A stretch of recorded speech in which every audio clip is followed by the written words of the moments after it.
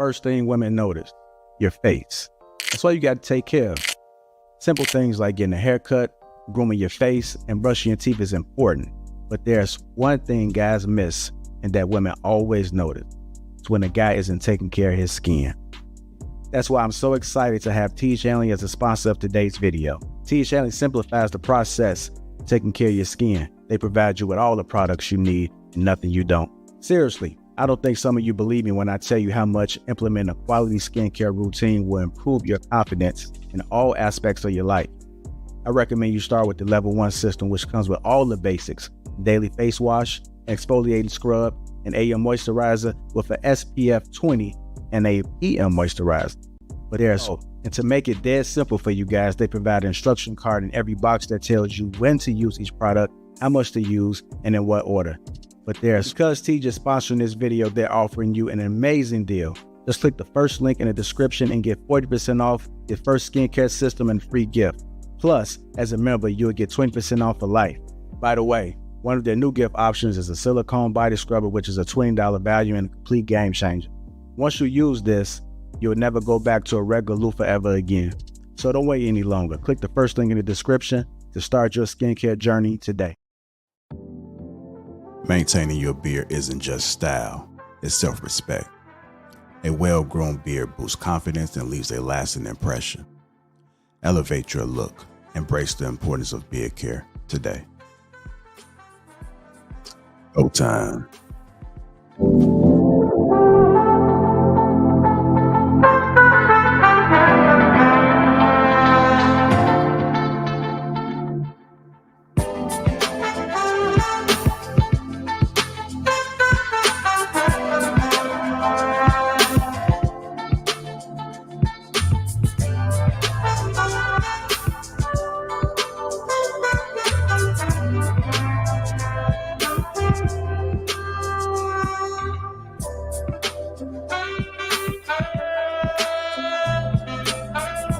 What's going on, family? How y'all doing? Let me go ahead and introduce the crew. We got Miss Kelly J. Ty from the Shy, Viz the Poet, Miss Chanel Coco, Hink, me myself on Lapeef. Welcome to all, welcome to all. What's going on, family? How y'all doing?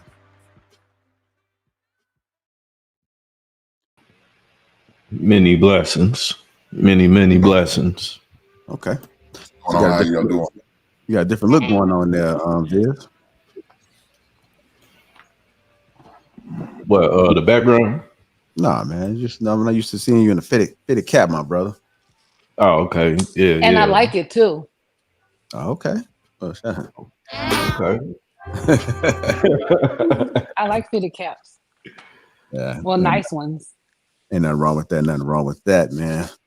I guess you just. I used to work at this hat store called Lids. Did you? Mm-hmm. When I was in high school.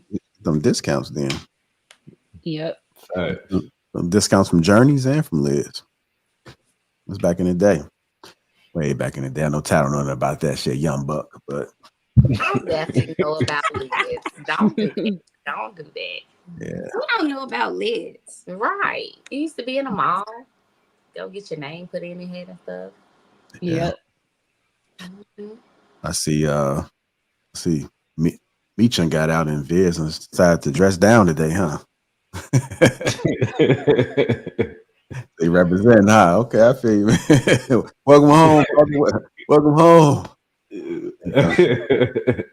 Sometimes she's been missing you, B.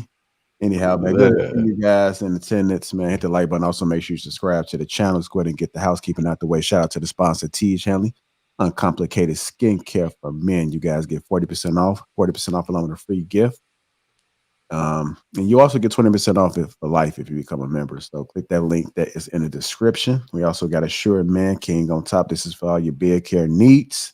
If you have a struggling beard looking to try to get it right, get it together. Excuse you. That shit down. Might have to mask up tomorrow when you hit them streets. Anyhow, Assured Man King on top. Just get your beard together. I know wintertime is usually when people start putting in the work on their bodies and their face, and they're trying to be real refreshing when it comes springtime so they can be out and about. So get your Assured Man. That link is also in the description. Let's go ahead and get this show started, man. Y'all ready? Okay. So this news kind of broke a couple days ago. Ran across this video, man, of this 64-year-old woman that's pregnant. Did you guys see that? Yeah. No? Okay. What about you, Hank? You saw it? No, but it sounds like she's giving some people some hope, I guess. Yeah. Is it possible to get pregnant at 64? I don't know. I've never heard of a 64-year-old woman being pregnant. Yeah, it's been older Damn. women that have gotten pregnant. That's I know crazy. older.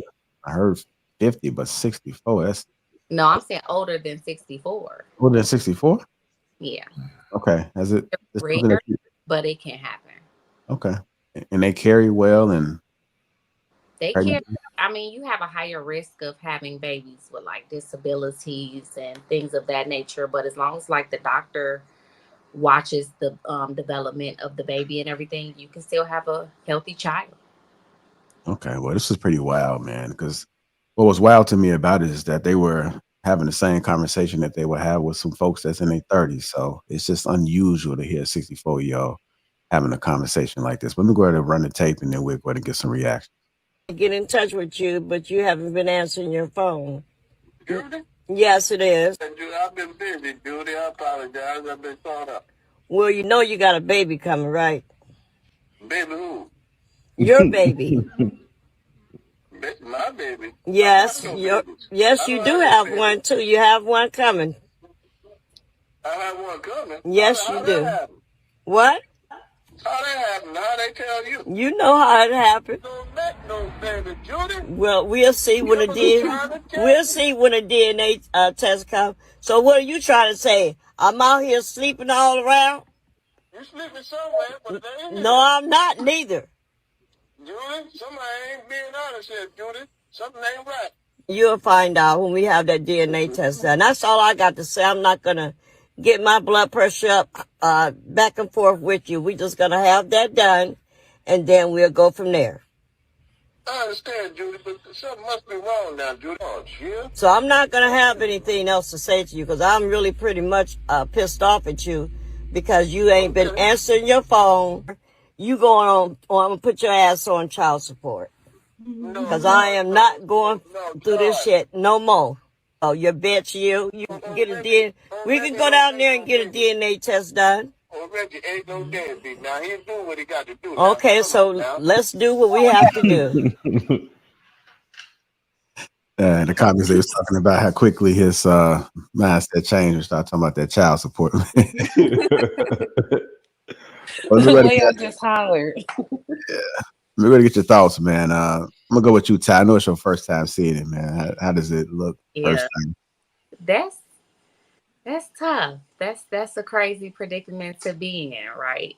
To be 64, you find out you pregnant, but even for him, he's like, this is not a problem I should be going through. And clearly they don't even have a relationship built to the point where they should maybe be bringing a baby into the world at this very ripe age. So I don't know.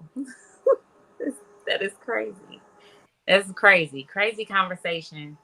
Crazy situation. I don't know. That's all I have to say on that one. All right, go ahead, Viz. Man, these heifers trapping niggas from the age of 21 to 64. It's rough out here. But it sounds like it was a trap, you think? No, I don't know. I'm just talking shit.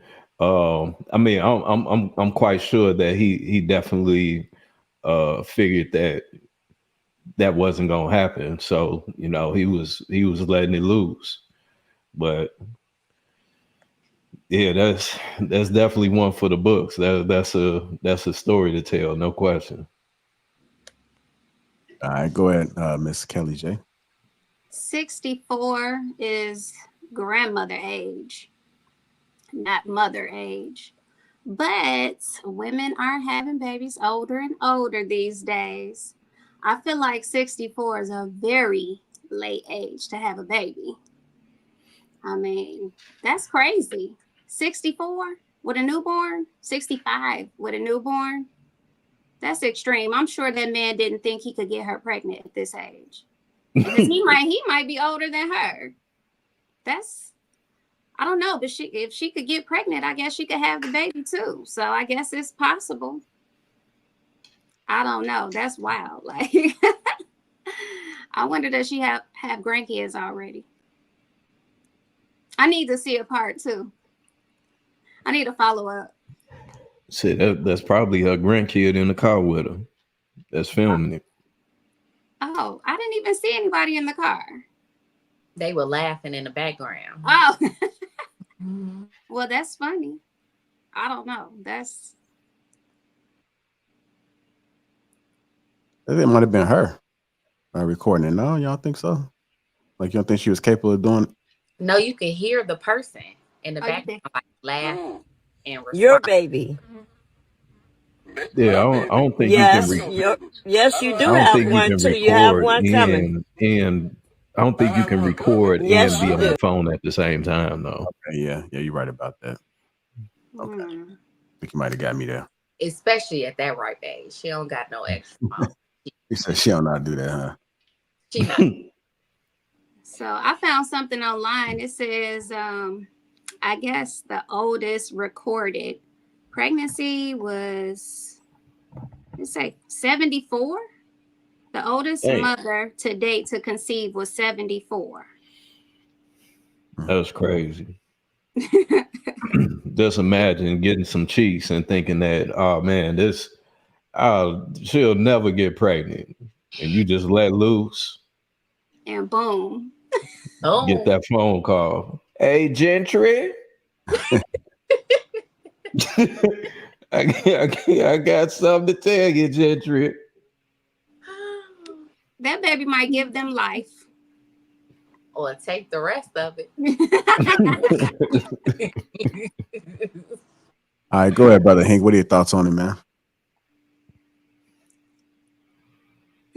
Man, look, that's crazy. A 64-year-old woman talking about she's pregnant. She tried to shake my man Reggie down. He said, "You know, Reggie gonna take care of his babies now." God damn. So Reggie sound like you got your hand full for the next 18 to 20 some years, Reggie. I don't know what you was thinking about, dog, but God damn. Dang, that's crazy. I don't, like I said, I like somebody said in the chat, man, I hope this is fake. I think it was you, Jay. I said I hope it's fake, but if it's not, man, hopefully she makes it through it. I mean, 64. That's woo. She talking about worry about her blood pressure going up. Imagine when that little boy run around at the age of 3 or 4, you got to keep up with his ass, and you old as hell. Your arthritis gonna be acting up. You know what I'm saying? She probably already collected some security check, but god damn, he gonna drive her to an early grave, that young boy. I mean, yeah, that JR, that's crazy, man. I don't know what else to say about that, brother. That is crazy. I saw another version of this video, and he asked her, what was she gonna name the baby? She said Peanut.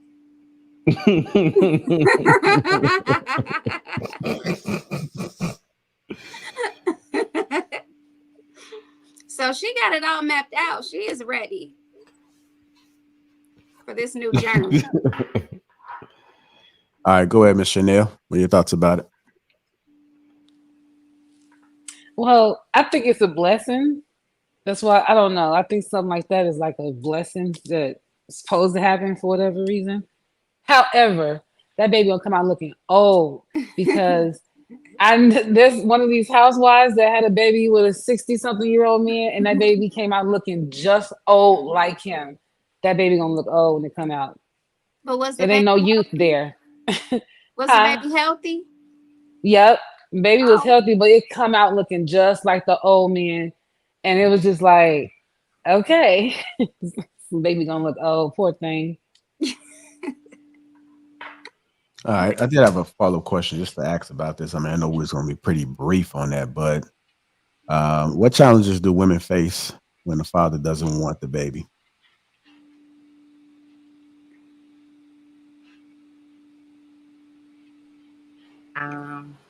guess I'll be the first to jump in. I think the biggest challenge you face is having to raise that child by yourself, right? Play the role of both the mom and the dad. But before you even get there, you face the challenge of, do I actually want to go through with this, right?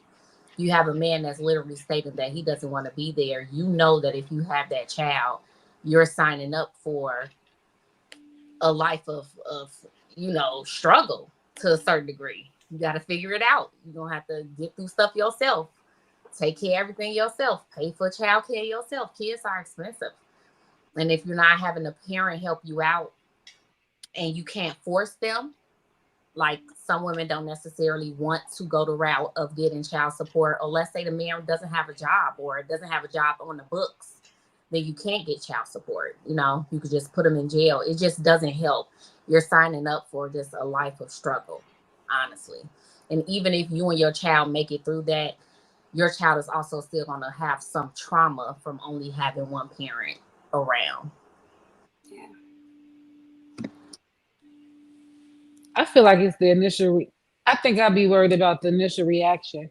I mean, it really depends on the relationship when a woman gets pregnant, where she's currently at in life, whether they're in a relationship or not. I think the reaction of telling a guy that you're pregnant that y'all didn't. So you just never know. If you haven't talked with him about it, you don't know how he's going to react. And I think that would be like the first thing that would make me nervous.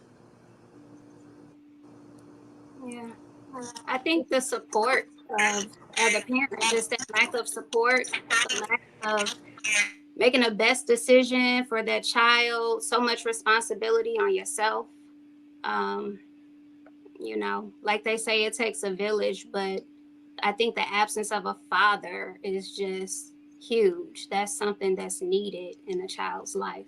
So I think it would cause a lot of stress on the mother, especially if she's the only one raising that child. Like, no other family members. She might just be the only person. It just seems like too much stress just to start out with. And whether it's a boy or a girl, like if it's a boy that doesn't have his father, that's an issue. A girl who doesn't have her father, that's an issue. So it's just so many things that factor in with the absence of a father, especially if there's no one else to step in. All right. Any gentlemen want to chime in on that question? Part of the reason why I don't have kids yet is because of that reason. I have a trust issue with trusting another man to be around.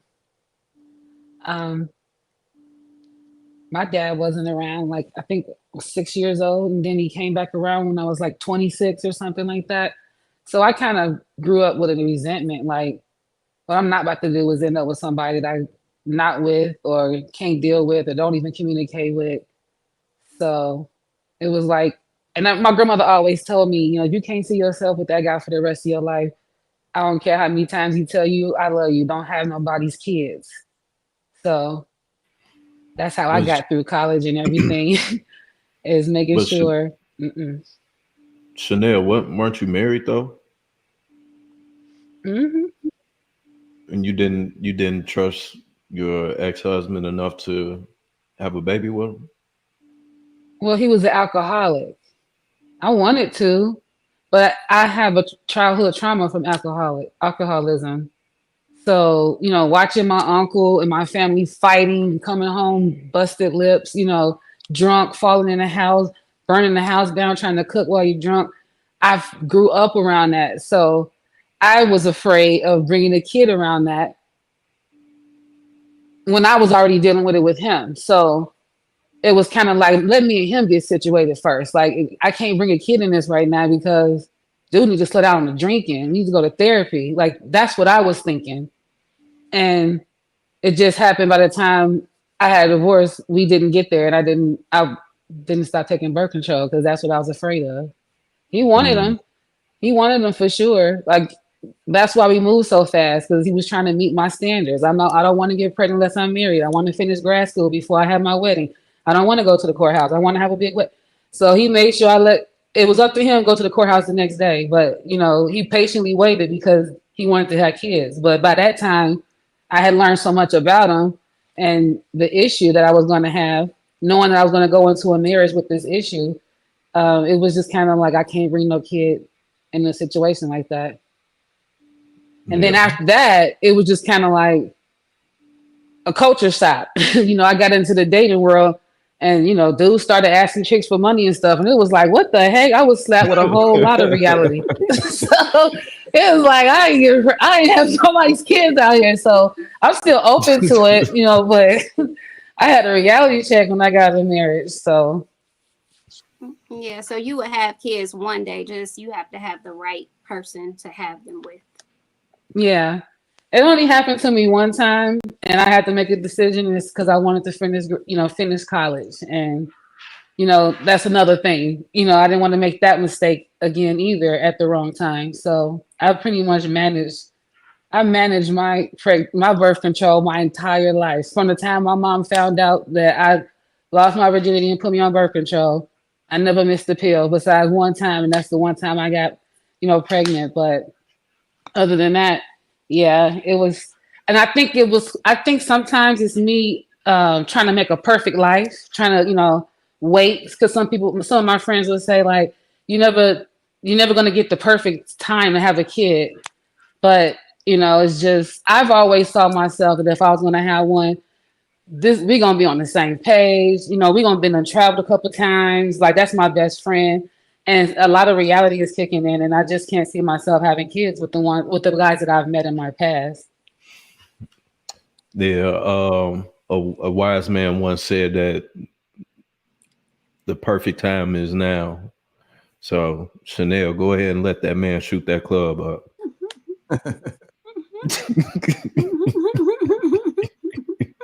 God. Biz, wait a minute, Biz. How many kids do you have? I don't know. I got one. How old is your kid? You say how old? Yes. 15. You plan on shooting up the club anytime soon? I do. Oh, well, if not now, then when? Well, we just moved, so okay. So don't be trying to push Chanel to have. Don't be trying to push her to do it, and you're not ready. I know. Yeah, you know what it is though. Tonight, me and Viz feel like we're gonna get the opportunity to talk tonight without being shut down, cut off, criticized, insulted, or taking shots. I think it's gonna be a safe night for us. Because I think we must be a glutton for punishment. I'm being nice. No. That's what I'm saying. I said tonight's gonna be a good night for me and Viz. I don't feel like shots gonna be taken at us too. Not too many. It may be a few from Chanel, but she'll hold them at time. But I think we're gonna be all right. Other than that, you know what I'm saying? Yeah, it's a easy panel tonight. Yeah, it's a safe place. I did have another question I want to ask. How does age affect raising a child, especially for women over 40? That's a good question. Well, perhaps we should talk to someone who's had a child after 40. And I don't think anyone is on this panel that has any expertise in that area. I mean, I know women who've had children over 40, and they seem to be doing well. And these people that I know, they had children, I want to say early 40s, but they also had kids in their 20s too. So they say it's just like starting over. They love their children. They wouldn't trade it for the world. Blah, blah, blah, blah, blah, blah. So I don't think that it's hindering them from anything. Kelly, for people who had their kids in their 20s and then started over again in their 40s, what would you say you've noticed, or what would they say that they've noticed the biggest difference is when like approaching parenthood when you're in your 20s opposed to when you're more established in life? I think it's easier later in life based on what I've seen. One person that I know She has a daughter that's younger. She has a daughter that's older. And she seems like she's primarily the one who's raising her daughter, but she loves motherhood. The other person, she's older, and she has like, I want to say 7-year-olds, and she has a 30-year-old or something like that, 20 something, early 30s. She's married now, and so it's a better balance for her. I think it was more challenging when she had her daughter, which was her first kid. She wasn't married, and she was very young. She loves parenting. She loves it. She balances it well. They travel often. Like, they have fun. She never complains about it. From the outside looking in, it looks, like it looks good, but you just never know what's going on behind the scenes. That's true. I know. I think. Oh, my bad. Go ahead, man. I'm not gonna act like the ladies did last week. I'm not gonna bully you. Wait, was it all the ladies or a couple? You right. I ain't gonna paint y'all. You right. Want to say, from the outside looking in, from people. So I had my daughter when I was 24. I turned 25 the next week, and I think the biggest difference that I've seen from people who have their children in their 20s opposed to later on in life is that when you have your kids younger, you're kind of growing up with them, right? So it's like you are, of course, the adult, you're the parent, but you're learning everything with them. You're not as established. You're continuously changing. You're still learning yourself. Opposed to when you're older, you're a little bit more grounded in who you are, your career, what you want. So everything is not like, okay, what am I going to do so I can take care of this, so I can pay for this? It's not all a rush. You kind of know what's going on. But then you have the other hand of it where it comes to like health, where I see when you're younger and you get pregnant, your pregnancy ends up being a little when you're older. My friends who just had kids and were in our 30s, they went through a lot of health complications, right? So they had like preeclampsia. They had really bad situations with when they lost their kids. So it seems like there are benefits to being older and having a child as far as their mentality is concerned. But when it comes to actually your actual body health, that's where you kind of run more of the risk, I would say, opposed to having a child younger. But yeah, I mean, but you can have risk at an early age too. So you can, but they're much lower. Yeah, I mean, and then I had friends who had older parents. I had more of a younger set of parents. And the friends that had older parents, I really admired those older parents. They just seemed like they just had it together. Mm-hmm. They weren't, they just had it all planned out and they moved differently. And I really like to see that. But they were older, so it's like, when you tell your parents, like, I want to go spend a night at such and such house, and then you go meet the parents, it's like, that's the mother, right? That's not the grandmother. but I don't know. When you're older, you're more established, so that is a plus. And yeah. I mean, back to the older lady that was 64. That was 64, right? Mm-hmm. That's too old, but that's way too established. I think having a kid in your 30s, 40s. That's okay. I think that's it right there. Like 50 and over, that's pushing it. But you have to be healthy starting out, I want to say, to even be able to conceive. So very true. Yeah. Okay. I don't know about the conceive part, because I mean, you got some people in the nursing home still trying to make babies now. They're not actually doing it, but the acts are still happening. They're still jumping in them nursing homes. But let me say this: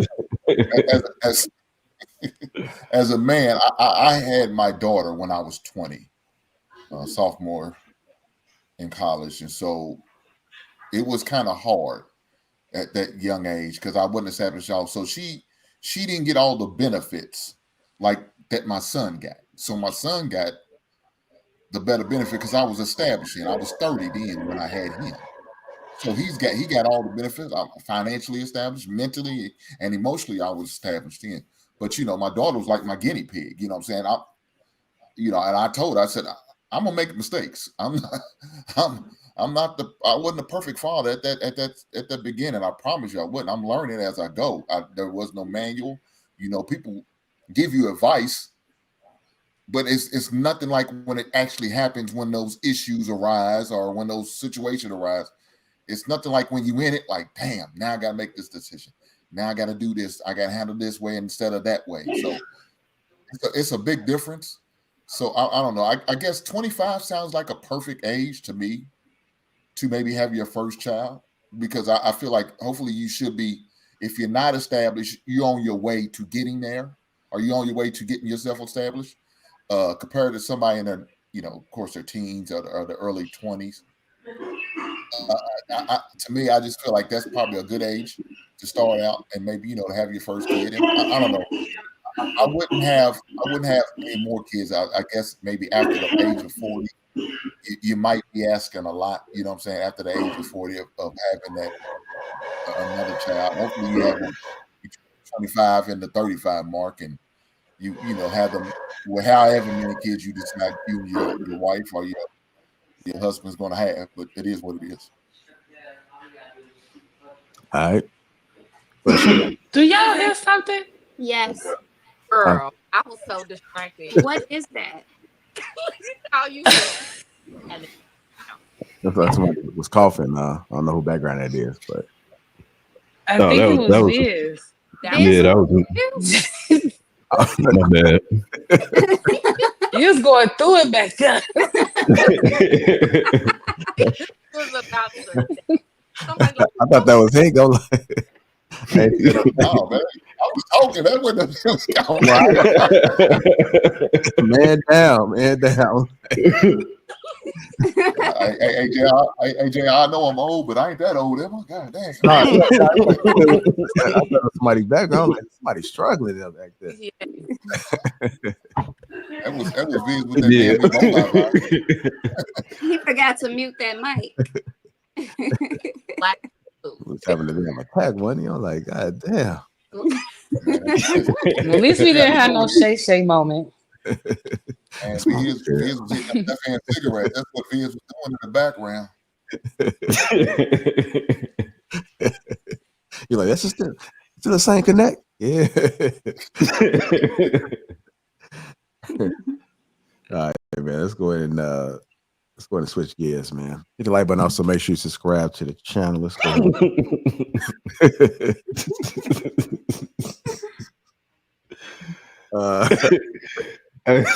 Somebody in the comments said, "Is somebody okay?"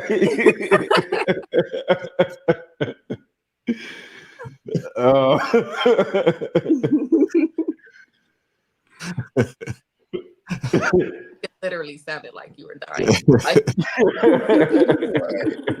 Hey, Vince, I was trying to help you out. I was trying to, power through and keep talking. You know what I'm saying? Like I ain't heard it. Should I? All that shit. I hope he makes it. The whole time I'm thinking this, hang on like that. He playing that shit out good as hell. So I can tell he been recording through COVID, man. He got the shit. Kept talking. Y'all was working together on that, man. Let's go and switch gears. So, play this clip. We're going to react to it. Recently just, come to the realization that I don't like being a girlfriend. I hate it. I don't like being a girlfriend. I don't like being a girlfriend to anybody. I want somebody to be a boyfriend to me. And it's like, as bad as that sounds, that's just what it is. Like, I'm cooking for you. I'm not washing your drawers. Yeah. I don't care about how you feel. Yeah. Yeah. So you just want to vibe and... I just want to vibe. I just want to chill. We can go out on dates. We can have fun. As friends, though. Nothing more. I'm definitely not trying to get married no time soon. For sure. And that's just what it is. It's a lot always having to share yourself with someone. And right now I'm in a space where it's like I'm so happy being alone. I wake up, I sleep by myself. I wake up every day. I sleep with my daughter. I wake up, I do what the hell I want. I ain't got to worry about who I'm affecting with my daily decisions. Yeah. Like.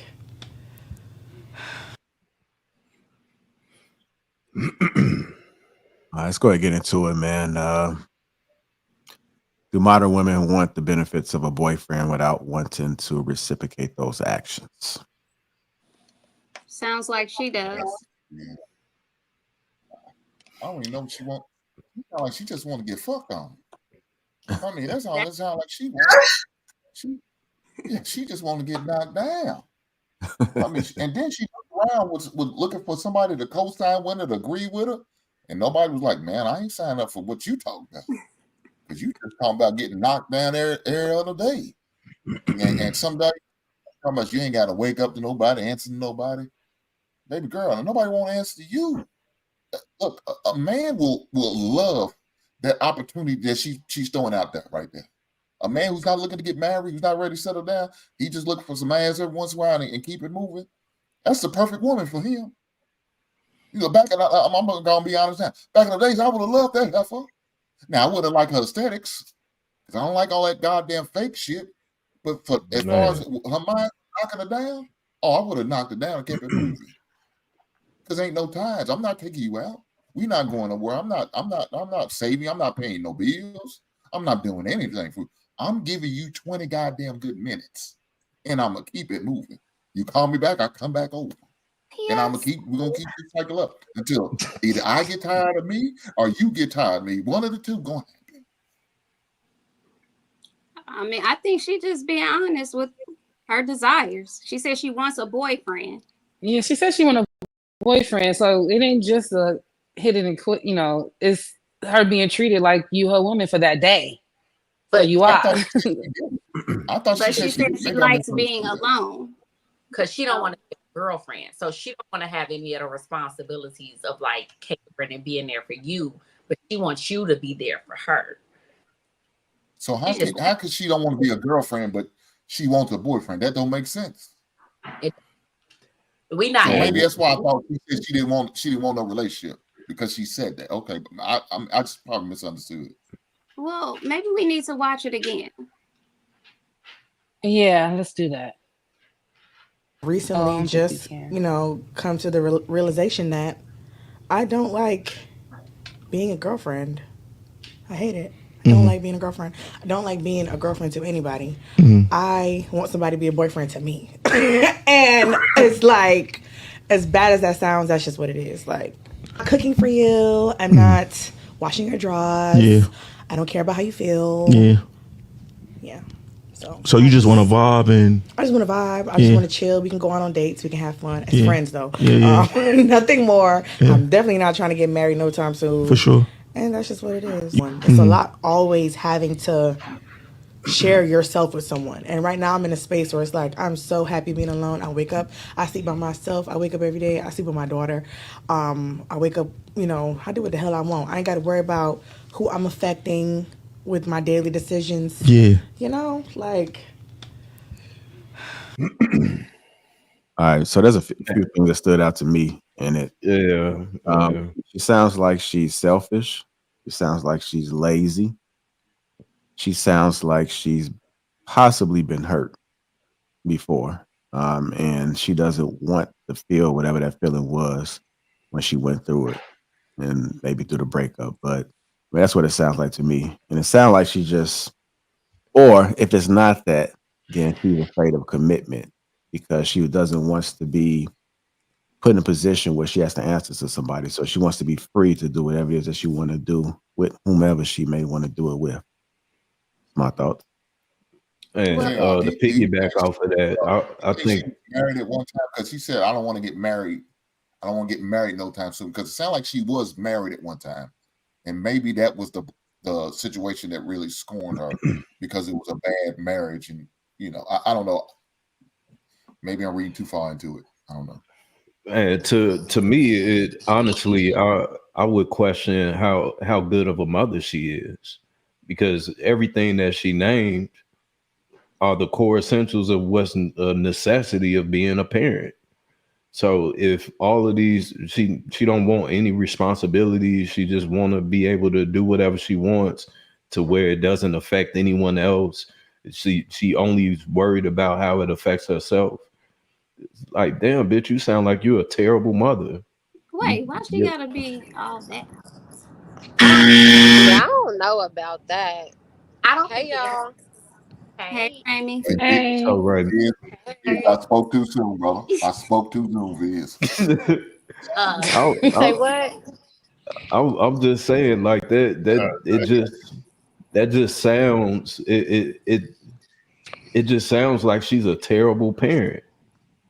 So it doesn't sound like that to me. It sounds like she doesn't want to be responsible for anything else. So I agree with JR that maybe she had, and with Hink, I don't know if it was a marriage. I don't think she's been married. I think she had a relationship with the person that she had that child with. She gave them her trust. She did all of that for that person, and they let her down. They betrayed her. Things didn't work out the way that she thought it was going to work out. So now she's in a place where she already has to take care of her child. So she no longer wants to give that energy to anyone else outside of the person she absolutely has to take care of, which is herself and her child. Is that right? No, especially when you're saying, I want a boyfriend, but I don't want to be a girlfriend. To me, it sounds like she just needs time to herself and to, focus on her child and her life. But she also still wants to go out and have a little fun. That's what I'm getting from this. She wants time to time where she can Netflix and chill. She wants somebody to spend money on her.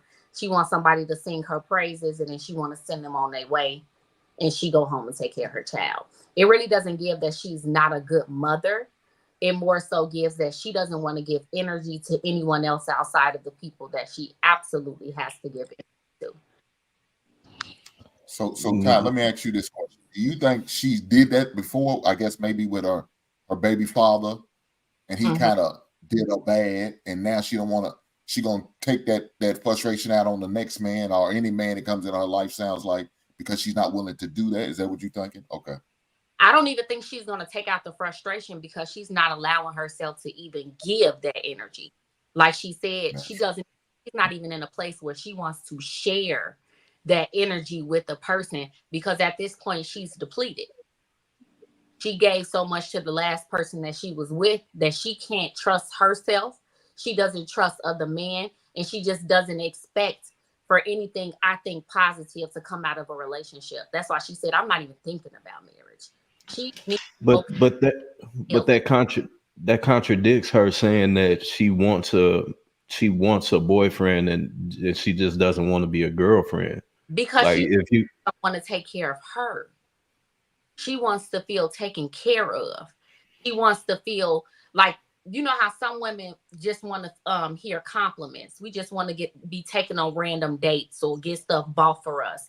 But all women don't necessarily want to reciprocate that energy. She just wants to be doted upon. She doesn't really want to do anything in response other than be there and then go home when she can. And she probably didn't get it in her previous relationship, which is why she feels that way. She probably gave so much of herself and didn't get it in return. So that could be why she feels the way she feels. And I mean, I don't think it's necessarily anything wrong with that, because it might be a short-term thing for her. She might need to take that time to just not be a girlfriend, Yeah. And I'm sure it's going to be somebody that wants to step in and give her exactly what she wants, because a lot of people don't want that responsibility. People want the perks, but they don't want the responsibility. And I agree with that all, but it's the wording that she used when she said that she doesn't want to worry about how this affects anyone else. Like that, to me, the subcontext of that sounds heavy, So I understand what you guys are saying. I do agree with it, but it just definitely just. Sometimes people just go through a selfish moment in life, and I think everybody should. Sometimes you just go through a selfish moment where you just want to focus on yourself but that doesn't mean that you don't have a social life. So it may not have to necessarily be that she had a bad situation with a guy. You know, sometimes you just go through that period of life where I don't want to spend no money on nobody. I'm just focusing on myself. Been there, done that. I'm do it again. I'm sure when somebody's worth it, but I think that sometimes people just go through that moment, and that might be one of them. It's like what's the name said? Kelly said it could be temporarily, and I just think that nothing's wrong with it. Yeah, she might Yeah, just. but I can agree with that though if that's the case. But then turn around and sit there and say, I want the boyfriend treatment. I want my the man to treat me like I'm saying. I don't want to be the boyfriend, but I want the girlfriend treatment. I want the man to treat me like his girlfriend. See that's next level selfish shit. Yeah, because she's expecting him not to have a But girlfriend or I anything. don't Like know, just focus y'all. on her. And that's She doesn't setting want. that's I setting don't yourself know. up for failure. Hey, You hold know on. what? Hey, Riley trying I to get in want to there. say,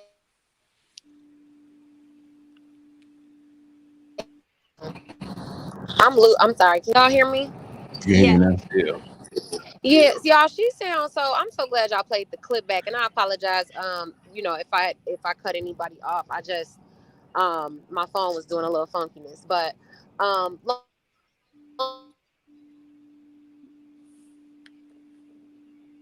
to me, outside of because I'm gonna tap into her saying like, oh, I just want a boyfriend, da da da. But in general, it sounds like she is tired.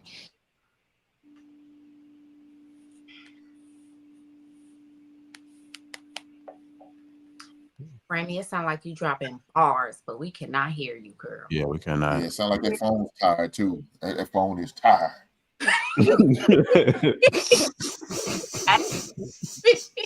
Get on my nerves. Ty, you You don't don't have to understand. get Last that. week was rough on me and Biz. It was rough on us. We Bruh. taking shots.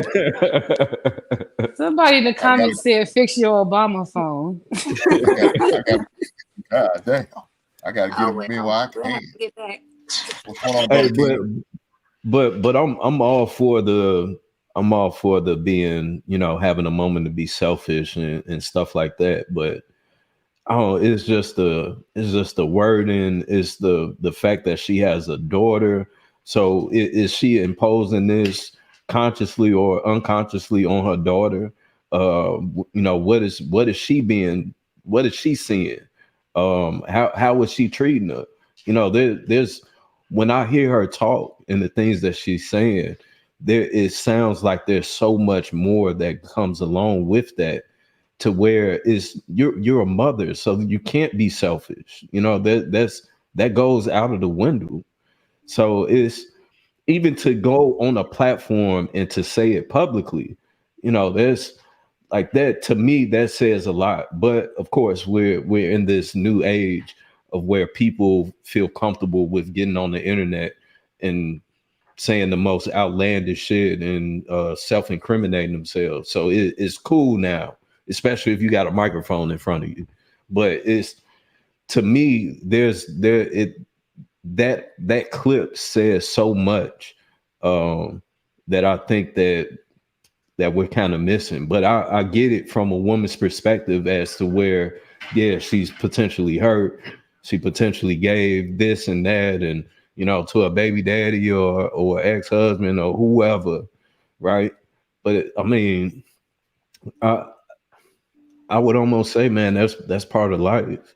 But when you have a seed that's watching you, which is your reflection, how much of this statement that you're making, how much of that is being poured onto that child? Yeah, but Viz, that's a more mature mindset that you have, and this woman might not have that type of mindset. A lot of times when women have children early, they miss out on so much, and they still want to live. So she But she probably got to didn't. be in her 30s, though, Kelly. Well, I mean, I don't know how old she is, but she didn't look too old. But I'm just saying, when you She looked young to me, Yeah, she looked like like late 20s. 20s. Yeah. Yeah, so I mean, most women who don't have kids, they're living in their 20s, right? And so by the time they get to 30, they get married and have kids. They're not thinking about those things that they thought about in their 20s because they did it already. So I think the perfect example of what we were talking about earlier, though, when it comes to having your children younger opposed to older, right? Because she's in this mindset, like Viz is saying, maybe she did go through a rough time, but when you have a more mature mindset, you realize that even though I'm going through things in life, I can't let that be the reflection of my life because I have someone always watching me. I have to be an example. But when you're younger, you don't think like that because, like I stated, you're still growing as a person, right? She going through her own things. And even though to her, this is okay, I thought you made a good point, Viz, when you said that how is her child picking up on this? How much of this does she take home? What is her child learning from this? Because she can be causing generational curses, right? And trauma to her child because of her decisions without her even knowing it. And to her, she's just living her life. So, I mean, I think that was a really good point. I think that is definitely a different way of looking at it. But I think it also has a lot to do with her age, where she is in life. And yes, we all can have a season of selfishness. But unfortunately, when we decide to have children young, that goes out the window, right? It's always about that child and what's the best example for them. But we don't always follow that unless we're mature enough to do so. I don't know. I have to disagree. I don't know if y'all can hear me better now. Yes, we can. Amen. Y'all, so I don't know. I disagree with that because it's given damned if you do, damned if you don't, right? Like, what if she's going into a season of isolation because she wants to stop some of the generational trauma that she's had and been living out inside of relationships, right? They're not going the way that I want them to go. They're not going good. Da da da da da. Let me put a pause on this, right? So that I'm not continuing to show my daughter what my mother showed me or what my grandmother showed her, mother, da da da da da. Like it's almost like as soon as a woman pulls her energy back and says, you know what, I'm cool right now. I don't want to do this. I don't want to, teach my child that it's okay to be in dysfunctional relationships. I don't want to show her that, right? What if I show her that choosing myself is the best thing that I could be doing for anybody near me right now, right? And I just feel like that. So before, everything went down and crashed on my end, excuse me, on my phone. But like, what about it's a 4B movement. I was saying it has to do with, there's a movement that was started in South Korea. Almost, I don't want to say for this very reason, right? But sometimes I think all the good that women do in relationships is unnoticed, right? Like we hear women say all the time how being a mother is a thankless job, right? Like we got to take care of that man. We got to take care of these kids. We got to do all of this stuff. And in the same token, I'm neglecting myself in order to do it. And where do I have the time to go within and listen to God and be silent? No, because my father's maybe mother's baby. You know what I'm saying? Like, where is the father who can take her and say, you know what, your mom looks beautiful today. Tell your mom she looks beautiful today, right? Where's the man that's pouring into her? We don't know all the things, but I can't see where y'all can say like, oh, she wants to have the boyfriend. She wants to, da da da. But yeah, you're right. Maybe her cup is so empty right now from pouring into thankless relationships that she's like, you know what? I just want somebody to have me. And I'm not going to hold y'all. I see relationships where the woman is loving on herself. Like I'm talking about the happy wives that be outside doing their thing and be like, okay, I got to love on me. I'm loving me first. They have, to me, sometimes the best outcomes in relationships because they pour into themselves so hard. Now, I'm not saying that you should use people. I don't agree with that. But I do think that maybe, I don't know, she just sounds tired to me, if anything. Well, Raimi, I would agree with that if she didn't say that she's essentially still messing around with dudes. Like she's still outside bucking. You know what I'm saying? If you're being celibate, then okay, all right, I'm with you there.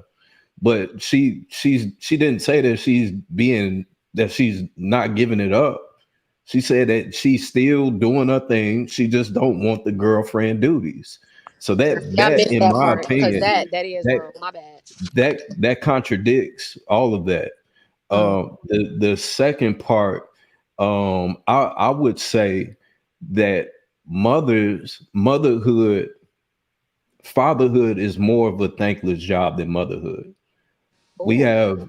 We have Mother's Day where on even if it's just this one day between Mother's Day and Father's Day, Mother's Day for sure, without a question, is more promoted and celebrated than Father's Day. The mothers, children will always go to their mother to be soothed, to be praised, and the child is going to give the mother back something. Dad, not so much, because dad is the one that's going to put his foot down. Dad is the one that you keep acting up, I'm going to tell your daddy. It ain't, you keep acting up, I'm going to tell your mama. It's not that. So I understand what you're saying, but I think that, and not to compare it, but I think that overall, motherhood is absolutely thanked more than fatherhood, without a question. Biz, I have to respond to that by saying, and respectfully, it's too late, right? As far as like comparison, because you did put that on the table to say that fatherhood is more, right, of a thankless job. I have to disagree with that, only because I get how motherhood can be celebrated and everybody's in an uproar. Well, maybe they deserve that praise because I did push a human out of me. No disrespect to men and what they do and what struggles they face, but I'm sorry, I brought a whole spirit being here that into a physical being. That is something magical. And yes, I And have that's the why milk. women Hold are on, let me thanked. finish. I have the milk.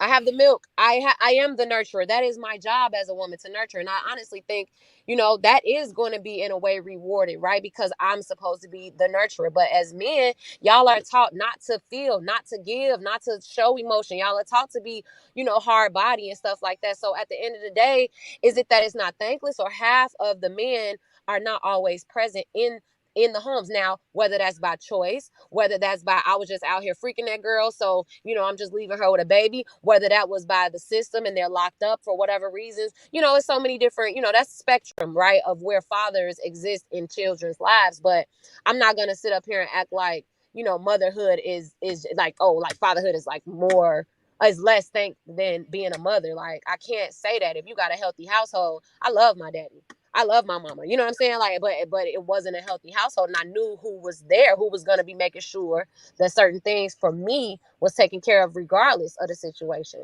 And that's most of y'all. Like, I don't know who was raised by who, but we can't just let's not do that. You know what I'm saying? Let's not compare it. Like, it's not like I ain't pushing human out of me. You feel me? Like, let's not do that. I mean, but you just gave every reason as to why. Exactly what you did, though. You sit there and said motherhood is a thankless job. You didn't say parenthood is a thankless job. You said motherhood. So you already separated and tried to make the mother more important than the father. You laid down the gauntlet. You threw down the gauntlet when you said that. If you sit there and said parenthood is a... I'm sorry, go. If you had said parenthood is a thankless job, okay, you're right. That's true. Because it really is. We need to stop like these. There's no bad mothers out here. Even though you gave birth, don't mean ain't no bad mothers out here. It's some ragged ass mothers out here who ain't shit. Some of y'all was raised by your grandmothers. Some of y'all was raised by your aunties because your ragged ass mammy didn't want to deal with you. Your ragged ass daddy wasn't around. So guess somebody had to raise that son bitch. So we can't act like this, man. All right, let me go to get King Talk TV now. Go ahead.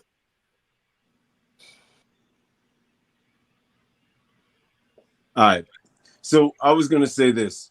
I want to try to challenge us to stay away from the who has it tougher, and understand that both sides are saying that they feel like it's a thankless job, so that the other side can step up and do a little bit better. Because normally I come on here and I speak about things from a perspective that's a little bit different than the other guys, but I do want to bring this up. As men, we don't get a break from the job. Right? When we're on the clock for the job, there is no time off. Every month between your menstrual cycle, your premenstrual cycle, and your postmenstrual cycle, you have a designated break where we have to understand whatever it is you're going through, and we have to just kind of step back and allow you to have your moment. There are no designated breaks for the active black man in a relationship. We're on the clock. 24/7, 365. Unless we're unless we're intubated in a hospital, we're on the job. King, how can you say that that's a break for us when I'm literally sitting there bleeding? Please tell me how that is a break. So look, I could see how that could be distracting. Let me clarify. Okay. What I mean by this is there are moments when you're allowed to step back from your responsibilities, and we have to understand. Because I'm bleeding. Okay, so let me put it to you like this. I'm gonna disagree with you on that one, King. You had me, then you lost me. Hold on. Okay.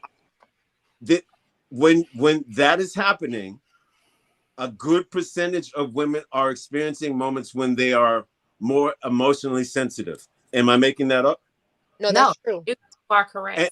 And I'm saying in those moments, we have to somewhat shut up and give you a pass on however you speak, choose to interact, choose to receive the words coming out of our mouth.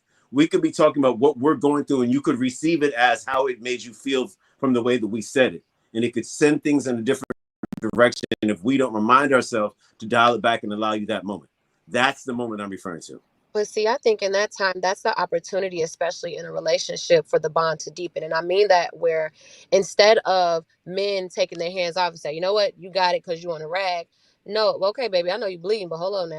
Hey, you know what I'm saying? Like, you don't have to talk, you don't have to say it like that, or, like whatever it is, there still is a moment for leadership in there to say, I get it, but I'm a human. Just because we're bleeding doesn't mean I get to rage and purge the evil on top of your head. That's not cool. The same way I have to agree with Hink and say, Hink, you're right. It is some I don't know what you call them. I love how you said that these women sometimes, we was raised by our grandmammies, because some of these women are not right. I agree that there are women out here that use their words as a sword, and they hurt and they cut, and then they might duck under the geist of, I'm on my cycle, so you got to understand. And shout out to the men who can even conceptualize that is a time for us, right? Because we have actually, King, there are 3 to 4 different seasons, right? And I have a book that backs this up about, and that's something deeper, right? That I could talk about at a different level. But there are 4 different seasons that I experience as a woman a month. And so what I'm saying to say that is that's to me a time that we can bond and understand each other better. But I don't think it should be considered a break, and that it's one is better than the other. If anything, because I'm on this time, we're both being mindful, but now I'm heightened. My sensitivities are not just heightened and I'm just a wreck. No, my sensitivities are heightened because I'm a spiritual being. And guess what? I might download some shit this time. I'm doing some transmuting of the energy in this relationship. I'm releasing. It's a full moon tonight in Aries. Like, y'all know, we can take it there, but all I'm saying is we have to. Remy, that's a very small percentage of women that will have that idea. But you know what? I just think that's an extremely small percentage of women You're a wonderful outlier that will react like that. You have to just how you guys were saying how us men don't date men. Y'all women aren't dating women, so y'all don't understand what it is that King is actually saying, because the truth is, that first day or that day before, when y'all don't want to be touched, you just want to be in bed, we still have to be proactive as to us being the man. So that at that time, if you don't want to cook, you don't want to have to deal with the kids, whatever the case may be, it's on the man to take on that responsibility as he's already doing, So it's what you said actually strengthened it, because even in that case, if we're using your example of how it is that you may react, it's still on the man to step up and say, okay, well, let's bond more while you're experiencing this. Because in most cases, you're not going to walk up to him and be like, oh, I'm cramping, let's bond. That's not, what I'm saying? That's not what's going to happen. Because I might be, I don't want to say an anomaly and all that, but what I'm saying is that we all have been conditioned in a way that, that what I'm saying, I've done a lot of healing and a lot of inner, I've done a lot of self-work, okay, to be at that point where now I can say something to my guy or somebody that I'm talking to or whatever is going on. And a lot of people didn't used to make it through my cycle, right? Like that used to be a red mayday, right? Like people did not make it past my cycle because I was purging the evil. Okay, I get it, but I didn't have at that time. And I'm just being funny when I say purging the evil, but I didn't have at that time the education about what I was that's what it was. Okay, look, but I didn't know what I was actually experiencing. And now that I did the research, because they don't teach it in school. They didn't teach my mother. My mother and like a lot of Black women, right? They experience having fibroids and things like that. I've done enough study to understand fibroids have to do with unexpressed creativity and feelings, okay? So what I'm saying about this is there is a lack of education for women about themselves. So there is no way for them to be able to teach their partner this. And here I am giving that information to you guys, and you want to double down. Hear me out. Y'all want to double down on why it's harder to be the man. What I'm saying is, if as a woman she doesn't understand herself, she's not going to be able to communicate that to you. And all I'm saying is, we can all do a little bit better job, especially if men want to be considered the leaders in the household. What is this woman actually going through? Do the research instead of just Do you see how you're passing on you're passing on the accountability and the responsibility to the man. You're literally strengthening King's point. If I can finish my last part, and I promise I'll be quiet and just listen. But what I'm saying is, I don't think, and I'm gonna be honest with you, I don't think what you guys are saying is in opposition to what I'm saying. I'm not taking accountability for the fact, because I started out by saying women don't know themselves. Anybody who doesn't know yourself is a problem, man or female, right? If you don't know that what you're experiencing so that you can effectively communicate that, you are the problem. Yes, women have to take accountability for what they're experiencing, period. Okay, I get that. But what I'm saying is there is a need or a want for everybody, right, to connect with the opposite sex and not be lonely. They want to have someone, right? So if you want to have something, just like if you want a new car, you do the research on it. You learn about it. What does this button do? What does that do? You go do some research on it. So I'm not putting the accountability on a person, but you want a woman in your life, so you should do the research. And that's all I'm saying. And the same thing for a woman, right? She needs to know herself. So I'm not putting accountability on the man. I'm just offering, right? And it's up to you. Hold on, Viz. I'm offering something, and you can decide to take it off the table or not, right? But I'm just offering a way to make it easier to connect to a person is in its education. I'm not putting that responsibility on somebody. Okay, so I agree with everything you said. The thing is that if you don't know yourself, how on earth am I going to know you? If you don't even have your own, if you don't even have your own owner's manual, there's no way for that man to have an owner's manual on you if you don't even have it. I said that, Viz. Right, but okay.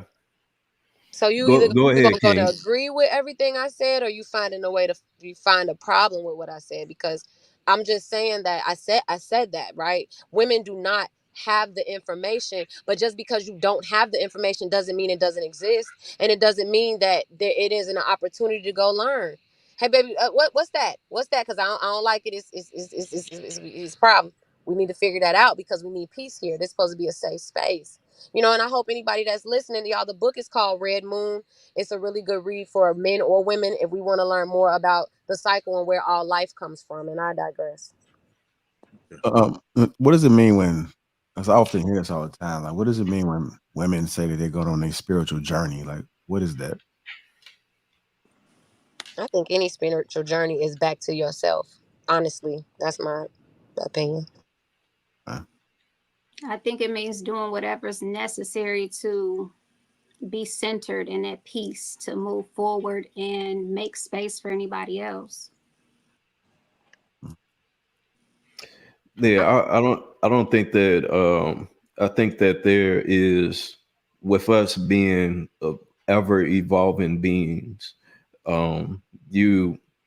I don't think that you honestly ever truly know yourself. I think just how they say the man that knows everything knows that he knows nothing. I think that goes along with the concept of you will forever be searching to find yourself, because we're always changing. We'll always need different needs and wants and desires. Just as they say, to every level is another devil. This is something that is going to continue for all of your days. So I think the spiritual journey is understanding that and being okay with yourself, and understanding the journey of it all. The journey of it all is the most beautiful part. There's come on up here, men saying it. Saying they're gonna make a spiritual journey.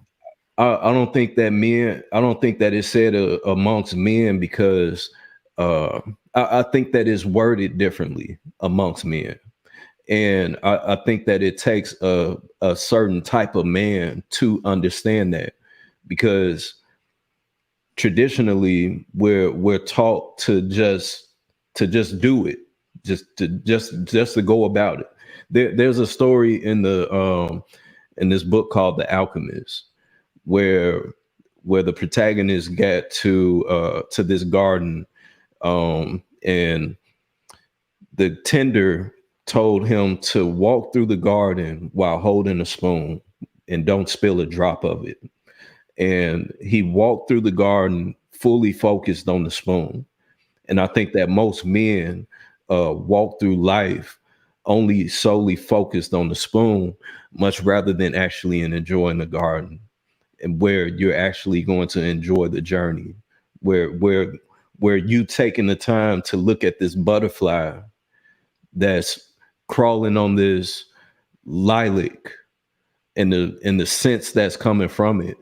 All of that is a part of the life journey, your spiritual journey, you being able to appreciate everything that comes with life, much rather than just solely being focused on that oil in the spoon.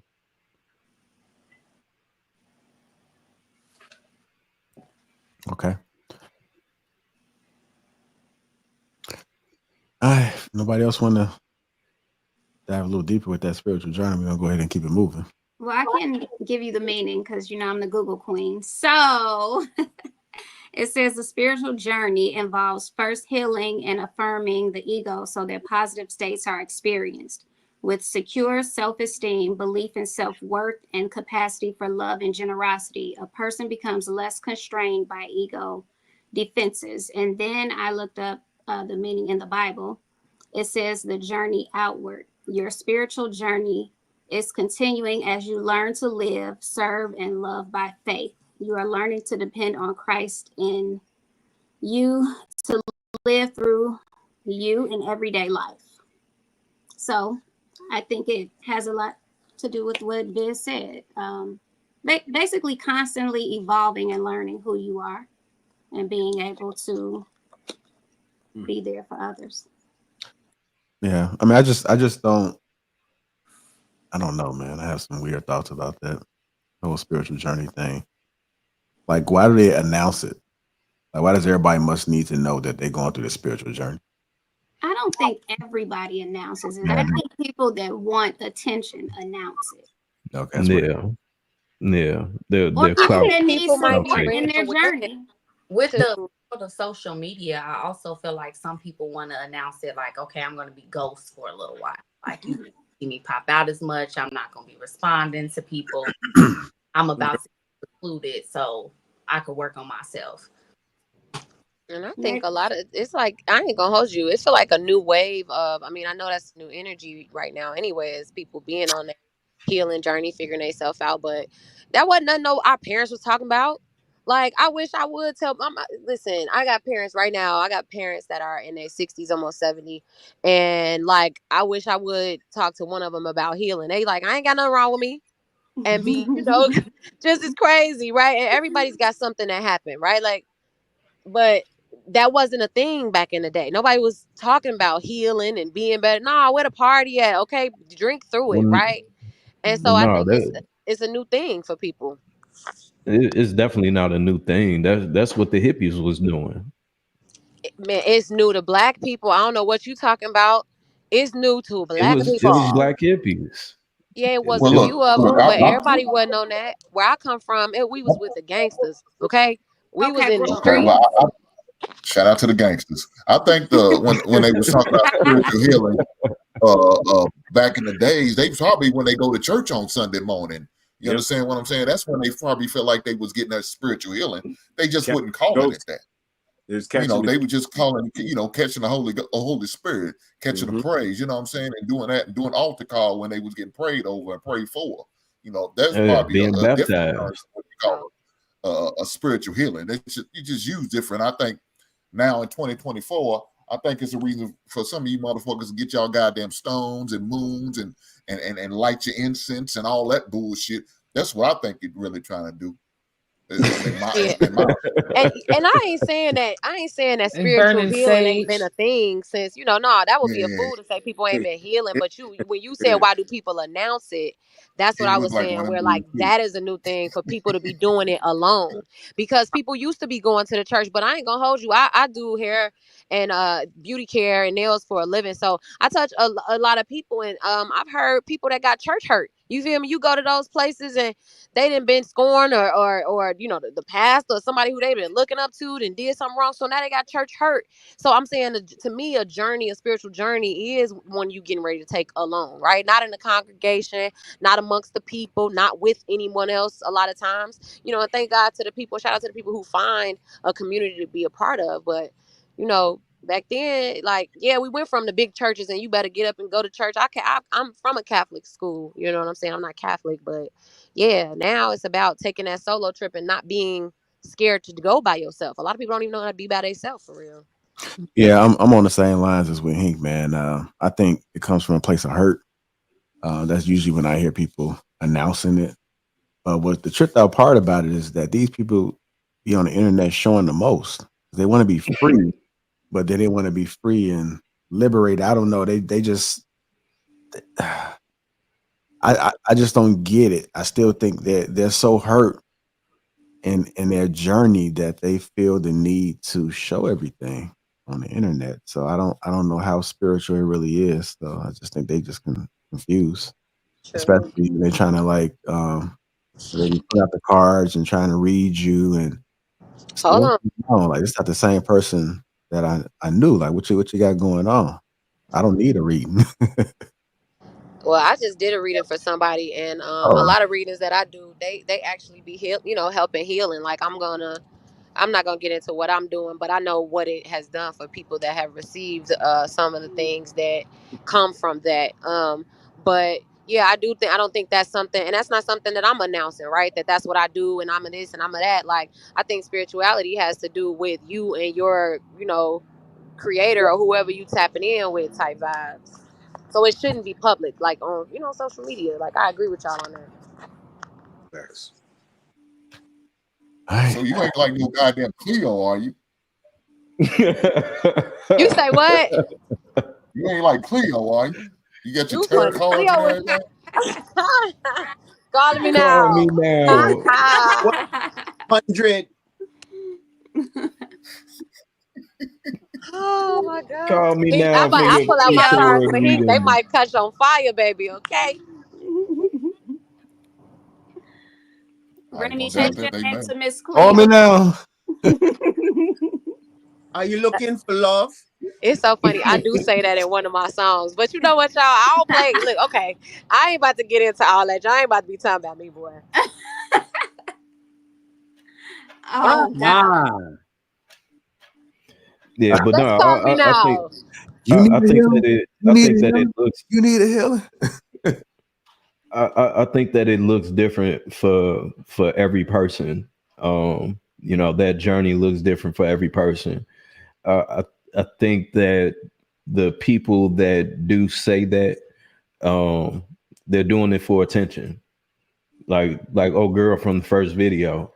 In my opinion, just from her appearance with the wild ass eyelashes, she got that for attention. So right now she's seeking attention, and it may be because she's depleted or whatever the case may be, and she's doing this to, empower herself, and which is a part of being on a spiritual journey. But the spiritual journey is removing yourself, is walking in the desert for 30 days, well, for 30 days and 30 nights. It's cleansing yourself, not putting yourself out more in the public. That's the opposite. So, but again, I mean, I think that it looks differently for different people. Some people, they strive off of attention, and the way that they heal themselves is by getting more attention. So, and then you have what was the traditional way of you actually falling back and truly finding yourself. Appreciate that. Yes, we're gonna go ahead and switch gears. So you cut the beard down, man. I know that's what the difference is, man. What happened? Yeah, I cut it down. Yeah, was it intentional or did you mess up? No, it was intentional. Okay, usually when they mess up, they just go ahead and just knock it down. Yeah. No, just trying to keep it clean. Oh, okay. Somebody must have put in a calling for it or something. You just wake up and decide to do it, man. Man, well, so honestly, and this may be a part of my spiritual journey, but I'm almost to the point of where I think that I'm ready to cut my hair. So whenever I feel like that, I trim my beard down. Okay. Interesting. Well, you got hair, man, so I don't think I'll be trimming my beard anytime soon, brother. So shout out to you. Okay, King TV, you trying to show out too? You got the bonnet on, man. You got the you got his man bonnet. That's what they say. I ain't mad. Let's go ahead and keep it moving, man. So Gabrielle Union, D Wade's wife. Thank you, Miss Kelly J. She had a message for women in their 30s. Let's go ahead and hear what she had to say. Let's go ahead and react to it. To my girlies in their 30s, time isn't running out. It's not. Feels like it is. If you look at social media, oh my God, you're running out of time. It's not. It's not. Other people will make you feel like you're running out of time because they want everyone to do what they're doing so they feel better about their choices. There's no race, like there's no checkered flag at the end of life where they're like, she did it all. Extra stars for when you're dead. Your 30s, travel. Tell people how you really feel. Don't lie to your therapist. And be okay to not be okay. And be okay with missing out because staying in is more fun. All right, message for the women in their 30s.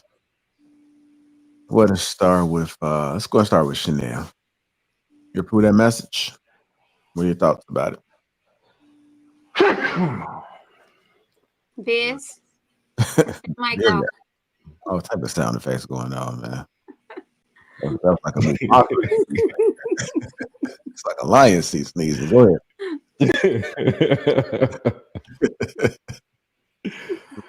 You in a cave? Man, these allergies, man, been whooping my ass out here. You going through it, man. You definitely need spiritual healing. Go ahead, Chanel. Raymond, get the call. What's the question? Okay, let me so I just played a video of Gabrielle Union. She was giving some advice to women in their 30s. Says there's nothing wrong with being single in your 30s. She was suggesting that you should enjoy your life, live, travel, all the above.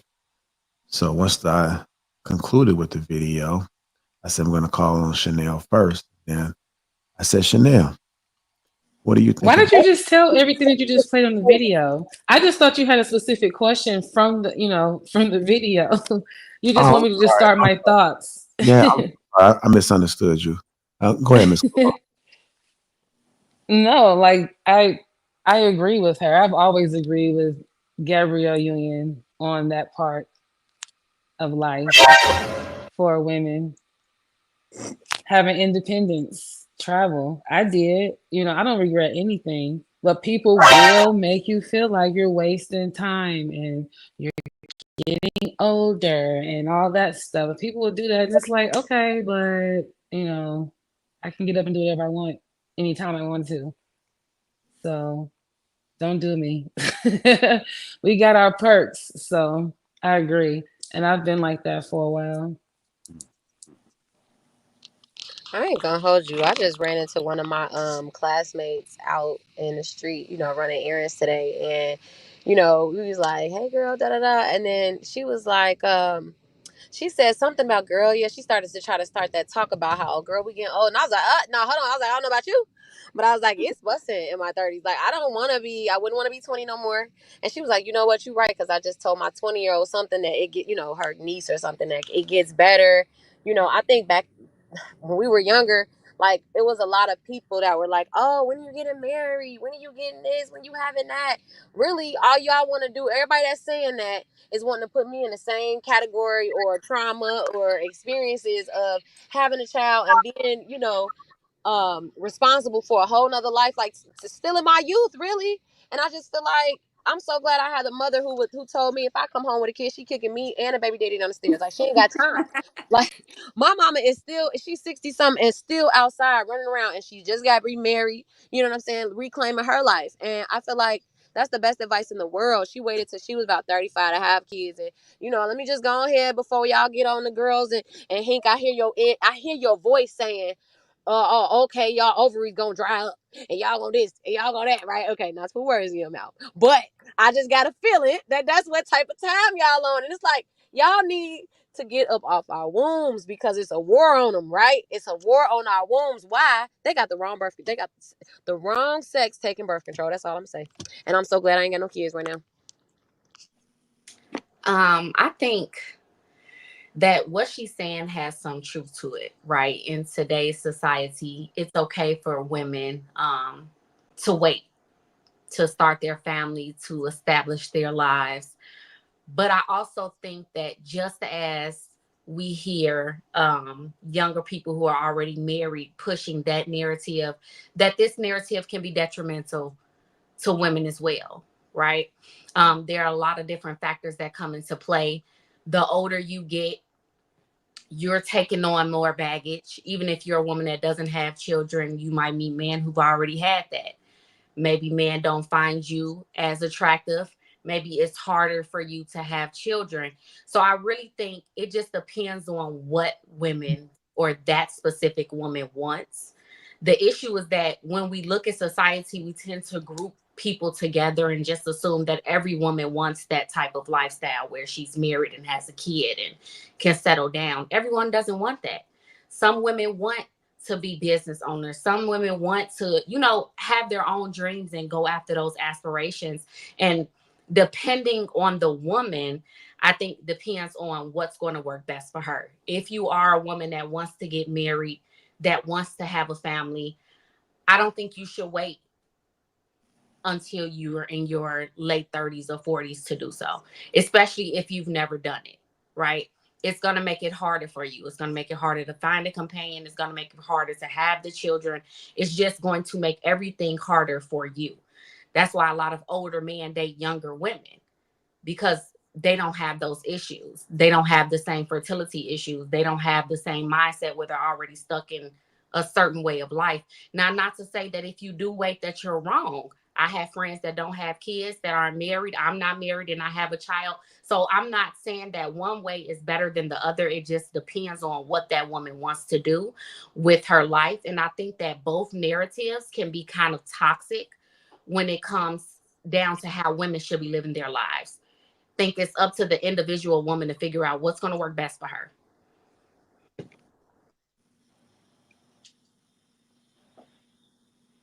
Okay. Go ahead, Miss Kelly J. I think we have to take life as it comes. Everybody's story is not the same. Some people know early on in life if they want kids, they want to get married, they want this picture perfect lifestyle. Some people don't know until later. Some people know exactly what they don't want early on. So, yes, marriage and family is not for everybody. Partying is not for everybody. I know in this day and age, we can be heavily influenced by social media. You know, you see these pictures and videos and you're like, you know, I want that too. But, you know, like I said, everybody's story isn't the same. Some people have kids early on, like in their teens or 20s, and then in their 40s, they want to live the life that they didn't have, right? So now they're old and partying and doing everything that they should have done or not should have, but they missed out on.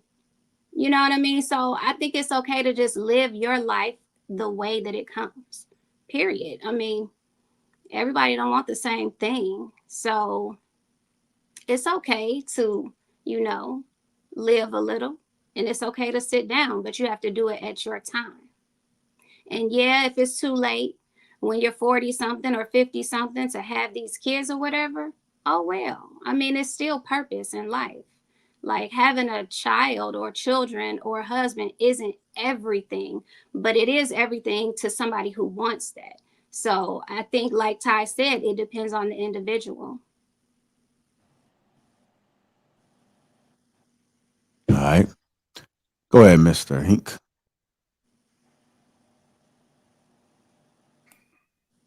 I notice a lot of the ladies they have that mindset, but most men don't think like that.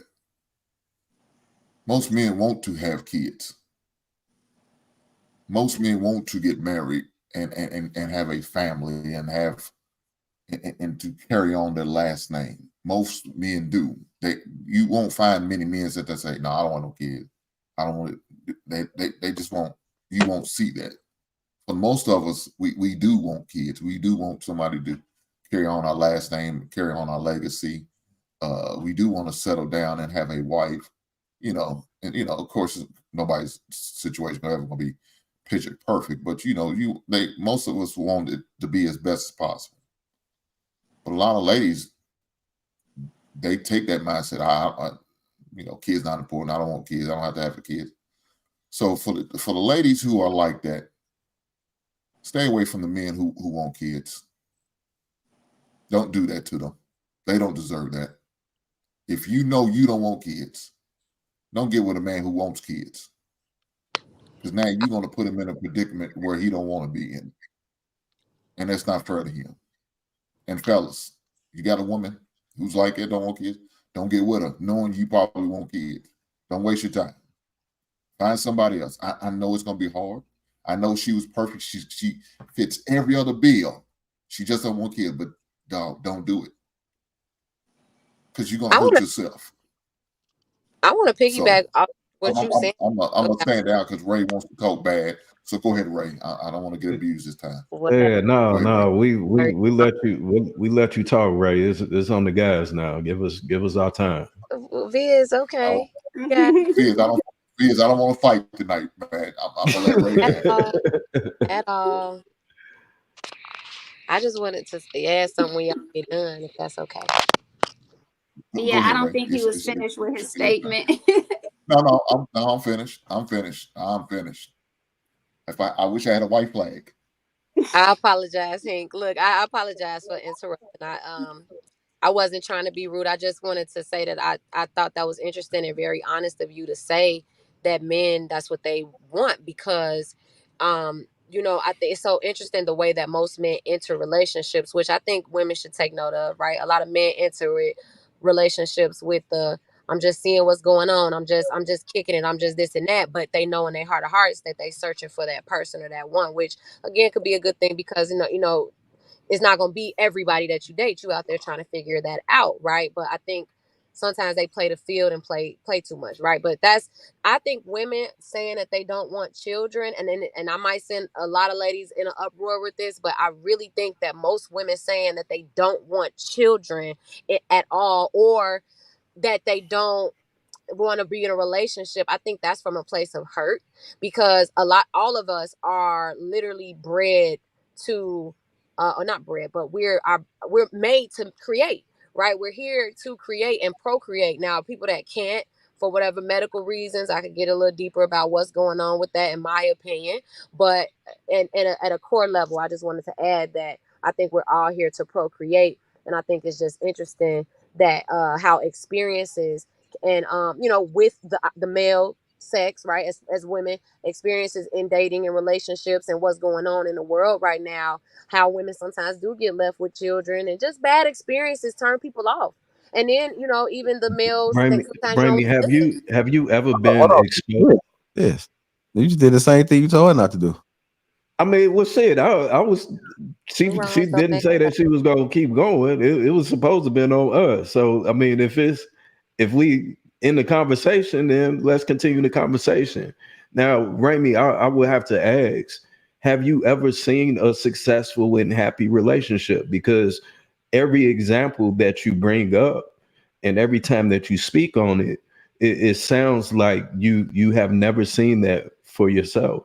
So is that the case? I actually have. I've seen the guy that I'm gonna tell you the truth. I had a gentleman that I probably would have been married and had some kids with right now, but he was killed. And I didn't internalize that to say that, oh, I'll never have someone.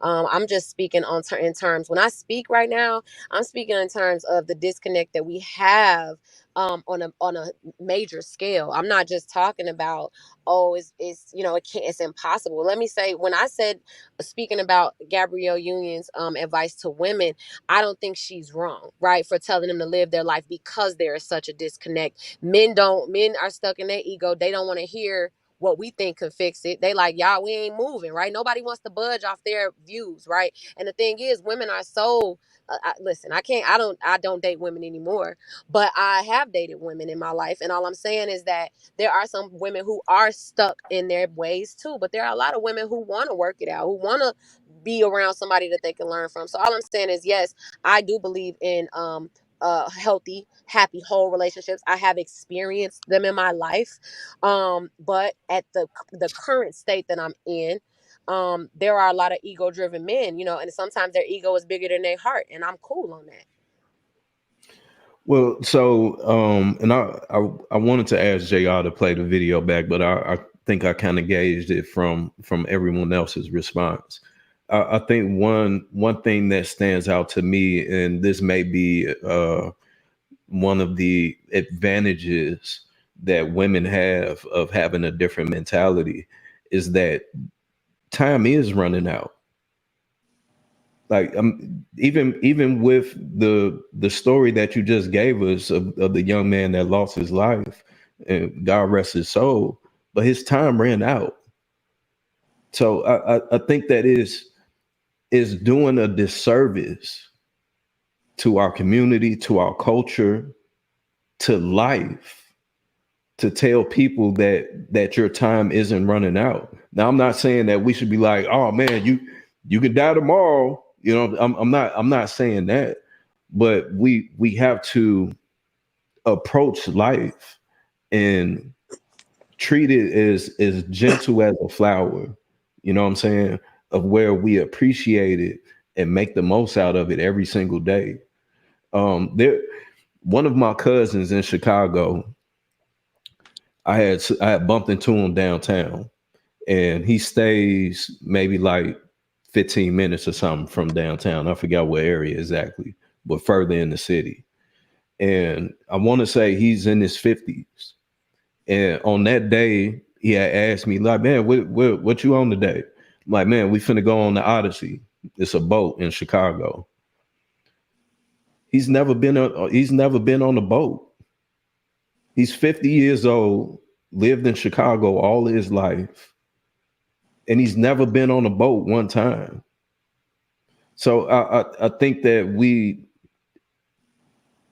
the moment that message is creating a more isolated culture, and where I think a lot of the issues that we have now is because of that.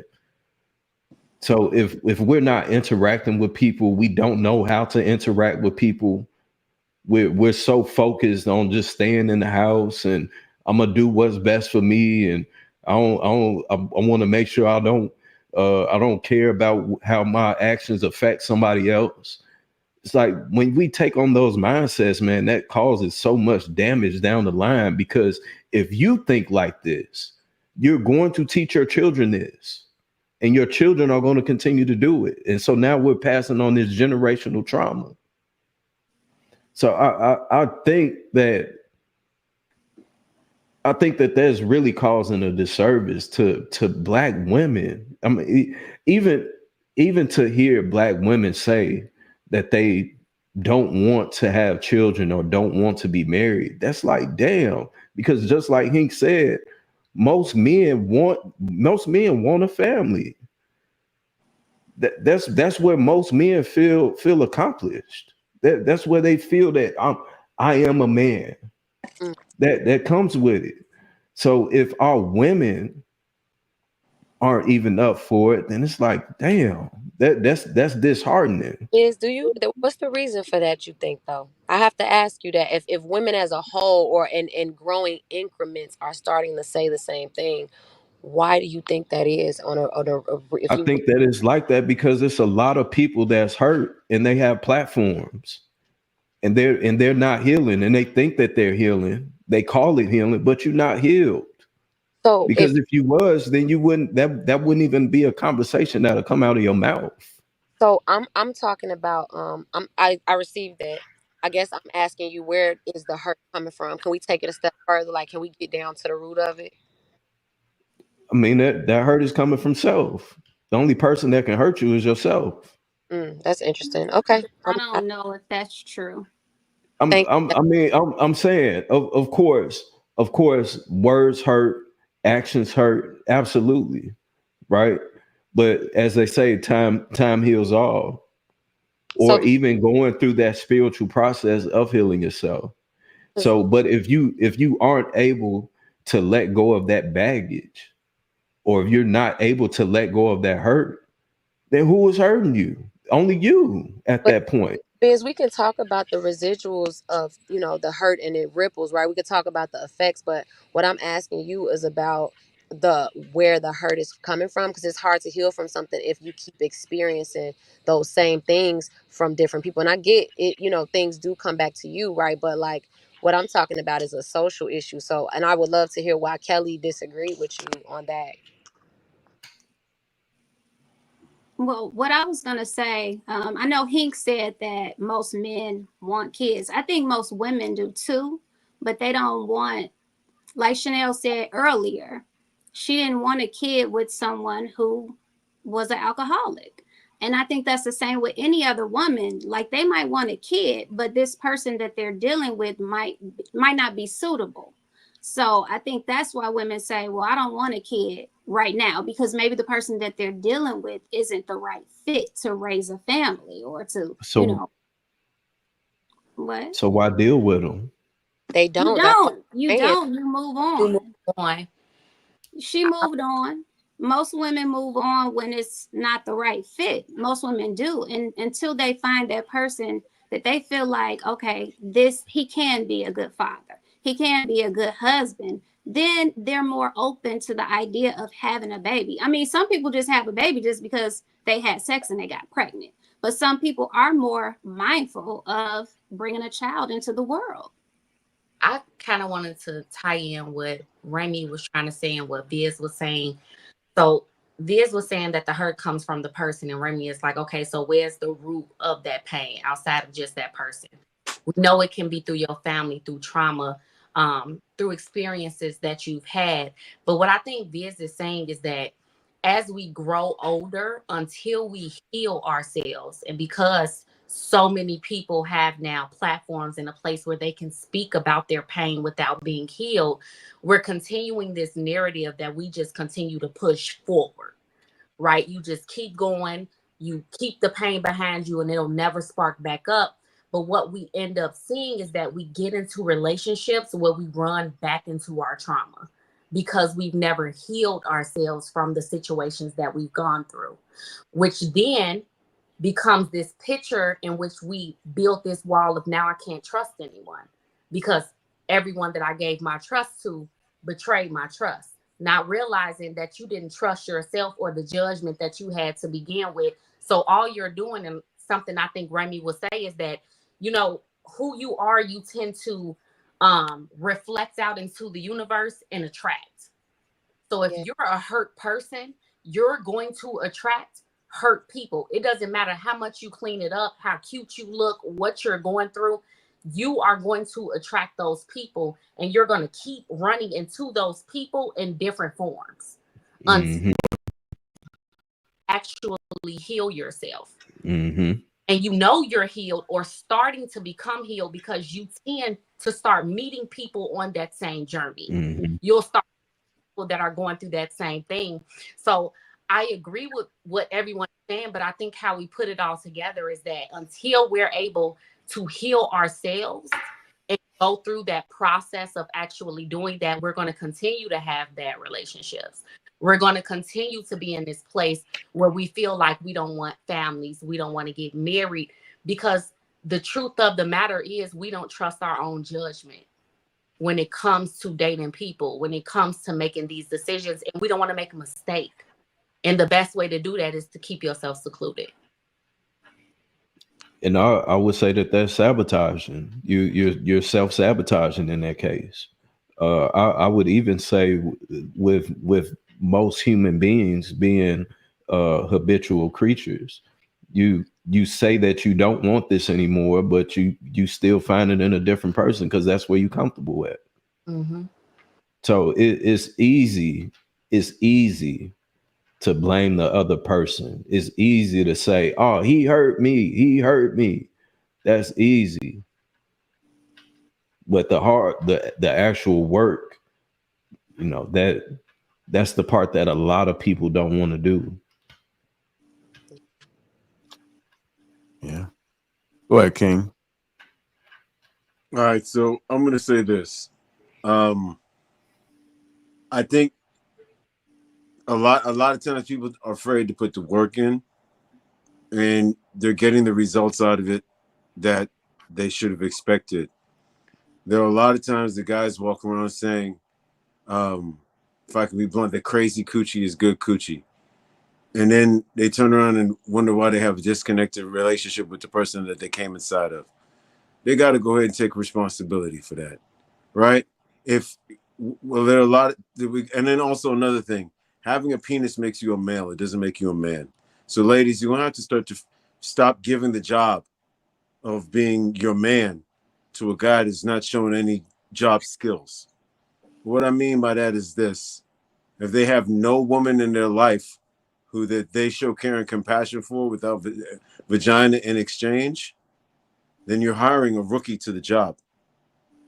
And a rookie's going to make rookie mistakes. So in that capacity, you can do better. You got to find a guy that cares for someone just because that person exists.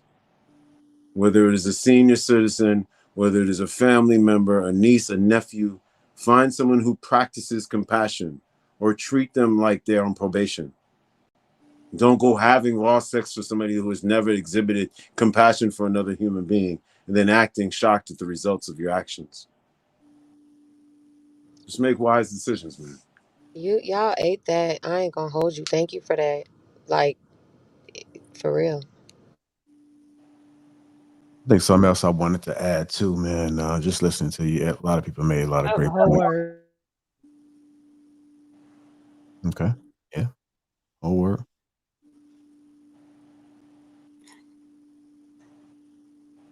I'm just trying to make sure everybody got it out.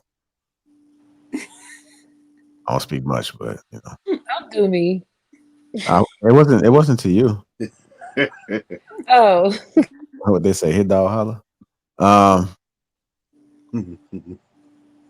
Everybody made a lot of great points. But I think my perspective has matured as far as my outlook on life in general. I think sometimes the world just be moving, and I sit back and I just look to see what's going on, and the world is going to keep moving, but people stay in the same place. And one of the things that I look at, and I probably may ask people who I come across, is like, what is your like purpose at this point? Like what is the meaning of life to you? With people passing away so quickly, there have been people I've gone to college with in high school, and they were just gone in the blink of an eye. And I'm like, damn, like they never got a chance to experience. So when I look at life as like it's precious. It's one of those things that you can't get back, and you want to get the max out of it. So I'm not saying that marriage and having children is for everyone, but I do think about what is it that you want to achieve while you're here when you can. And people think that their life is extended. They think they got 85, 90, 120 years. And so I think there are different stages and levels for people, but when are you going to be able to graduate? Like, when are you going to experience something different? When are you going to open your mind, tap into this, experience this? Like, when are you going to truly get the max out of life? You'll look up and see the same people going to this, all they doing is clubbing and clubbing and clubbing. See people, children just growing, and they have not yet spent some quality time with them. So now they are teenagers, they're adults, and you still have yet to develop a relationship with them. Or maybe you try to get that relationship once they go pro or once they become successful. And then now you want to try to tap back into their life. We see a lot of times with celebrities, but it happens more often than we see, because it's just a form of reality. So I think people need to, whatever that looks like for you, and I'm not here to tell you what that should be, but you want to get the max out of life. You want to think past what you've been thinking. You got to understand, if you're looking at everything in the grand perspective, we have been conditioned to think certain ways. And so it might not be your fault, but at the same time, it is your fault. You have to tap into the logic of thought. There are things that are happening that you may not realize is happening because you're operating on this one level of frequency. Like, you have to try to tap out of that to understand what's really going on in this world. And I hope I'm making sense, because sometimes I just be sitting here thinking a little bit deeper than what most average humans think. But there's a lot going on, and people don't realize it. Just imagine speaking to somebody who is just lost and clueless, and they're lost and clueless, but they don't know.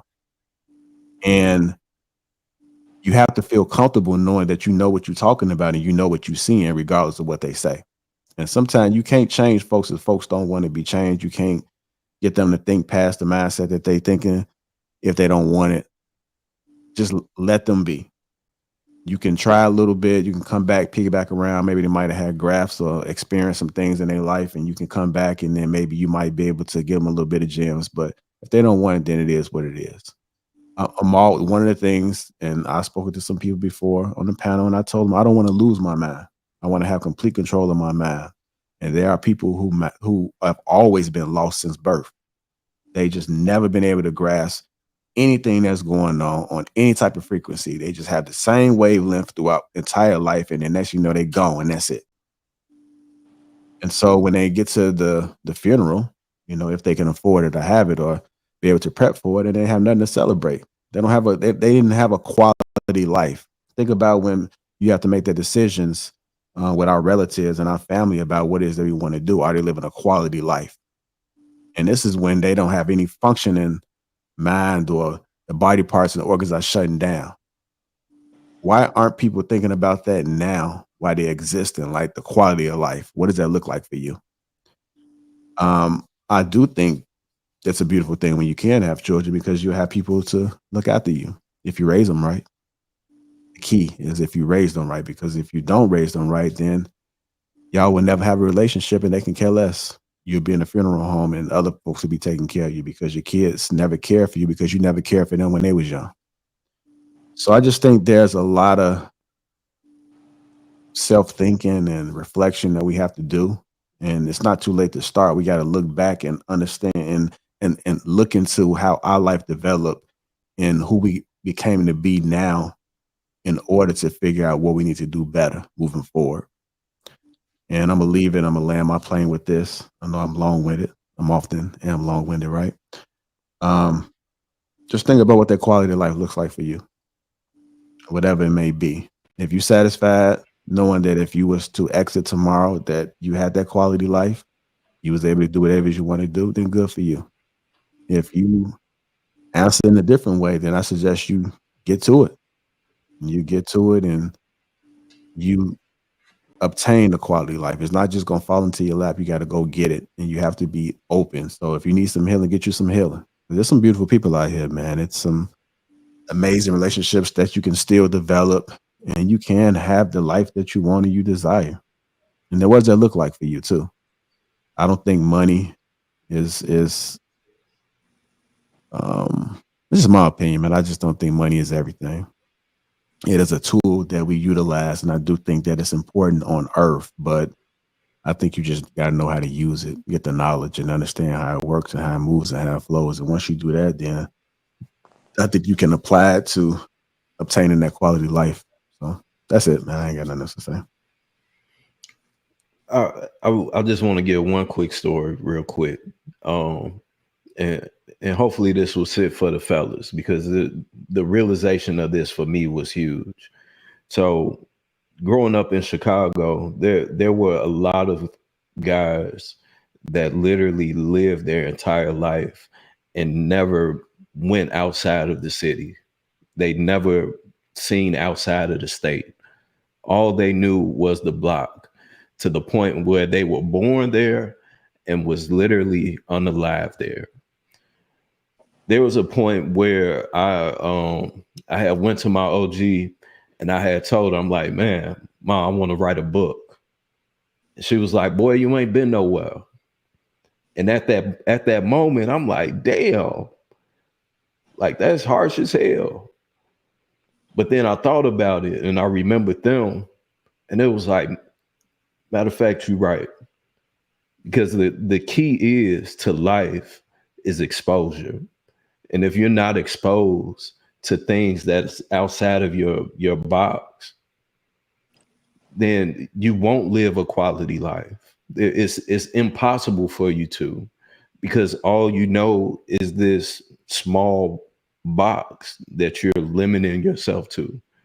We're limitless beings. We're able to do anything. So if you confine yourself to only being in this one space and never truly being able to search and find who you are and what you can do and achieve in life, then you damn near just wasting air.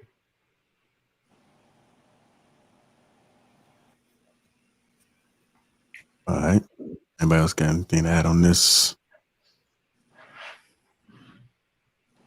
Going once, going twice.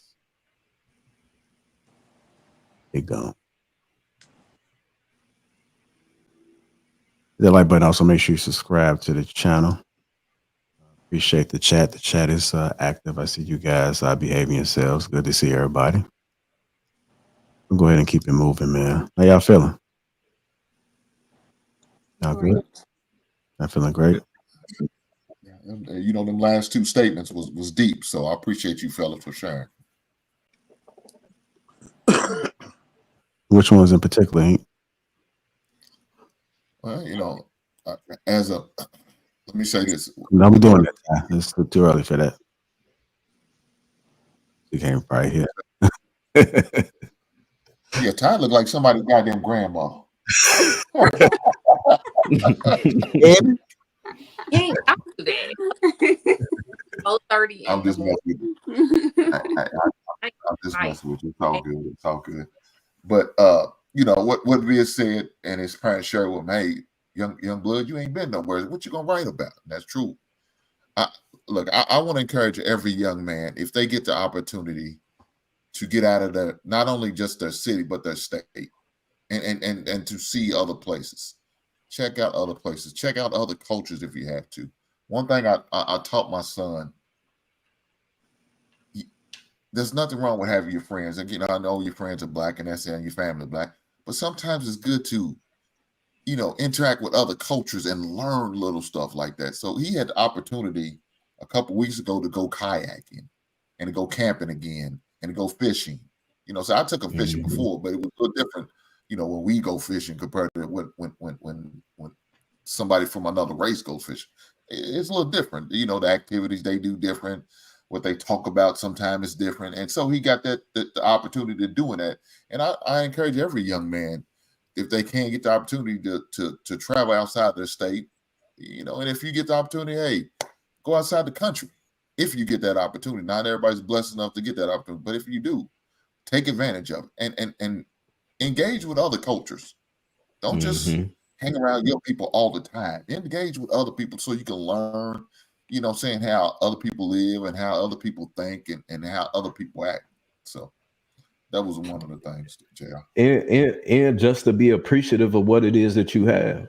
The first time I went out of the country, I went to Mexico, and we pull up to this $1 billion resort that has, I don't know if anybody been in Mexico, pull up in front of this humongous entrance where they at least spent a couple $100,000, if not $1 million, just on the entrance. And literally right next door, somebody built a shack that they're walking from their house, their shack, they're walking over to this resort to go and work. So when I hear people talk about poverty here in America, it's nothing compared to what people experience in other countries whatsoever. Facts. Even the fact I've traveled since my OG told me that I've literally damn near traveled the world. I would even say where I can go to these countries that is legit in poverty, and you won't see no litter on the ground. The streets it's dirt, but there ain't no trash outside. But then you come right to the States, niggas throwing trash out their window in the car. They eating a wrapper and just throwing it on the floor. We spoiled here. But most people don't know that because they never been out the fucking country. So now you think you take what you have for advantage. Most of these countries don't have running water, let alone Wi-Fi. I don't know if y'all remember a couple, like a year or two back when Facebook went down, nigga, everybody was panicking. Like, man, what the fuck going on? And they experience that every day outside the country, man. So when you expose yourself to more, that changes your perspective of life. It makes you appreciate it, because a lot of people wish that they had what it is that the lowest person on the totem pole has in America. Yep. We better run this next video. Here we go, y'all. In DC is trash. I'm gonna tell you why. Go ahead, Allie. All right, so we went out to 4 different bars yesterday. Yeah, like lounges. They're all upscale. All upscale, all at really high-end hotels. Mm-hmm. And one thing that we observed is that men want to approach you. They will approach you. They were gonna approach you after you pay your tab. Yeah. It's a weird dating culture here. This is not like in New York. It's not like a Miami, where if men see you, they're like, you're beautiful. Can I get you a drink? Can I get you something? Right?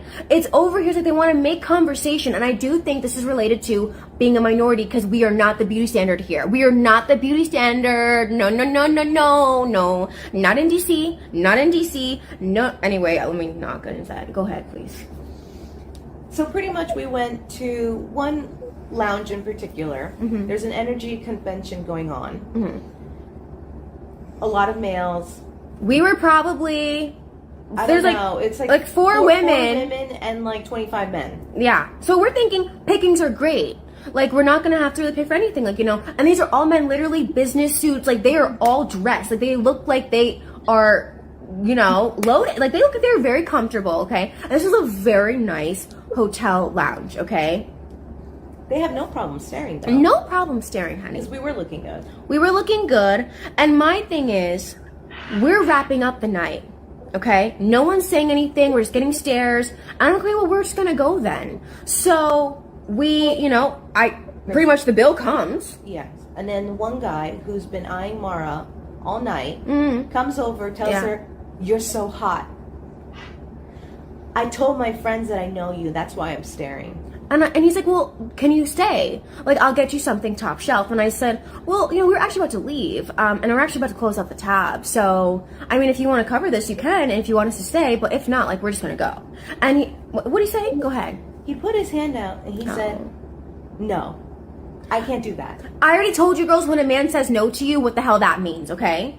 At this point, you're not even trying to impress. So I was like, okay, thank you for your no, and I'm gonna say no to you, so we're just gonna go then. So as we're leaving, he starts to chase me down, talking about, where you going? And I said, well, you're not gonna pay, so why are we gonna stay? Like what freaking logic is that? So, anywho, where we were seated, there was a table next to us of two older men. And they're witnessing everything. They witnessed the whole entire exchange. And then one of them was like, what did he say? Because she said out loud that if you're not paying my tab, I said it all out loud. Yeah. Then that man, another man who's staring, who witnessed everything, said, I agree with you. I agree that a man should pay the tab if he wants you to stay. But the thing is, he didn't pay either. And the thing is, too, they were trying to sneak in conversations with her when I'm going to the bathroom, stuff like that. Just kind of like, they were also kind of chipping in the whole entire night that we were there. And it's kind of like, if you're not going to, I think the bar culture or lounge culture is, if you want to talk to a single, beautiful woman, that there is some type of, we want to pay, we want to do something, right? It's not free conversation out here. We're not doing that, okay? So the fact that you want to make a comment on that and not even solve the problem, it's better if you just said nothing. That's my thing. So say nothing. You can observe the situation and say nothing. Okay, like, why even make a comment? That's what I think kind of like rubbed us the wrong way. And then we went to another place and literally the same thing happened. We're about to leave. Our things already paid. We want you to stay. We want you to stay now. We'll get you whatever you want. And it's like, but we already paid. Were you going to solve the problem? No. Yeah? So we had a continuation literally throughout the night of men who would wait for our bill to already be there and or pay, then want to come at us with the whole whatever. Okay, these were black men, these were white men, these were middle-aged men too at that, men with money, all of them talking about money, all of this. And it's like, sir, sit the F down. I'm sorry, but it's crazy. We had all this weaponized incompetence. We had men telling us that there were more beautiful women in San Diego and LA as our... Yeah, thank you for cutting that shit off, man. Because goddamn, that sounds so butthurt. Crazy to me. Her comment saying that the man next to him said, "I agree with you.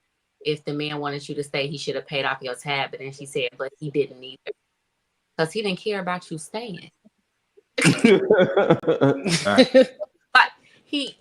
the hot commodity that I feel that they thought they were that. It wasn't giving that.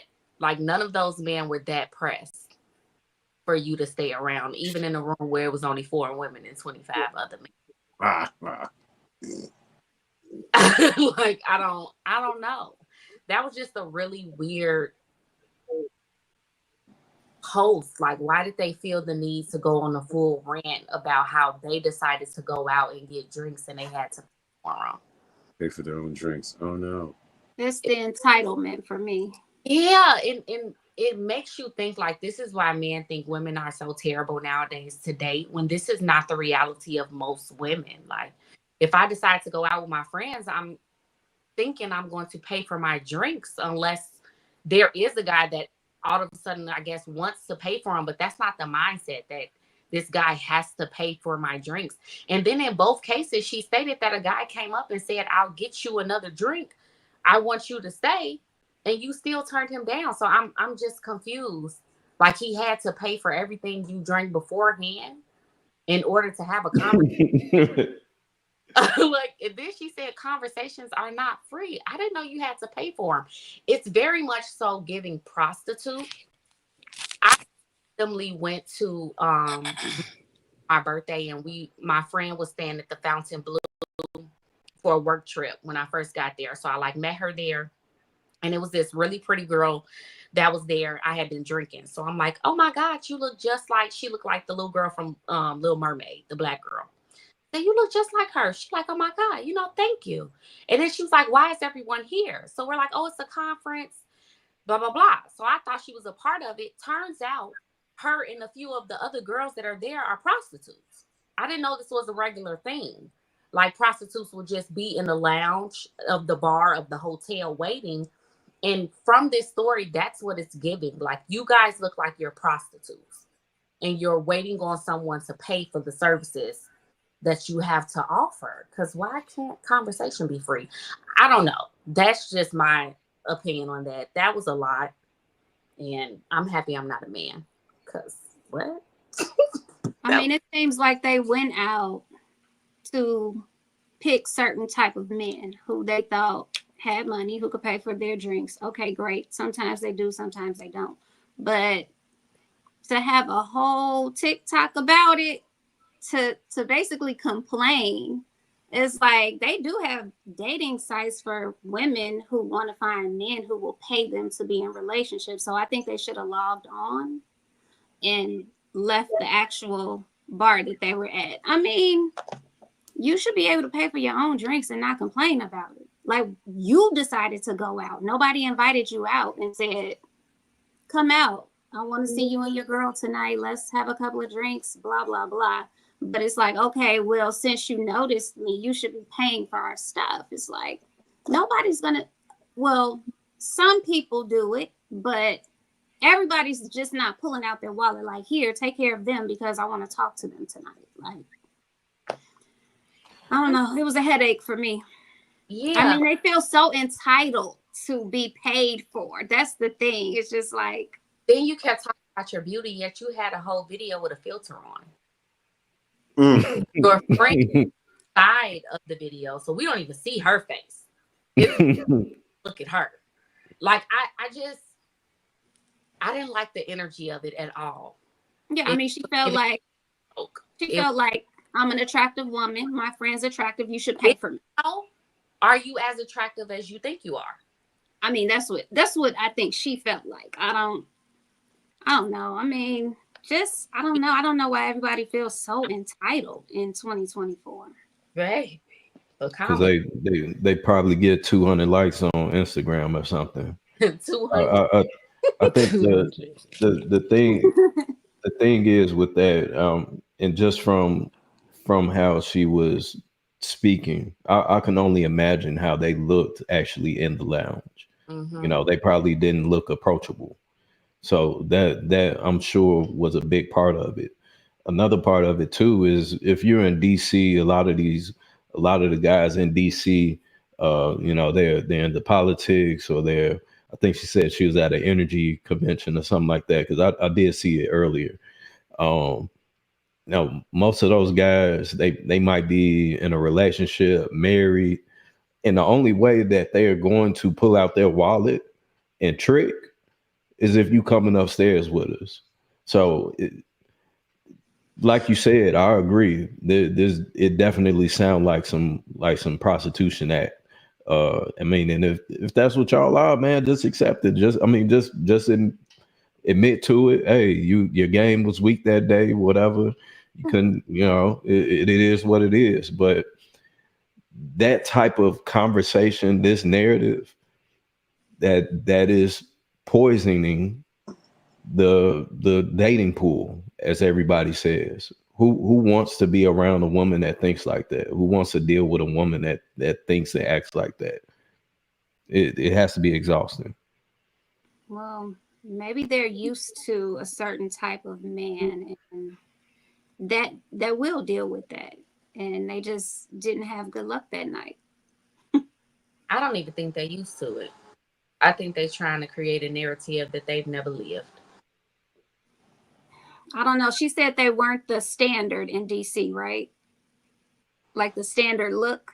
Yeah. What's the standard look in DC? Does anyone know?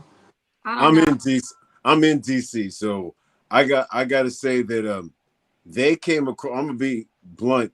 They came across as people who typically pull the older Caucasian corporate America type of dude. Mm-hmm. DC is chocolate city. We're used to people who are actually making higher end on the medium, right? So guys aren't walking in thinking accustomed to the girls who are just sitting there waiting for somebody to buy a drink, right? There's a lot of women who will call themselves bosses, female bosses about their business. And they going out because they wanted to go out. They bought their drink because they wanted to buy their drink, right? So they can have an intellectual conversation about finance, about politics. It's a political city, right? So I just think that they stepped into an arena that's different than where they normally go tricking, right? They painted up their face. It's Halloween. It's that time of year. And they went to a house that didn't have any candy, right? So they're going to try again at another location. That's all. Take y'all ass to Miami. So, look, the funny thing about that situation, we talked about this. I don't know if it was on Sunday or we had talked about it on Wednesday. And one of the people was equate to date now like a marriage. I think they was equating marriage to like being a prostitute. And I said, no, I wouldn't consider marriage that, but I did say I consider dating that. And right here, in real time, we just sit there and seeing a situation where it looks like two chicks was prostituting themselves. Talking about you got to pay for their time to even have a conversation. Look, the one old dude that was sitting there watching all work out, he was old Sim. And he was trying to get, he watched it all happen and he was cool with it. She said, well, you could pay for the drink. And he's like, no. I'm just going to sit back and watch. I'm agreeing with you so I can get you on my side so you make me think I'm right there with you.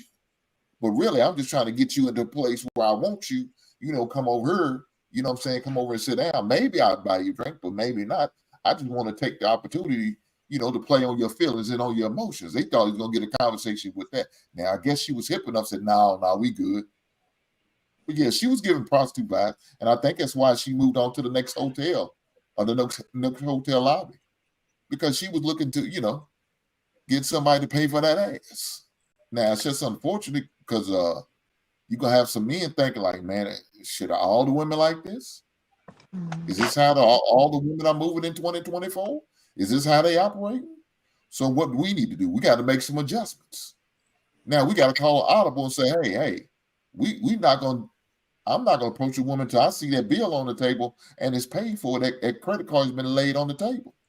I'm not going to approach you until I see the bartender pulling that cash back like it's already been paid. Then I'm going to come up and say something. Then I'm going to make my move. Why should I carry the bill on, take care of the bill for a person who's really not about what she is? She's in here trying to sell some ass. You know what I'm saying? So I'll leave it there. Yeah, I mean, and they probably gave off a certain energy too that was pretty off-putting for a man, that could have been interested genuinely. I mean, based on the conversation alone, based on the TikTok, like I could see how, I mean, I probably wouldn't have approached either. Yeah, that else on the chalkboard. She definitely gave off that stank attitude energy. I mean, for sure. You know what I'm saying? So yeah, I see why the dudes pretty much try to avoid it altogether. It's not worth investing in it. This is not worth spending a dime in this money pit for what? We ain't talking. Let me tell you something, right? And I won't bring this bad bitch, man. I was fucking with her and shit, right? But she's so insecure that she don't know she insecure. Like, fam, oh my God, take the picture over. Oh no, they can't post it. I gotta do this, I gotta do that. And half the time, these females that be looking good on Instagram, in the video, you're gonna have to pay for half afterwards, not for a whole shit after the video over. But half these females that look good on Instagram or social media or whatever, you notice they never do videos.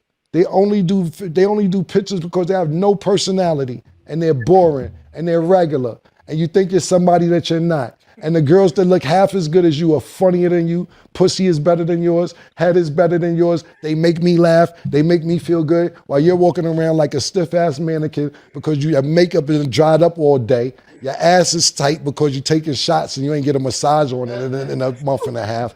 Your titties is about to burst because they full of silicone. And I'll take a bitch to look half as good as you with a great personality to make me laugh and think this funny and has good sex. And you and pay it's all dope. my bills? I ain't say that. It's gonna meet me halfway. This girl on Instagram, and Larry know her, she gotta be top 5 in the world. And she came to see me and she's cool and all that, but she's insecure. And she doesn't get it. Yeah, I can't go outside without this. I can't do that. I can't do, you're fucking boring. You're boring and you're regular because everybody got what you got. Now you bad and all that, but I don't pick up for her. She still calls. No, I'm not picking up for you, yo. And like I said, this girl over 9 million followers. No, I don't care about your followers because you're broke. Those shits don't count. And so now she got a little couple dollars because niggas is trick off. But that's what it takes. You're digitally panhandling. It's digitally panhandling. Yo, follow my Cash App. Yo, make a donation to my that's digital panhandling, yo. See what you started, Stat? So that's just my Kayla point. Nicole started it. Hey, Cam says she's out here digitally bucket shaking.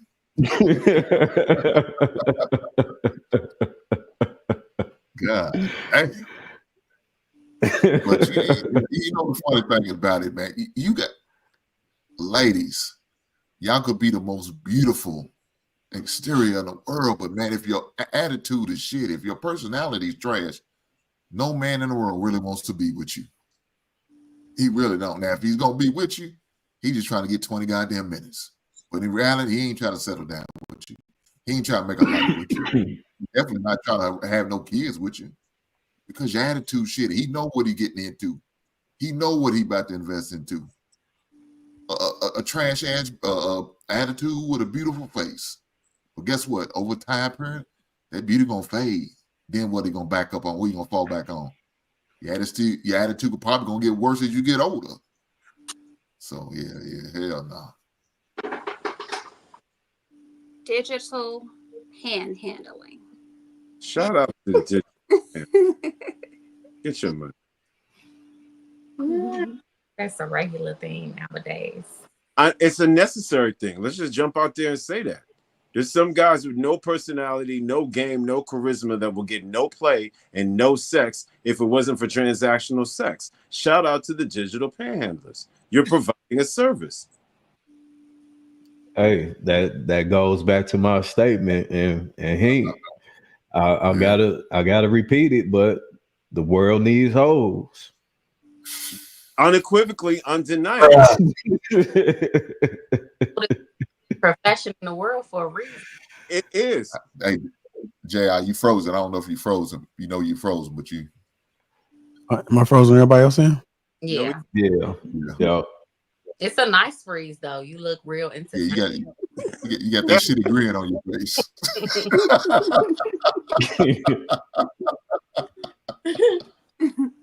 No, but Via, that's true. You said it. I mean, it still holds facts. You know what I'm saying? It still holds facts. Holds matter. Whole lives matter. You know what I'm saying? Am I good now? Yeah. You good. They said hoes gotta eat too. They were in business. It wasn't. King, you gonna drop something in the bucket for these digital panhandlers? Okay, so I'm not. My cup runneth over. All right, people don't know my personal life. My cup runneth over. I have a very unique lifestyle, and I take care of many people. So my cup, I'm good over here. One of these days, after a couple of red cups, I'll tell y'all all about it.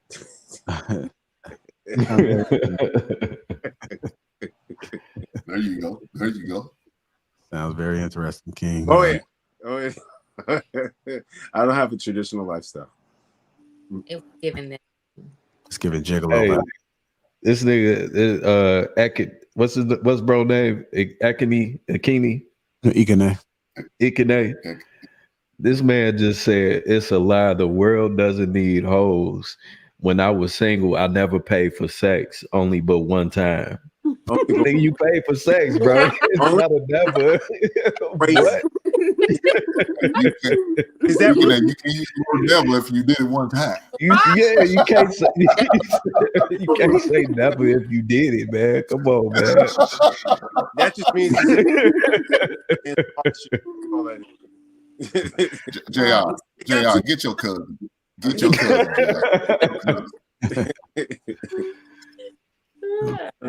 Oh man, I'm trying to this damn thing. Yeah, you know you did wrong for dropping that stream y'all link. Now you know he's gonna come up here. Let me tell you something. Well, this field with Kimpton High.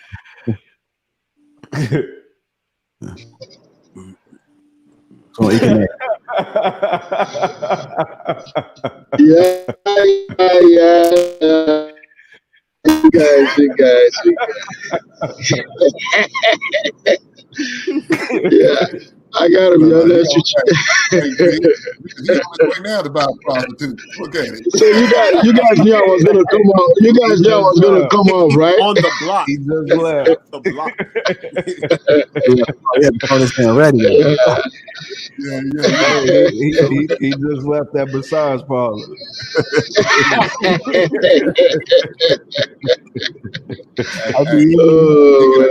You saying you got a little lipstick on the collar, brother. You got a little lipstick on the collar. Get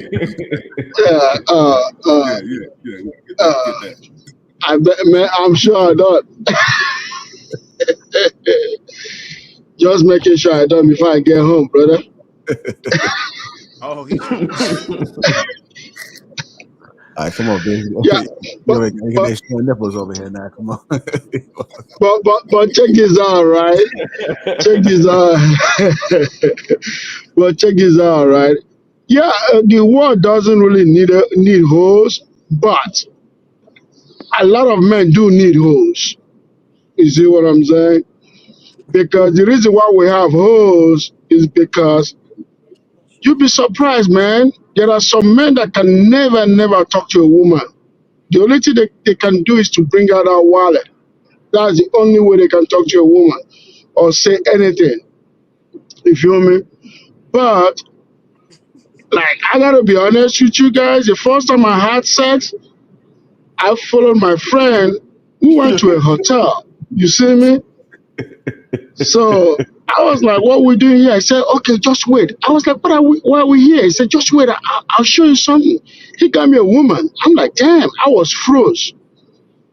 You know, after the night, I went home. I was like, what happened here? So that was the one and only time for me, basically. You see what I'm saying? Because I felt so disgusted. You said you was 29? No, I was 14 or 15. Oh, okay. No, I wasn't 29. I was way deep into the game. Yeah, but the thing is, I've always talked to women, but I got to tell you, it takes a lot to get a woman to give up the chick. You see what I'm saying? When you don't have money. So that's not true. I'm headed somewhere. It takes a lot to do that when you don't have money. You see what I'm saying? When you totally broke.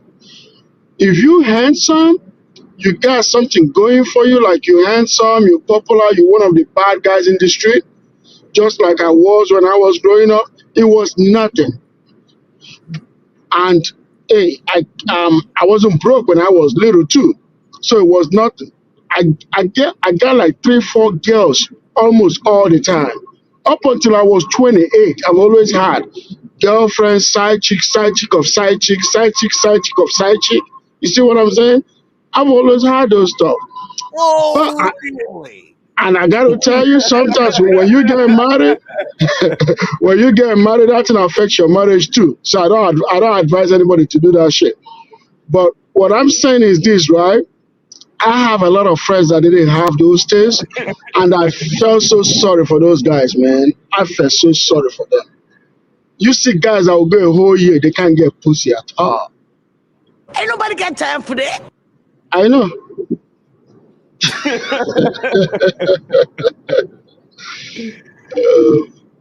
Yeah, so yeah, but the world needs hoes for certain extent. Yes, they do. But yeah, it's not easy, brother. But what I was saying earlier is that it's just what it is. You know, it's a sad world. It's a sad world, man. Man, ain't nothing sad about hoes, man. What you talking about? Yeah, but check this out, right? Some when you travel international a lot or travel around United States a lot, man, there are hoes everywhere. Like you see all those hotels like Sheraton, See, you know a Marriott. little bit too much about hoes across the world, man, to only have paid for it one time. He telling on You know what? The more you So talk, the more you like you pay for it still. you know a whole lot about No, hoes being in I know, hotels, I man. know, I know a whole lot about it. I know a whole lot about it because I see that around me all the time. But do I? Nobody knows what you look like. The car is dark. You can be honest. If you want to admit it right now. No, I got you, brother. But the thing is this: I've gone so deep into the game, I never pay for sex. In fact, I got to tell you this, right? You pay them to leave. No. I got to say this, right? 8 out of 10 times, the girls that I have sex with, I never took them to a restaurant. Actually, it's after we've gone into the thing that I end up taking them out. Like 8 out of 10, I never take a girl to restaurant before I even have sex with her. I've had so many girls that I had sex with the very first day I met them. Than the ones that actually, I'm being honest with you. The thing is this, right? When you have means, right, women will throw it at you because they know you're going to take them out. They know you're going to take care of them. They will throw it at you. Giving you vagina is not a problem to them because they know you're going to do shit for them. If they know you have the means, I'm telling you the truth. You seriously? Shut up. Interesting. Yeah. It is what it is.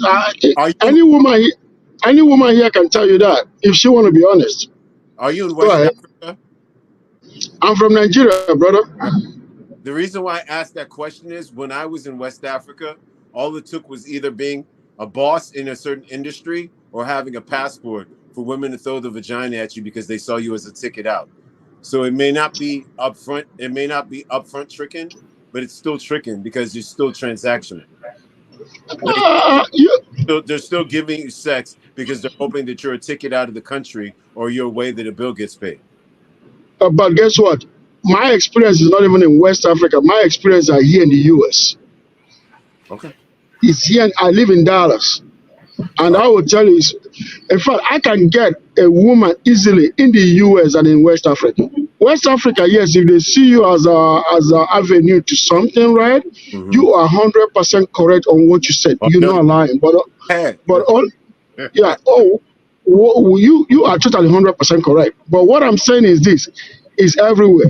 In the US, if they see the kind of car you drive, they see how you dress, right? They will throw it at you. And especially if you can talk and make them laugh, they will throw it at you because they know you they know that taking them out is not a problem. The problem I have, whenever they give me condition to say, oh, you got to take me out, you know, that I'm like, okay, you know what, get the fuck out. Hey, I don't think Kelly believe you, man. He doesn't have to believe me, but guess what? It's my experience, brother. That game. Hold on, are you cool with V is right though? Hoes matter. sound like you had a lot of experience in this because Yeah. you know so. It sound like all of the women that you're talking about are literally hoes. Yeah, it sounds like he's utilized those services time and time Number again.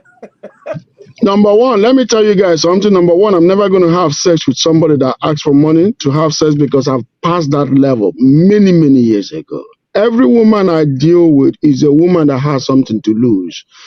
They are professionals, they have money, or they have something going on. I will not mess with a woman that doesn't have something to lose because I have a lot to lose. You see what I'm saying? I can't pay for sex. Yeah. These are professionals too.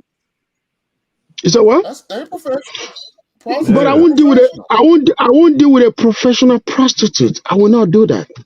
I'm talking. But guess what? But Those probably the safest ones.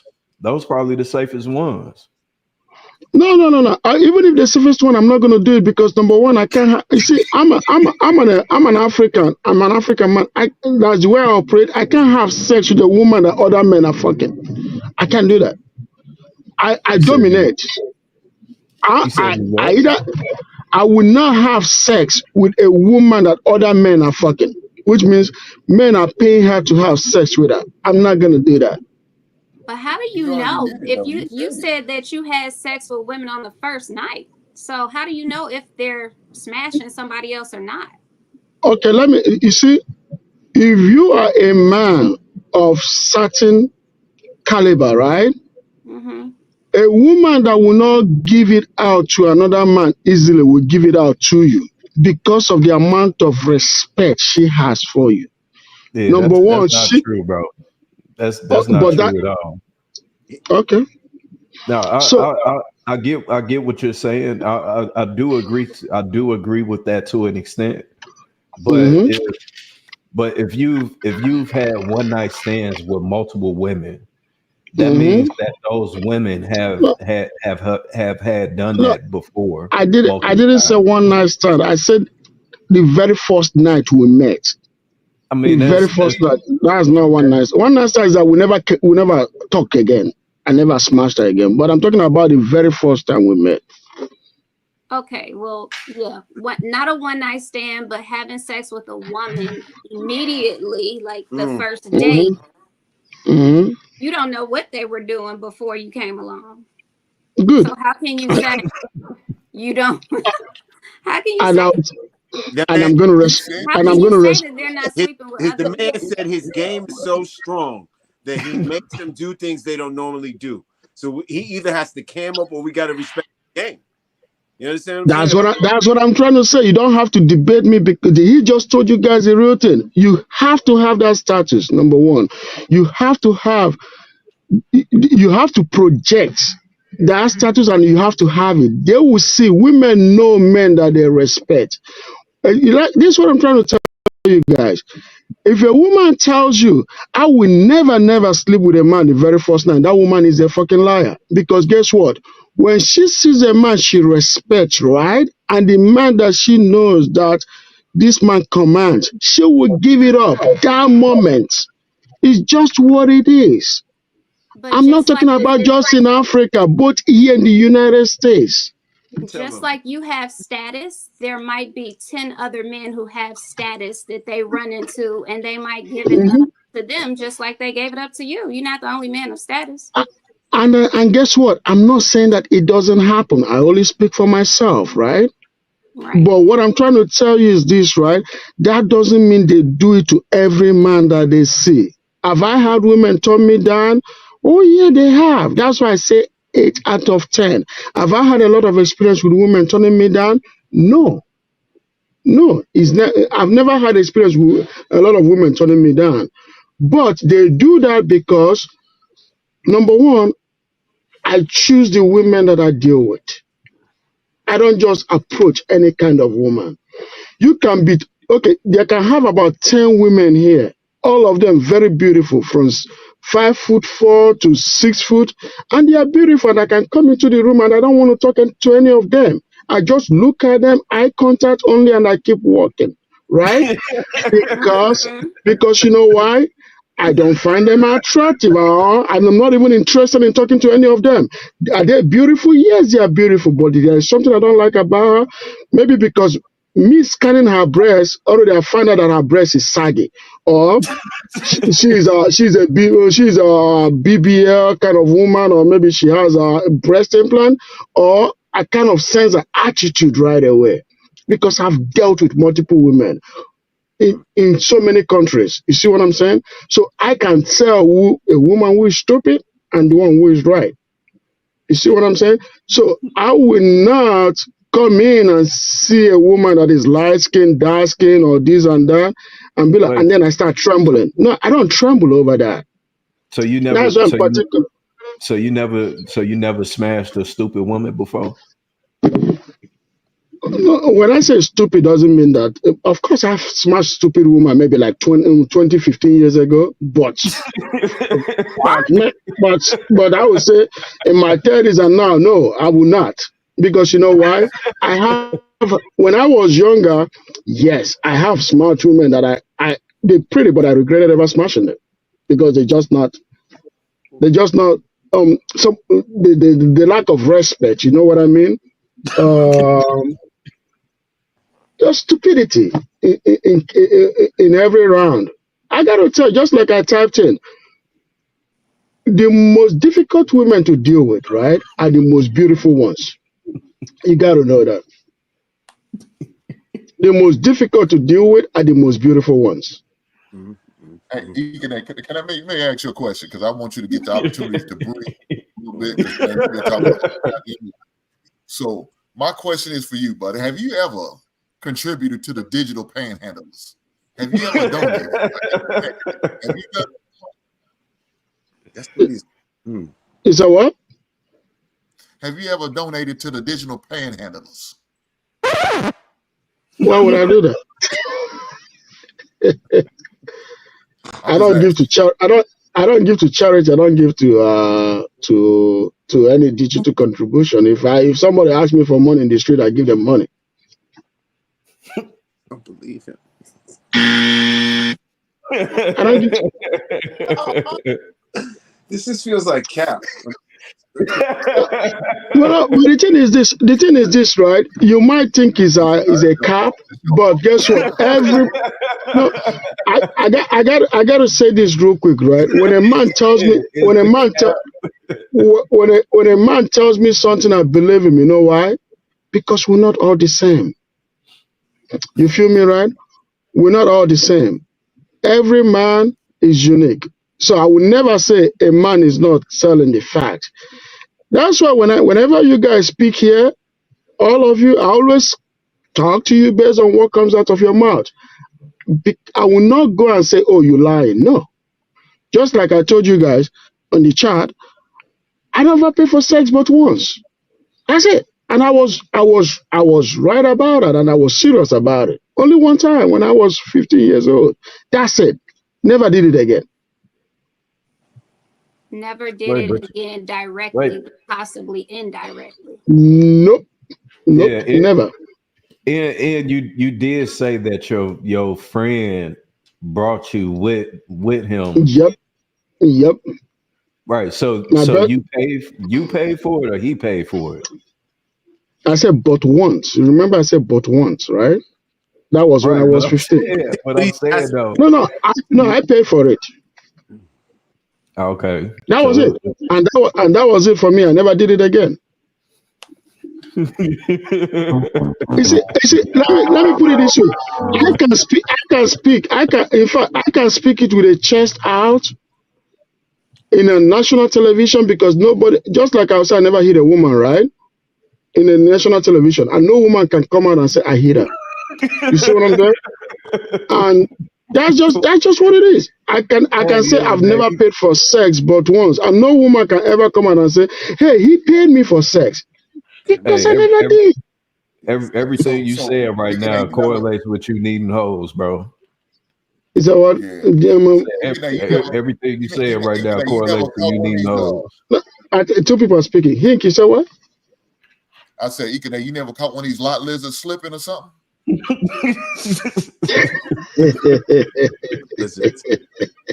Right. It's just like holy water. No, never did. Never did. Never did. Never did. Mm-mm. Yeah, never did. Boy, Hold on, Raymond. you a hoop, brother. I Oh, can't fool with you, man. If you're on the way to something, never mind. I'm gonna stop. Hold on. Go ahead, Raymond. You know what? I mean, sir, you we talking We about? can't. Hear me? No, No, you you're broke it going up. in and out. I'm gonna get that fixed and come back. I think we can hear you now. Go ahead. I said I think I missed some things, y'all. Hank, I'm crying. The fact that you called them lot lizards, flipping. Gee, that's the best way I've ever heard ever in my life. um, so we paying for sex like outright? Is that what we said? He said he paid for it one time. Oh, okay. And I was just trying to establish whether or not that meant nobody else paid for it the other time.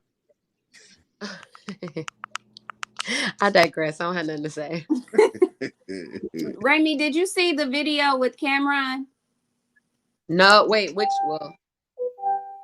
no. If He was talking about digital panhandlers. No. Was Was it long or short? Can we play it? I don't know if y'all played it. I had to get safe one time, y'all. It was rough where I was just at, but did y'all play it already on here? Yeah, but I think he can play it again. Yeah, give me 1 second. I'm trying to 1 second. This is rough. Have a good old time there. King Talk. Yeah, no, my wife was listening and laughing her ass off. Like, it was just really funny. It was just, yeah. Hank, she said I should speak up for myself and say this is a head wrap. It's not a male bonnet. I have long hair. You know what I'm saying? If I let my hair out, I could sit on my hair. So I like to keep it up. So, you know, I want to put that out there. I was supposed to defend myself, apparently. Thank you for the clarification. Yeah, no problem. He said it's a male head wrap. Is that what he called it? It's like a Rasta cap. I'm a Rasta, so it's just Okay. I keep my hair on. Per. Yeah. Right on to you and the wife. We appreciate you. We enjoy your perspective. Lot lizard. Lot lizard. Crazy. She left the room a lot lizard. That was it. She started laughing and walked her ass right out the room. Yep. The man is a ghetto Shakespeare. That's perfect. Hold on. What y'all call him? Ghetto Shakespeare. We gotta get him a shirt made. I get a shirt named Ghetto Shakespeare. Yeah. Well, where did you get that name from, Brother Hank? Well, talked about lot lizards. Yeah, he Now you gotta said, define it. slipping. Oh my God, that was just so poetic. A spoken word. Hank, you gotta have a spoken word. well, let me say this, right? The fact that you guys are debating this tells me that a lot of men really do pay for sex. Yeah, a lot of men pay for sex. At least 50-60% of guys pay for sex, man. 50-50 is not bad, but some people make it look like almost 98% pay for sex. Nah, I don't even think 50% of the guys. I think 30-40% of guys are having a lot of sex. The rest of the guys have had sexual experiences, but they're not frequent. You got some guys that are so miserable you can tell they ain't had no experiences this year. Do y'all feel like as men that like when you just do things for your woman, like I don't know, it's a lot. I've heard this lately that men feel like they're paying for sex anyway, like by just treating a woman to things. Like I was talking about passport bros because I thought that meant like the guys who go out of town to smash like, foreign women or whatever. And they like, well, I mean, at least I can go out there and have a good time. Like here, I'm still paying for sex, but it's not, with the detachment, da da da da da. So like, what's y'all take on that? I think it's if you have a habit of taking care of people without needing something in return, then you don't have a problem with I think the people who talk about sex as all sex being transactional are people who have a low amount of emotional intelligence, right? They have a low self-esteem. They're not secure.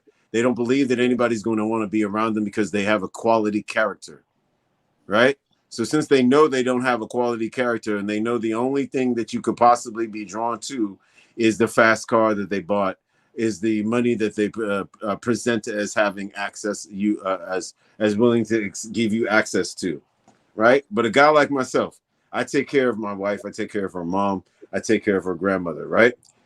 I'm used to taking care of people without needing an orgasm in return. So I'm not going to have that type of logic as those guys. So it just really depends on the individual. I pour into my wife because I enjoy the results. It doesn't always have something to do with money. Respectfully, I want to say too, King, like you. There you are. You ate and what we say, you ate that like earlier when you were like, what pay attention to, because I think that's one of the things, like pay attention to somebody who practices compassion. That was so like key to me because like, I mean, just women in general, right? Like everybody has this checklist of what they're looking for in another person, and da da da da. And like Biz was getting to, and I love how Ty tied it all together. It does start with you. Like are you healed? You're gonna attract what you are. You know what I mean? At a fundamental level, like, But that was key. Like, does this person practice compassion? That was cold to me. Appreciate it. Thank you. I got that video. I believe so. I'll tell you something, right? And I won't bring this bad bitch, man. I was fucking with her and shit, right? But she's so insecure that she don't know she insecure. Like, fam, oh my God, take the picture over. Oh no, they can't post it. I gotta do this. I gotta do that. And half the time, these females that be looking good on Instagram, In the video. you're gonna have to pay for half afterwards, not for a whole shit after the video over. But half these females that look good on Instagram or social media or whatever, you notice they never do videos. They only do pictures because they have no personality and they're boring and they're regular. And you think you're somebody that you're not. And the girls that look half as good as you are funnier than you. Pussy is better than yours. Head is better than yours. They make me laugh. They make me feel good while you're walking around like a stiff-ass mannequin because your makeup is dried up all day. Your ass is tight because you're taking shots and you ain't get a massage on it in a month and a half. Your titties is about to burst because they full of silicone. And I'll take a bitch to look half as good as you with a great personality to make me laugh and think this funny and has good sex. And you and pay it's all dope. my bills? I ain't say that. It's gonna meet me halfway. This girl on Instagram, and Larry know she gotta be top 5 in the world. And she came to see me and she's cool and all that, but she's insecure. And she doesn't get it. I can't go outside without this. I can't do that. I can't do, you're fucking boring. You're boring and you're regular because everybody got what you got. Now you bad and all that, but I don't pick up for her. She still calls. No, I'm not picking up for you, yo. And like I said, this girl over 9 million followers. No, I don't care about your followers because you're broke.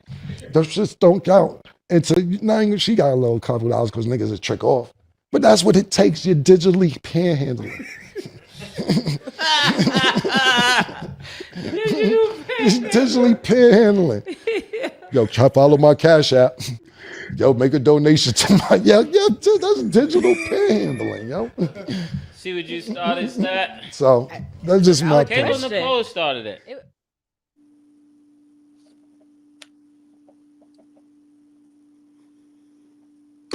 Yeah, I ain't gonna hold y'all.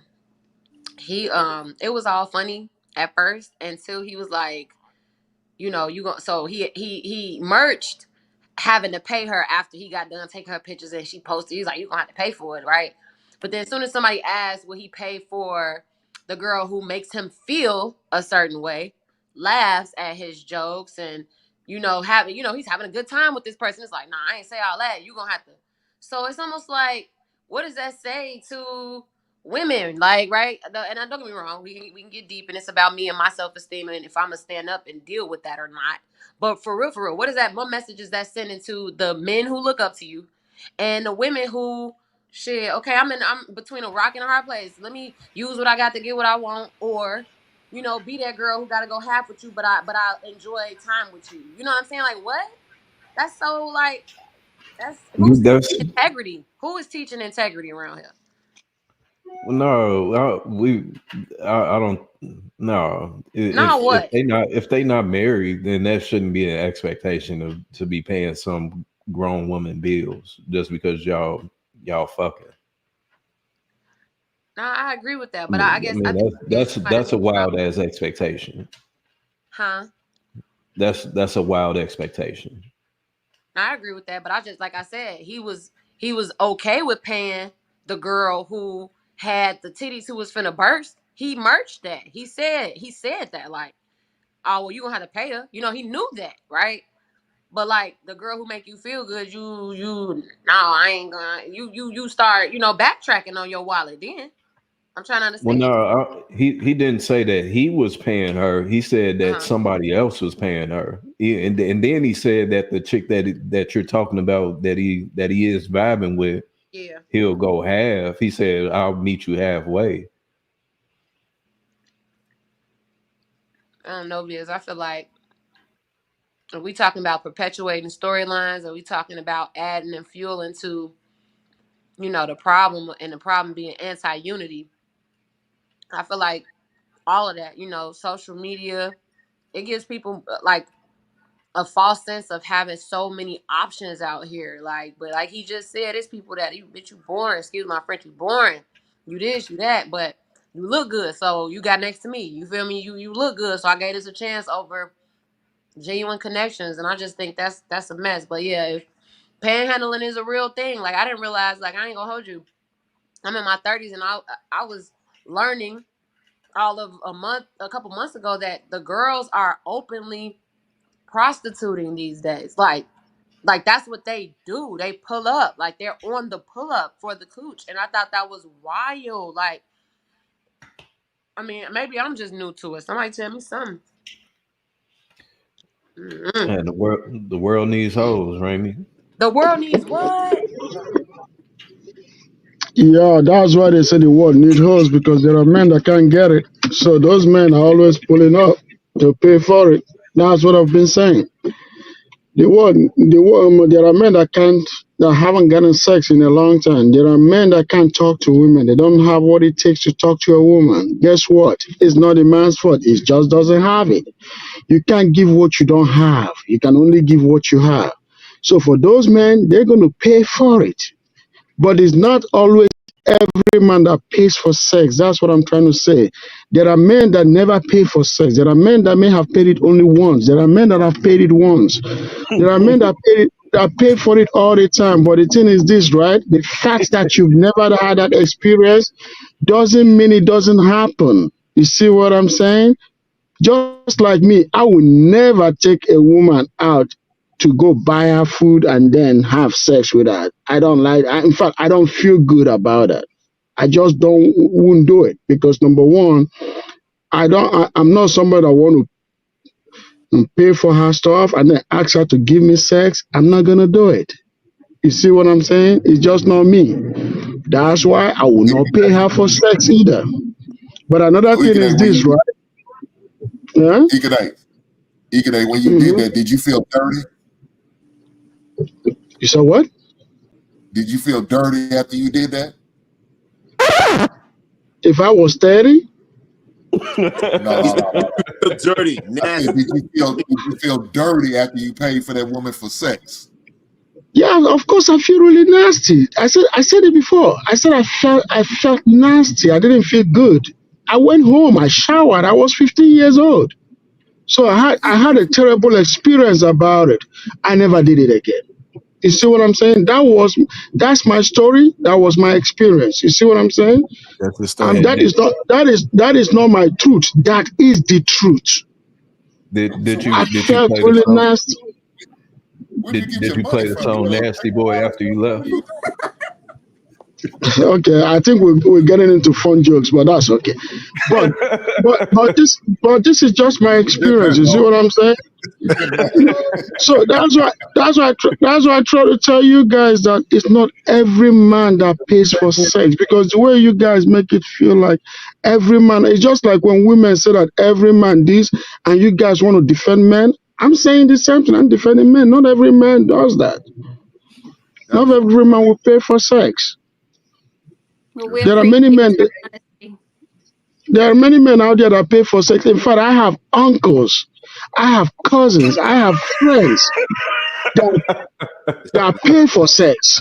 They will go grab younger women, pay her, take good care of her, pay her tuition and stuff, and take. I will not do that. I won't do it. They're my friends. They know I will never do that. They do it in my front, but I will not do that. That's why they exist. That's why lot lizards exist, right there, for sure. Yeah. Yeah. Those men are around me. They do it all the time. We go out, they boom. I'm like, I'm not. If I want to do it, if it's somebody that I know, maybe if it's somebody that I know, I'll holler at her and say, hey, I'm in town. Wait. Come meet me up. So I'm saying, so you go out with your friends, with your homies, everybody out paying for pussy, and you don't get your hand don't get the tingling at all, like you want it, you know what I'm saying, engage in it too. Hey, guess what, guys? Let me say this. Let me say this to you guys, right? When I was single, right, I have girls, and in Nigeria, I have. Guess what? You don't know me personally. That's why. Whenever in fact, before I go to Nigeria, before I got married, before I go to Nigeria, I will tell a couple of girls that I know that, hey, I'm coming to town. And guess what? When I come there, no matter the city that I go to, I got someone. You see what I'm saying? I'm not bragging. I just got someone. You see what I'm saying? So hold on. So they wouldn't be considered prostitute. Yeah, I mean, you got a line of credit with them. I'm not paying for sex. I'm not giving them money. Say, hey, take this money for sex. No, I'm not doing that. I didn't do that. You giving them something though. Are you giving like rides around town or something? What are you doing? You giving them something. Okay. Guess what? Now we're talking. Okay, you see, Gink. Now you guys are going into a different aspect. That's why you got to be, when you say prostitution, you got to be careful how you say prostitution. You see what I'm saying? No, if I have a, no. I'm heading somewhere. Chill for 1 minute. I have girls that maybe I have a couple of girls that might be like, hey, he wants to call them buy me perfume. Okay, No, it's not escort. It's not escort. There are girls that will come to me and say, hey, buy me this on your way back, buy me that. Or they will call you and say, hey, because they've been my friends since we were little. I've had sex with them when I was a teenager. You see what I'm saying? They're not married. These are girls I go back to. Right. You see what I'm saying? If you bringing them, I'm saying though, if you're bringing them perfume when you come to see them, that is a form of payment for you to be able to spend time with them, and that's what escorts are, bro. You know why I say it's not right? Because there are some of them that they've asked me when I was single, like, hey, buy me this, buy me. I never got them nothing, but that didn't stop me having sex with them. It become when they make it contingent. You see what I'm saying? If I don't buy her perfume and she said, oh, you didn't buy me perfume, so I'm not gonna have sex with you. Now it's prostitution. You see what I'm saying? But me not buying her something doesn't stop her having fun with me. You see what I'm saying? So you guys it's two different at things. that point because No, this is the question. Do I look like I would go 50-50 on bills? No. Okay. And look at what happened. She called herself flexing and got a bigger flex on her. Now he's with somebody he doesn't have to pay a dime for. So it didn't work. You lost them to somebody with more money that will do 50-50. Because she says, what do I look like to not be paying? What does somebody look like that doesn't have to pay for 50? What does that look like? I don't get it. I don't understand. You look broke? I don't understand what's the look. I don't care how beautiful you are. When I heard that interview, you're ugly. That's just my attitude. Yeah, your attitude. You could be the best looking girl in the world, but you're ugly. I didn't even like that answer right there made me say never. Toxic. Yeah, I never. Just that attitude. Wait a minute, Killer. Wait a minute. You might want to regroup.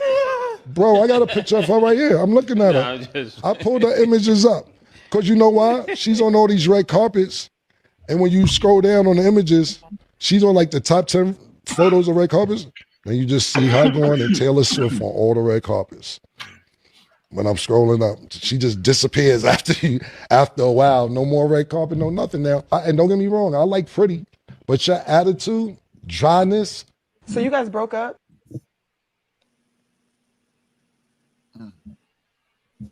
What you think about that, Kelly? Okay, well, so she basically is saying, look at me. Do I look like I will pay 50-50 with somebody? Leading with her looks, I guess. I don't know. She was dating who? Travis Kelce or somebody like a football player or something like that. Yeah, Travis Kelce used to date. And now he's dating Taylor Swift. Mm-hmm.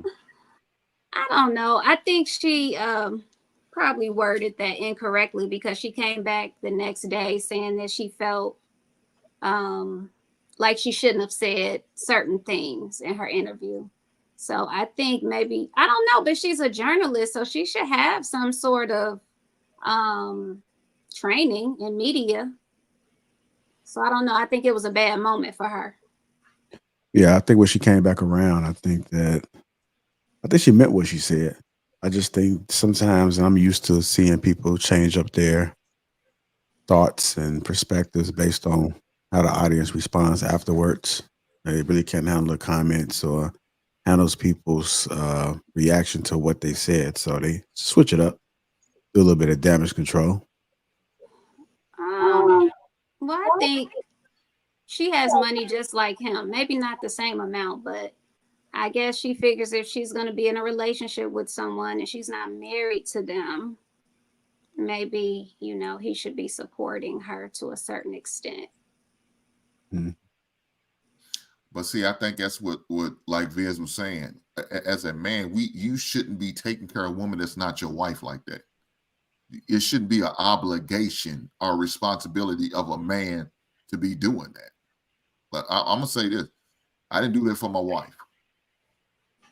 Yeah, but you got to think. When Travis, I didn't take care of her. I didn't provide for her. You shouldn't. I don't care. I don't care how wealthy you are. You shouldn't have to do that. You're not obligated to do. Now, if you do it just out of the kindness of your heart, that's on you. But it shouldn't be like an expectation, and that's the vibe she's giving off. Like it's expected of him to do that. You know what I'm saying? And I don't think that should be the case. And men see right through that shit. They realize when you got a woman like that, her priorities are jacked up. She's just looking for a meal ticket. And men don't like to be used. Look, men don't mind being indirectly used. We know sometimes we're being used and taken advantage of. But when you just blankly do it in our face like what she's doing, now you're doing too much. Well, they're not together anymore. Well, no, I don't blame him. He did right by letting that heifer go. He saved himself a lot of headaches and heartaches. But this is my problem with her. Why is she still talking about this shit? Now she's looking like the scorned woman. She needs to move on. If they start asking a question about that, I'd rather not talk about that. I'm happy for him and her and their relationship. Congratulations. But I'm moved on. I done outgrown that. I graduated. Take the Tia Mowry approach. I graduated from that situation. Yeah, I think she said the wrong thing. I think she was comfortable and just, sometimes people get on podcasts and say anything. And then they get the backlash and they feel, guilty, or they feel a certain way because of the negative, feedback. So I don't think she'll be saying that anymore. But I mean, it's kind of harsh, to hear. I would feel a certain way if I was him and I heard it after the fact, because it seems like that's all she was there for. Almost like just based on the words. But I mean, I'm sure, she dated him for a reason. He dated her for a reason. But it didn't Kelly, work the problem is, my bad, go ahead. Oh, no, go ahead. No, I was saying the problem is this wasn't the first time that she mentioned something about the relationship. When they first got together, she mentioned something. She sent some, indirect shots at Taylor Swift, and some of her fans, came back at her. You know what I'm saying? And she said she wasn't going to mention and speak on the relationship again, but yet, a year or so later, she's still having this same conversations. She's still having these same feelings or same talking points that she did when they first got together. So it's obvious she haven't learned her lesson. She's still like I said, that's why I sit there and made the statement. She sounds like she's bitter and angry and hurt because how the relationship went. It didn't go the way she thought it should. And now she says she thinks he downgraded, but did he really? Taylor Swift is a billionaire, right? Isn't she a billionaire? Again, That's what someone just sent me a text. Individuals but you got some individuals whose ego is so inflated that they feel like, oh no, she downgraded. Look at me.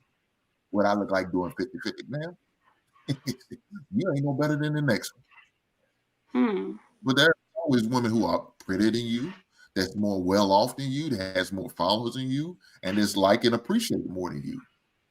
Some women don't feel that way. You can't tell them individuals that they feel like what they feel, and it's a harsh reality to them. Yeah, well, I don't know how long they've been apart, but it seems like that conversation should come to an end if they're not together and he's with somebody else. Well, I think it's like year 2 for him, ain't it? I know it's been one football season for sure because she was there last year for the Super Bowl and all of that. So I know it's at least 1 year for sure. It may be going on year 2 now. So. Oh, Remy, you there? Yeah, I'm here. How y'all know I'm finna chime in? I didn't. You know what? I didn't take her saying. What did she say? Oh, what what do I look like? But yeah, I didn't take that as a physical thing. Like when I heard that, it made me feel like what I look like. I look stupid, like that. Like more like I look stupid for going half and half now. To each his own, right? Because I kind of agree with what some of the fellas said. Like, don't just be so. Like, damn, like that's how you coming. Like, okay, girl, like, and it's a turn off to a lot of people because it's like, okay, that's how you talk, that's how you this and that. I get it, but I feel like to each his own. If you are a woman and you want, to be taken care of, I don't think it's something wrong with that. I love how King said earlier, like he takes care of his wife because he wants to. Like, and that's his choice. Like, I think, going into a relationship expecting that, without having that type of, how do I say this? Maybe you should attract somebody that does that. You know what I mean? Like something in you should bring that towards you versus like that coming out your mouth. But I also think that kind of goes into the fact that like, here Mace and Cameron are on the show, kikiing, right? Laughing and talking the way that they want to. Men are always mostly welcome to say whatever it is they want to, almost how they want to say it, right? But like as soon as a woman is not speaking in a certain tone and so calmly or whatever way that a nurturer or this soft space should be presented as, it gets like everybody want to turn their nose up. And I just think, she was speaking on what she wants. Now I don't know what results that will render her, but I just think, I didn't take it as a physical thing when she said that. It kind of felt like, do I look dumb? Like da da da. But I don't know. I don't know about that. The same way that most people would turn up their nose or whatever to a female speaking and acting like that is the same way that most people would react to what you guys would deem a sassy man for expressing himself, or even uh what's the proper term, or an effeminated man, or whatever, a feminine man. If any person acts outside of what we expect for them to do, then of course. So if a woman does not carry themselves to be soft and feminine, then yeah, because it's like, that's not what you're supposed to be. The same way if some man is complaining and crying and or he's going back and forth bickering and arguing with a woman, then motherfuckers will be like, man, what is you doing? That's just how it is. And I I respect don't see why that's a problem. That's the way that it should be. You know what? I respect that because I do, like, that makes a lot of sense. The only thing that I want to add to that is, like, I don't know, it's like I want to drop it on a larger scale, and I say that to say, like, what if it is, how do I say this? There's so many different varieties in the way that people can express themselves that maybe that's where we are right now, right? To break the mold of what society says we're supposed to be like. Like, don't get me wrong, I think that, like, okay, let's say a man is being sassy. There is a line of disrespect, though. Be as sassy as you want to, bro, but, like, don't be disrespectful. I think that's what I'm wondering. Do y'all feel like she was being disrespectful by saying what she said? I mean, I don't think that it was disrespectful. I think that it was unnecessary. No, what man wants, in my opinion, that whole conversation on his own is a turn off. Like, if Right. so that's just me, just right off bat. But I don't necessarily think that it's disrespectful. To me, it may have been disrespectful to him because we don't know what the situation is. You know what I'm saying? We don't know if he was paying all the bills or not, or if she lived with him.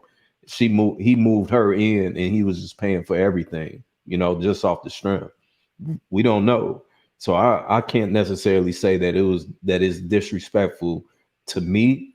But I don't know. What you got, King? I was gonna say this. I believe in free will. I love when people open up their mouth and speak. I think she gave everybody enough information to make informed decisions. Right? So she's saying she wants this. It's like the women that say that they want a guy who's 6 feet tall, makes six figures, yada yada yada. What? There are some women who will tell you what they want, and that should be a wonderful sign that that's not the person for you, right? So let her speak her truth. She wants a guy that's going to pay her bills. She's either going to find it or not. Just be grateful that she said it out loud so you can make an informed decision. Right. So I agree with that last part what King said, because look, let them talk, fellas. Take mental notes. Mm-hmm. That's all you do, and move accordingly. If that's how you're talking, don't get with her, because that's not your lane. Don't go down that street. Don't go down the street and keep it moving. But to me, yeah, it was disrespectful. It was completely disrespectful. We knew what she meant when she said that. We know what she was trying to say. She was trying to be disrespectful continuously. You've been away from this man for over a year or so, and you still having the same conversation. Yeah, you heard about the situation. You heard about how the breakup happened. You heard why he left you or who he left you for. She's heard about that. So yeah, I think it was disrespectful. She just another opportunity for her to take a shot. So it is what it is. So yeah, I think it was very disrespectful. I think it was more distasteful than disrespectful. personally. I'd go distasteful. Yeah. I don't know if it was disrespectful because, like, kind of like King said, like, own up to what you want, what you don't want. You got that right to be able to say that, express it how you want to. But I might not like the taste of broccoli where somebody else does. You know what I mean? Like, not to say that she's broccoli, but you get what I'm saying? Like, somebody might want something like that versus, you know, somebody who's like, you know what? Like you said, that's not my cup of tea, so I'm just not going to sip. But I don't think and I don't know, y'all saying that like it's hurt. Like if anything, I feel like she's probably just expressing her experience with that person. And to me, that's what's distasteful about it because it's like, okay, girl, like instead of keeping it cute, like, well, yeah, it just didn't work out, you know, keep it preserved in a way where like that was y'all private business, you know, keep it that way. But like it, so yeah, speaking on something outside of a relationship, he got a whole nother woman. Maybe there is some hurt there or whatever because like, or unresolved, whatever. But I don't know. I don't know that it was disrespectful. I feel like she should be able to say what she expects or whatever, if that's what she feels. Yeah, go ahead. Because I think both things can be true. There's an extent to where the comments, likes, the dislikes don't matter. And you have to be a very mentally sound, tough person to be able to block out that noise. And I think as an athlete who's experienced that their whole life, it probably comes a little bit easier for you, second nature. And to your point, as someone who wears the title of influencer, there is a part of me that cares about how I'm influencing people and what they think of me and what they have to say of me. So looking back on my decisions, even recently, sitting down and doing a podcast, I felt like there were moments where I articulated myself in a really good way. And then there were moments where if I could go back, I would maybe change the way that I said things because it didn't fully embody my character or my heart. But that's something that I'm learning, right? As athletes, y'all have mastered that because you've done that your whole life. To a certain extent, I think that the biggest thing that you have to go through is you have to understand self-identity. Before we move forward there, how are you feeling with that? Because that is a big moment. Because I've been on shows before where it was like the gotcha moment where the team say, hey, we're going to stay off topic here. We're not going to dive into this. And then you get there and it's like, boom. Yeah. So that was just last week. How do you feel? I feel like I'm learning. You know, I'm trying to continue to have the courage to stand in my power, to be myself, to answer questions honestly and transparently. But I also think that media training and a little PR goes a long way because you don't have to answer every question. Like every comment or DM doesn't deserve a response. I'm learning that. Here's my How? I ain't mad at What she said would contradict what the point that you were trying to make, Rainey. Yeah, you like that? I think that if people just went and said whatever it is that they wanted to say, then that is going to be a humongous issue over time, because then there's no filter. Then nobody is going to care, even when there's pushback. People would just say things off the whim without any accountability for what it is that they're saying. So I think that will spiral society into anarchy. Now, I think that it is a way to go about it and say things, but I think that to an extent that there's some things that's just better left unsaid. And in that case, I would definitely say if she was speaking on their relationship, that was definitely one of those situations. And the only reason why she feels some type of way is because, like everyone said, is because she's getting pushback. And that shouldn't be the case. If you're a grown adult, you should be aware of what it is that you're saying out of your mouth. Because if you're willing to do that in front of people that you don't know, on a panel with a camera in front of you, what the fuck are you saying at home when nobody else is around and it's just you and that man? But Biz, I feel like honestly, you kind of just got it out for me sometimes. Really, I'm gonna be honest with you, because it's like every time I say something, I know Biz is coming behind me with something. I'm gonna say that. Secondly, I mean, that's what we here for. I bet I like that. Check this. No, I'm just playing. I really think. I really feel like if she had not said that, right, then where would the room for growth be? And unfortunately, what we do have is like, for instance, I don't know if y'all remember a long time ago when Britney Spears went in that bathroom and then she came out, she cut her hair off and all of that. Like, you got to consider that some people are growing up in the media, right? Like, some people are growing up under the lens and scope of other people. And it's really up to you if you want to be able to be better or shine in those situations. Like, you know, has she not done that, there would have not been nothing for her to learn from and grow and then show up differently the next time. So that needed to happen. I mean, she did But say, I'm still right, learning. this ain't, yeah. She said that. So I give you see, that. this is the problem that I'm having though. This wasn't the first time she had the opportunity for growth. This wasn't the first time she been questioned on that. When they first broke up and she first found out that he was dating Taylor Swift, she had something to say. Why did she grow then to the point of next time this conversation come up, I'm not even gonna speak on it. That has nothing to do with me. That's the past. I'm in my present. I'm not even gonna get into that. And if somebody brings it to my attention, yeah, I'm not gonna speak on them. That's them. It didn't work out between me and him, and that's that. But see, where was the growth at the end? It wasn't none. So that's why I say she was intentionally being disrespectful. She's hurt. And that's all it is. In my opinion, she's hurt. She's speaking like she's hurt because that's why she continues to talk about it. Look, you're not going to continue to talk about it if you're not hurt from it. As y'all ladies like to say, if she was healed, this conversation would be the way she was. She said, what do I look like doing 50-50? That's not a person who's healed. That's not a person who's okay with the situation. That's the person who's hurt. She would have had different choice of words. Yeah, 50-50 is just not my thing. But she said it in a sarcastic, nasty, disrespectful type manner on purpose because she is hurt, because she is feeling some type of way. She, on the outside looking in, she's a little jealous because I let this one get away. but And now she got some woman who doesn't look as good as I do. What if she just didn't want to say, like, would y'all rather her say, like, oh, well, he broke or he don't spend money, so I don't rock with him? Like, I mean, she just spoke on her preference, and I think ain't nothing wrong with that too. Like, don't get me wrong, I don't think that that's how I would go about speaking about anybody that I used to date out loud, right? Like, period.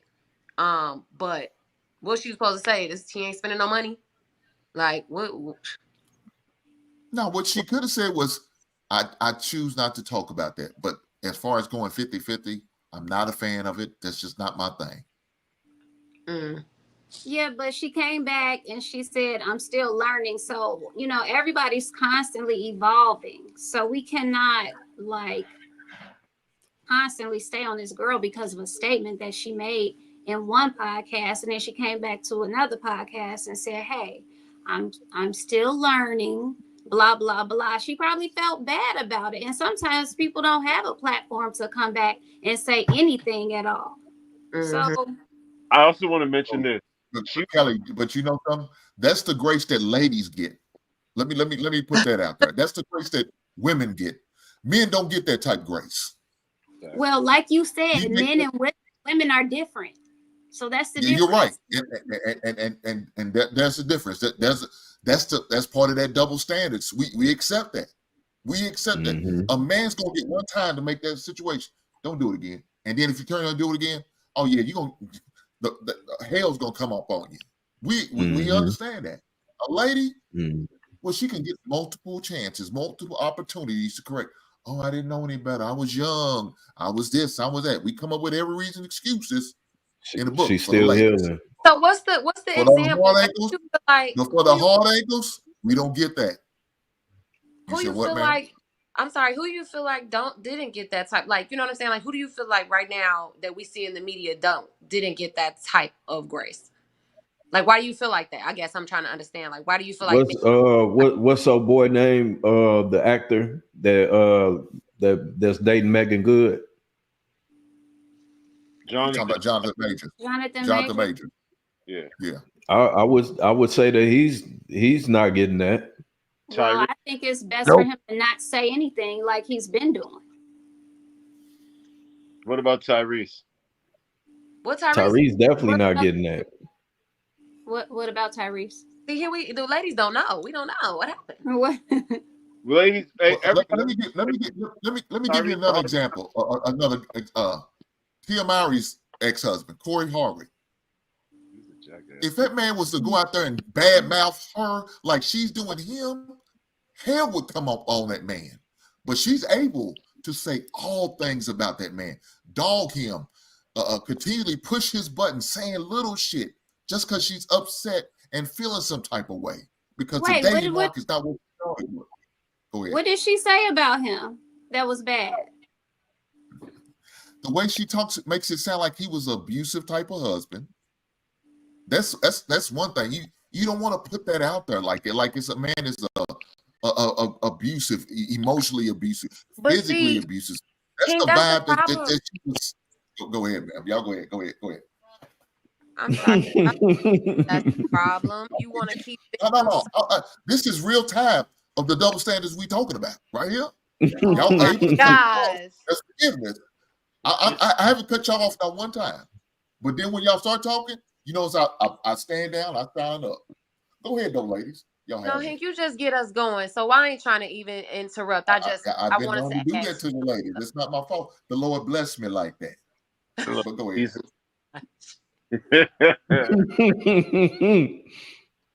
No, I just was about to say like that. You know, keep it okay. So if we're talking about if she made him look like he was mentally and physically abusive, maybe he was being. And I think that's what abusers, how they go undetected for so long, because you want to keep a victim silent, right? Like, what's wrong with her speaking about that? Yeah, we might not look at him the same, but you shouldn't have been putting your hands on that woman or abusing her mentally. But that don't mean he might not be able to get another woman. Somebody gonna want his ass. Somebody. Well, wait a minute. But the thing about it was never no situation of abuse. See, that's what I'm talking about. How do you know? You're right, man. We don't know. We only know what she tells us. Wait a minute. My man's not talking. He's not putting her down. He's not taking shots at her like she's doing him. But maybe he just don't have the same platform. She lost her virginity to him. She's gonna act up. Period. Let me say wait. I can't merch that, because if she was being abused, she was being abused. That's not. I don't know. I digress, y'all. I digress. I'm just keeping it stacked. She waited till she was 25 years old to have sex. She knew she was dating him, and she knew him since she was 19. There's going to be a certain level of emotion that's attached to the whole situation. So they both should have handled it better. Let me say this. I've seen several posts about this woman. I've never heard her say anything negative about him, but she constantly talks about the divorce. Constantly.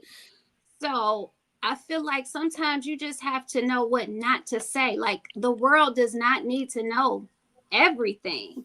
Now, I do know that I believe she was a virgin, like somebody said, and she lost her virginity to him, which means that she didn't have any experience whatsoever with anybody else. And then they got a divorce, because it seems like she never had time to figure her life out. And I think that's why she got a divorce, because she was unhappy. I don't necessarily feel like he did anything to her. It doesn't seem like she's giving off that type of energy. So I don't know like what you heard, but I don't feel like he was abusive to her. I feel like she had some issues that she had to figure out without necessarily having a husband. Maybe she feel like she was like held back from life because she was giving so much to a husband and kids, etc.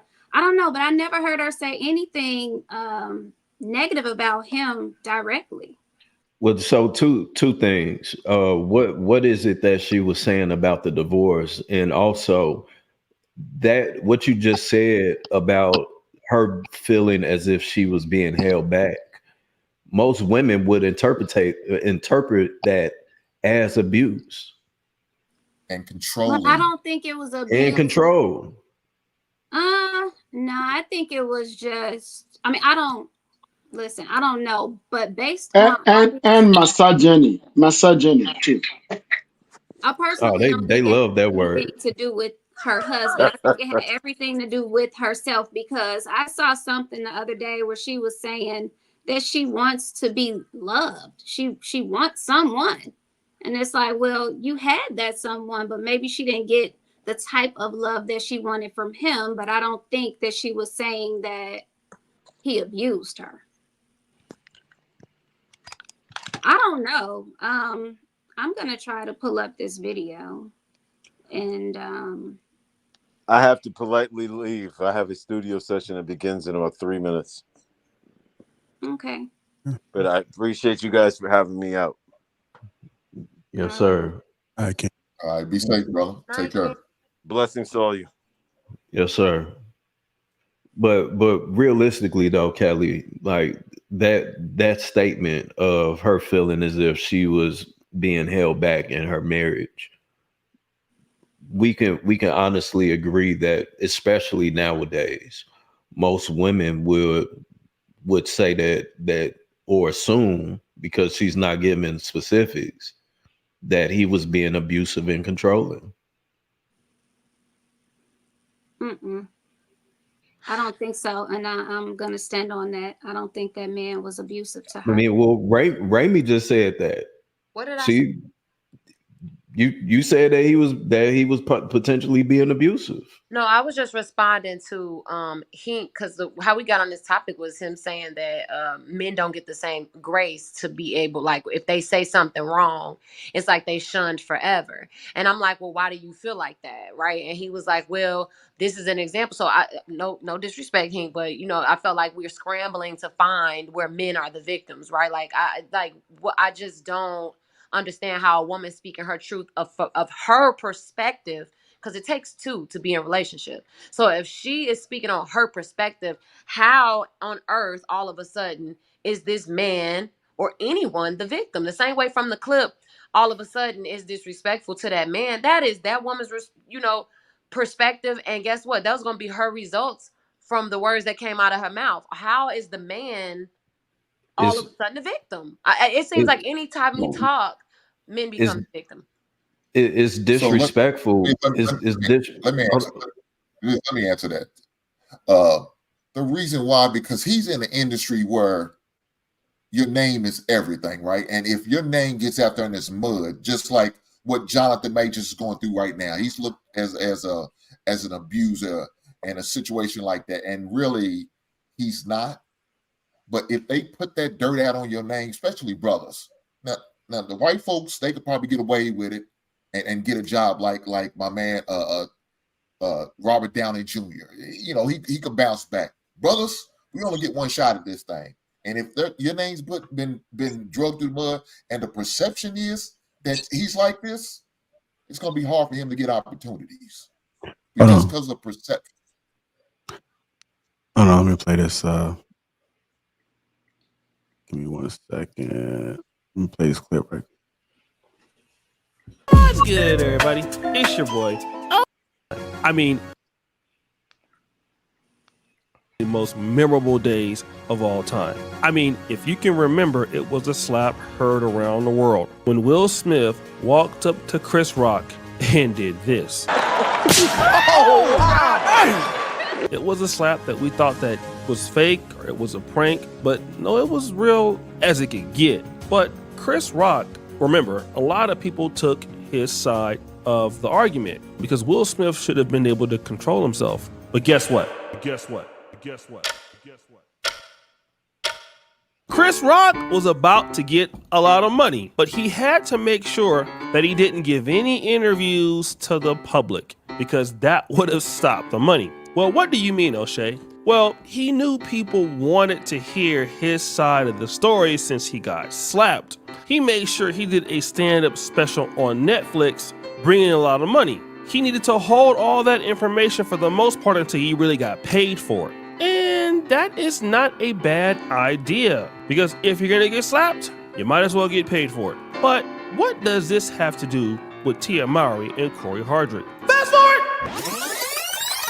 I'm glad you asked that question. You see, Tia Mowry, later on that year in 2022, filed for divorce from Corey Hardrick, stating irreconcilable differences. Of those, we don't know what they were, But we didn't know that she graduated from marriage and all of that stuff, and she wanted to be free, explore her options, all of those things that pretty much belittled Corey Hardrick and made him look incompetent without saying that he was incompetent. But you know what she probably intended to do? She probably thought that he would be stuck without her. And she's right. It probably did hurt. But this is not the first time that this sort of thing happens with women. Even though I don't want to be with him anymore, there is a part of me that wants him to still want to be with me. And when I kind of think about like what gets me upset, or why am I so sad about certain things, of him wanting to also go through with the divorce, if I don't want to be with him. My problem is not that I don't value myself or I don't have self-love. I think if I didn't, I would continue to be in this relationship. And I feel like this found awareness of myself and the self-love has brought me to this point of wanting to get the divorce and move on and find someone or many someones that fulfill me, more.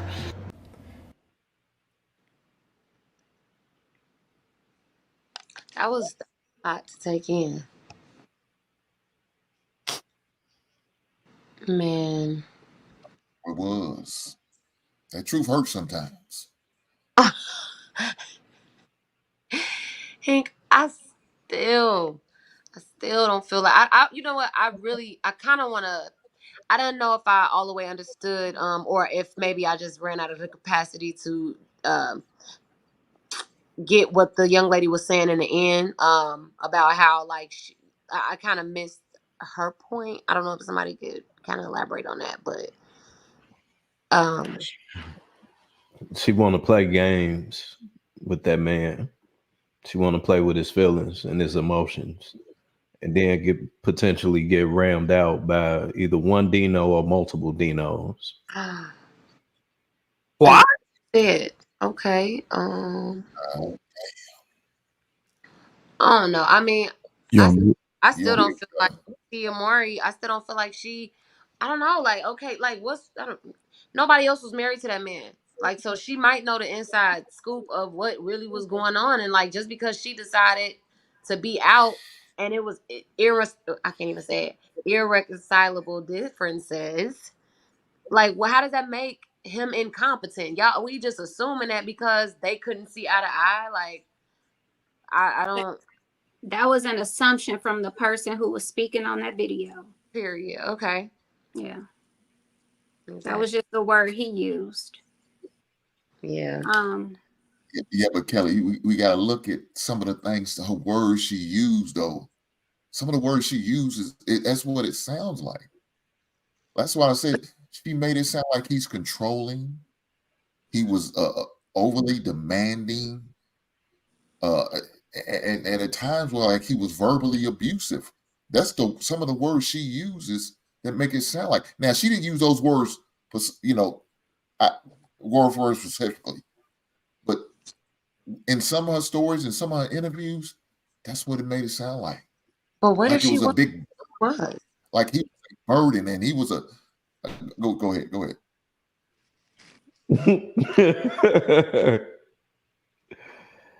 She can't help herself. Don't get quiet now. Go ahead, No, man. I think it's a lag or something because I only speak when you kind of like pause and then boom, it's like I'm interrupting you, and that's never like I never open my mouth as words are coming out of yours. So I'll just dial back. Look, I'm again. You went here earlier. Me and Viz is used to this abuse on Wednesdays. We come to accept that. And you are one of the ones. I'm finna go heat up y'all bottle. I'm finna go heat up y'all some bottles in the microwave. I was a victim of Ray's last week. Oh my God. Doing after the divorce. And I thought that maybe this was like her trying to say that she missed Corey Hardrick, or maybe she regretted what she was doing. But no, Tia Mowry doesn't regret that at all. And let me prove what I'm talking about. Let's check out this particular clip here in the background where you see she just posted this, "Are you scared of doing things alone? How it feels to do things alone." And you see this her by herself, and she's trying to basically say like, hey, this is my life after the divorce. Look at me overcoming it. Basically trying to align with a lot of women who are doing the same thing. But let's look at the Instagram post itself, what she wrote in the caption. Sad music! For a long time, I confused being alone with loneliness, but I come to realize that loneliness and solitude are two very different things. Solitude is not a punishment, it is a gift. Sitting in solitude is where the magic happens. It's in those quiet moments that you hear your inner whispers. What in the hell? And discover the peace within yourself. I'm learning to truly love my own company, and this journey has been powerful. Like, she says this every freaking week, okay? And nobody is dumb. This is the same thing that you're always saying all the time. And Corey Hardrick is never singing these things because he just doesn't care. But it makes sense why Tia Mowry is doing this same thing almost every other day.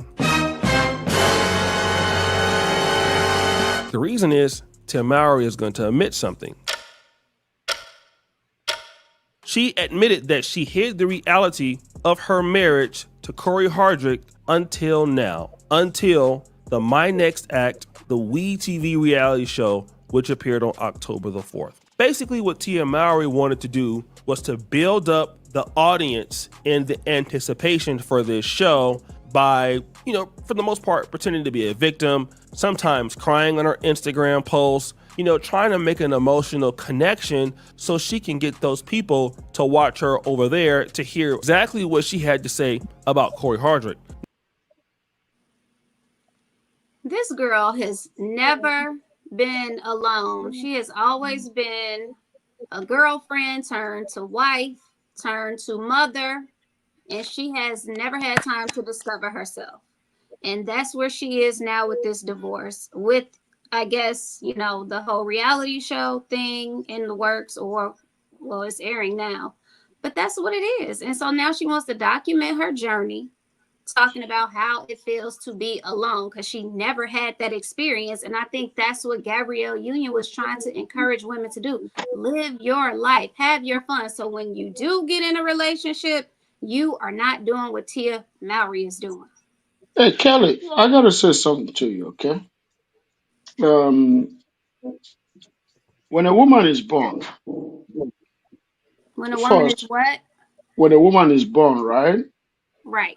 You gotta understand that the world is biased and the world is structured, not just by man, but by God. So when a girl is born, she goes through the guidance of her parents, Correct. or through the cover of her parents. When she gets out of that cover of her parents, she has to be covered at all times, right? Meaning that she goes under the cover of a man. A woman is never made to be alone, to go out there and hunt. Men are made to do that. Yeah, I get that. Set the West aside, the Western whatever it is aside, right? That's why most women are miserable today, because if you look at her, right, she went from the cover of her parents to the cover of a man, but because she was looking at what other women like Gabrielle Union is saying, you got to look at the life of Gabrielle Union. Do you want to have her lifestyle? Do you want to have the kind of life that she has? I don't think so. This is a woman that has been there, done that. She doesn't have any child of her own through her own body, right? Who are you talking about? Gabrielle Union? Yep. Yep. That's what I'm talking about. So if you look at her lifestyle, look at what she's been through. I don't think there is any woman out there that wants to be Gabrielle Union. I mean, she has a kid, though. She has a kid through. Children. Okay. Do you want to do that? Is that how nature predicts it to be? Is that how any woman is satisfied? That's the last resort. Okay, You well, don't want to do. the point that I'm I was coming. I'm making. going to let you roll. You don't want to resort to the last option of your life, because guess what? Nobody want to be the last. Nobody want to take the last option. Nobody want to be in the last position. All of us want to do something natural so that way we can beat our chest and say we did this. That's what we call being a champion. We don't want to be a failure. You see, I'm coming now, I will land. So Okay, we land gotta the be. plane. We Land. got come. Excuse me, ma'am. Excuse me, ma'am. You've been talking for a long time. The reason why I For a long said time. this is because the reason why I said this is because you don't understand how much I know. I'm not going to tell you. I'm a man. I'm not a woman. But I'm going to tell you. You don't understand that there are women out there that come outside in front of television in public and say whatever they want to say. Once that spotlight is turned off, guess what? They cry. They cry. They cry and cry because guess what? They cannot obtain what most women can obtain. I don't wish anybody to go through that kind of lifestyle. Gabriel Union is not a lifestyle that most women want to emulate. Let's not encourage women to go through that kind of thing. No, it's not a lifestyle that I wish anybody to emulate at all. Go Okay. ahead, my lady. So I think the point that Gabrielle Union was making was just to live your life. That's it. She wasn't saying don't ever get married, don't ever have kids. She was just saying live your life and don't let social media rush you. That's all. So, I mean, as far as Tia Mowry, I just feel like she lived her life with a husband and with kids early on, and she never got a chance to discover who she was as a woman. And that's what she's doing now. That's it. Now, as far Well, as Gabrielle Union, are we discounting her because she didn't carry her own daughter? Does that make her Of less course, than a woman? of course, it is. It makes her less of a woman Are by you less nature. than a man? If I don't, I'm less of a man. If I'm Are you embarrassed, less than a man because you're are you less of a man because you are speaking on women and you don't have the experience of a woman? Does that make you guess less what? than a man? I'm not the one that make those rules. Nature make those rules. No, you I didn't. spoke on women. No, I speak on women just like women can speak on a man, but you speak of facts. Okay, Any so man, back I'm here, coming. Let me finish. Don't interrupt me. you Any man. interrupted me. No, you were done talking. Any No, man. you made me end what I was saying. I didn't finish my Okay, statement. finish up. Let me Go talk. Okay, ahead. finish up. Go ahead. Okay. So look at the thing. You see how I feel now? A woman that had if Gabriel Union, right, never had what it takes to have a child at certain age, right, I will have compassion for her because guess what? It wasn't her fault. But if she waited until she was like 48 to start having kids, or 45 to start having kids that she was supposed to have when she was much younger or before 40. Now I'm going to speak because she had all the time that she was supposed to have knocked those things out, but she chose not to. She wanted to go and make it. She wanted to go and do what men supposed to do. She wanted to be a man. But if How? she had resorted to being a woman by staying back, she had been married before. You remember that? She How long? was once married, right? She was married before and she And was she boxed abused her in that husband, right? relationship, so she didn't choose to have children. No, but when she was married, did she pursue having kids? No, she didn't. She pursued career first. Well, okay, what's wrong with that? Everything is wrong with that. That's not, it wasn't Married, wrong for her. That was the decision well, that it she was wrong for her. That's what I'm trying to tell you. That women are not, that certain women are not thinking right. Whenever you're married, the first thing you do after that wedding is over is start planning to have children. You don't wait when the wedding because is guess over. what? As a woman, time doesn't wait for you. You don't Wait, but have all that time. she didn't stay with that man because she was abused in that relationship, right? Nope. She No. wasn't she wasn't being abused in the relationship. She was abusing the man. The man was abusing her. Remember, she said that they both Okay, so abusing each other. she didn't want children with him. Well, it's her fault. She should have known that before she got married with him at the first place. She should have. If she didn't want to Yes, be with that man, she should have had kids with him. That's what you're she saying. shouldn't have been married with him at the first place. She shouldn't have married him. That's right. Okay, but she did. What she did is her fault. Okay, and then they got a divorce. And then, well, okay, when she got her divorce, guess what? Divorce is not always the last resort because people disagree. This is the culture that we have. I don't like you. I don't have feelings for you. Why should I like you to be married to you? Why should I have feelings to be married to you? The marriage is not about like and feelings. You see what I'm saying? It's about investment. When you get into a marriage, the first thing that will occur to your mind is this: I want to marry this man because I want to start a family with him. I want to build the next generation, not because I love him, not because I like him, not because he tickles me. No, that is not the basis of marriage. That is why the marriage before now was the best. But today, you guys want to have feelings for the man. You want to feel certain way. You want to be tickled. What about you tickle the man? What about you make the man feel happy? You don't want to do that, but it's all about you. You guys, I Today's think we're women are talking very about a selfish reunion. in attitude, and it's sad, but it's not every woman. Very few. The good thing is that not every woman is like that. Not every woman is I that am selfish. a woman. You see what I'm saying, right? So you gotta take that thing away. Take that away. Stop saying that. Oh, Tia Mario Gabriel Union wasn't happy. Marriage is never about happiness. Let me tell you. Let me tell you. If marriage was about happiness, I wouldn't have been married today. But it Okay. has ups and downs, arguments every day arguments. But guess what? It takes virtue to be married. It takes what? Virtue. You must be somebody Virtue. of virtue. It takes God's grace. It takes somebody being loyal to someone else. Somebody seeing something above himself. You take away the selfishness out of you and put the selflessness in on you. That's how marriage comes to be. You see what Hmm. I'm saying? It's not about your happiness. You can, in fact, when you understand that it's about the children, it's about the community, not you, then you will understand that these women are not women you should be looking up to. Okay, They are, I didn't say that I looked up to those women. We were but just don't defend their discussing happiness. what? If you're not looking up to them, don't defend their happiness.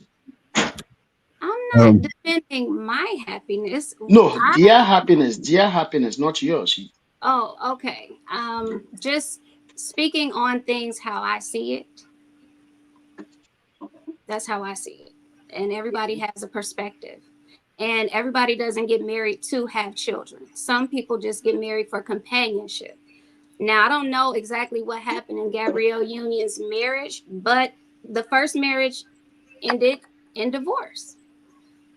It didn't work out. Something didn't allow them to move forward and have children.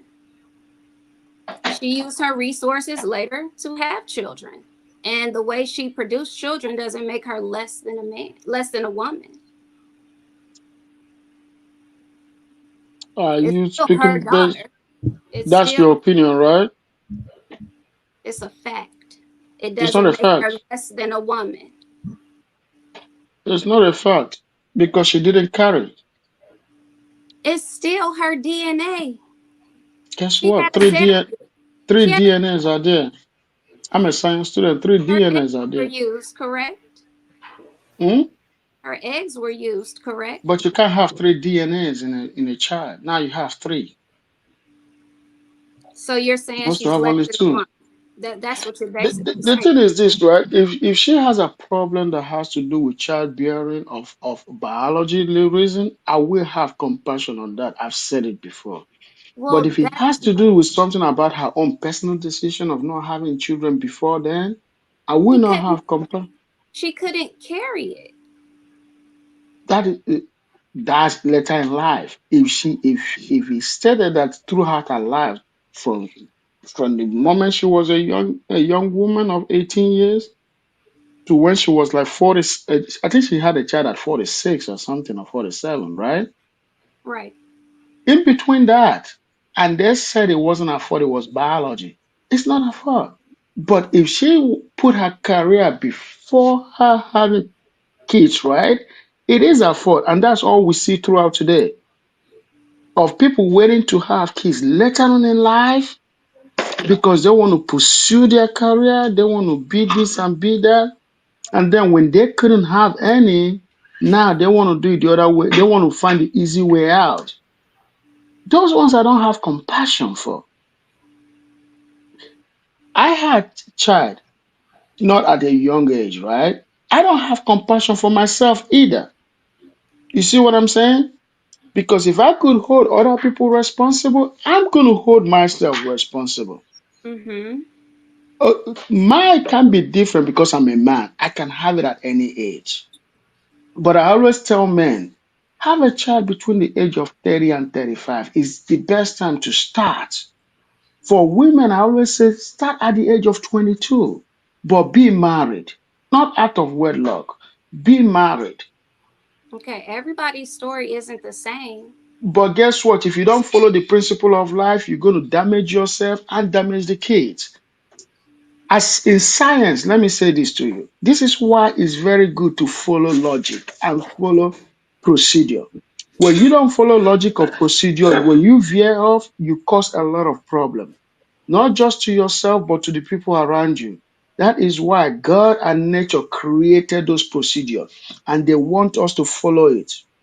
When you say that life is partnership, marriage is never partnership. Who said that? When I You said, said some people, okay, it might be the other lady that said it. So marriage is not partnership. Life is not partnership. Having children out of wedlock is not good. God and nature created those procedures for us to follow. So when you follow that procedure, you win as a mother. The children win as the next generation. The man might suffer for it because nature makes a man suffer for months, but at the end of the day, he has a legacy. okay, the both women we were talking about, they had their kids in their marriages. Okay, good. They have their kids in their marriage, but one left, right? Tia Mowry And left. Yes. she left crying on television every day, sharing tears for we to feel Yeah, sorry I for don't her. agree with that part of it. Why would I feel sorry for her? What? I wouldn't feel sorry for somebody like that. No, I don't agree with her exposing their relationship in any capacity. I mean, I don't, but she gets online and she talks about it. But I guess that's part of her reality show. It sucks if she's gonna have to expose her family to make money. That's why I So say women shouldn't. she chose her career first. Yeah, she did, and she will pay the price someday. She has her children too, though. And her children will make her pay that price. That's one thing we don't understand about life. Let me say this real quick, right? This is one thing we don't understand about life as women, and for men and women. We put our children behind a burner, and then we think that is all about us. And then when you are in your 50s or 60s or 70s, when you're about to retire, your kids don't come around. And you start saying that these kids aren't shit, these kids this, these kids don't have respect for their parents. But then you forgot how you raised them. Damn. You neglected those kids. You put yourself before them. You didn't care about those kids. And now they're punishing you. You crying about it. You are that nursing home, the children never come around. They only come around to find out if you're already dead so that they can take up the inheritance. That's why they're showing up, to see if you're dead. And then you hate those kids that you didn't give a damn about 30 something years ago, 40 something years ago. This is why when people tell me that parents are nursing home and not being visited by their kids, I ask them, how was that child raised? Did that parents neglect them when they were little kids? I'm not saying that you should give them all they want. No, you shouldn't. You have to discipline them. But at the same time, you also have to extend love to your children because what goes around comes around. Hold on, No, let me get to these couple super chats right quick. Man's Perception $2 says, "What makes you entitled to a man's resources?" KS. Bruiser just super chatted $20. Appreciate you, brother.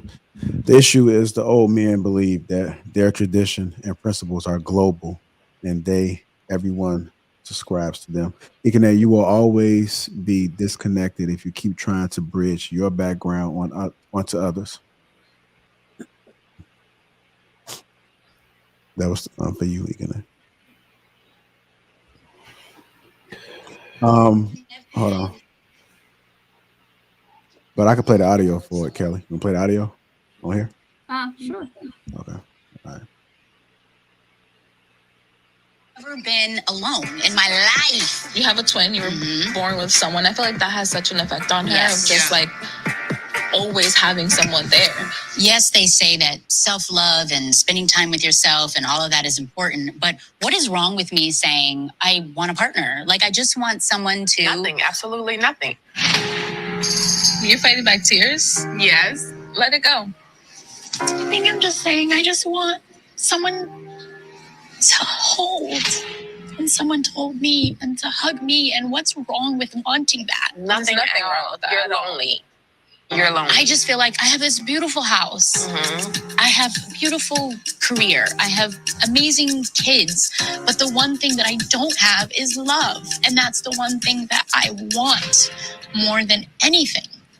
You feel lonely even though you have a tribe around you. I do.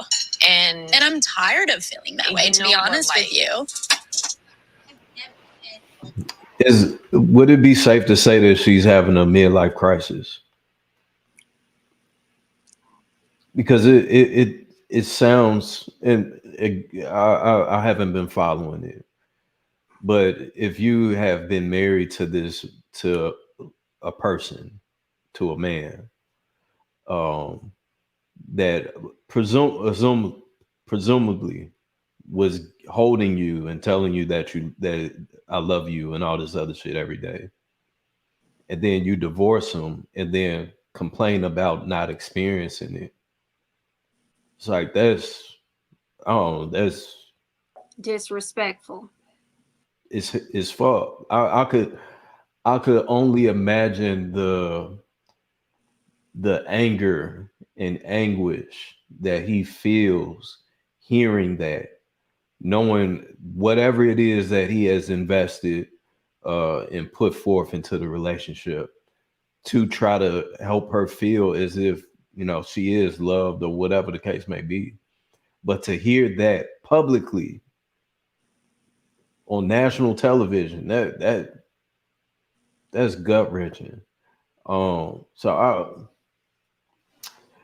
don't know if it's a like I said, midlife crisis, or if this is just the effects of social media, to where it's like, okay, I want to feel what everyone else is saying that they feel, you know, type of deal. Let me sabotage what it is that I have, so that I can later on complain about it and sob on TV to try to get some type of sympathy from other people.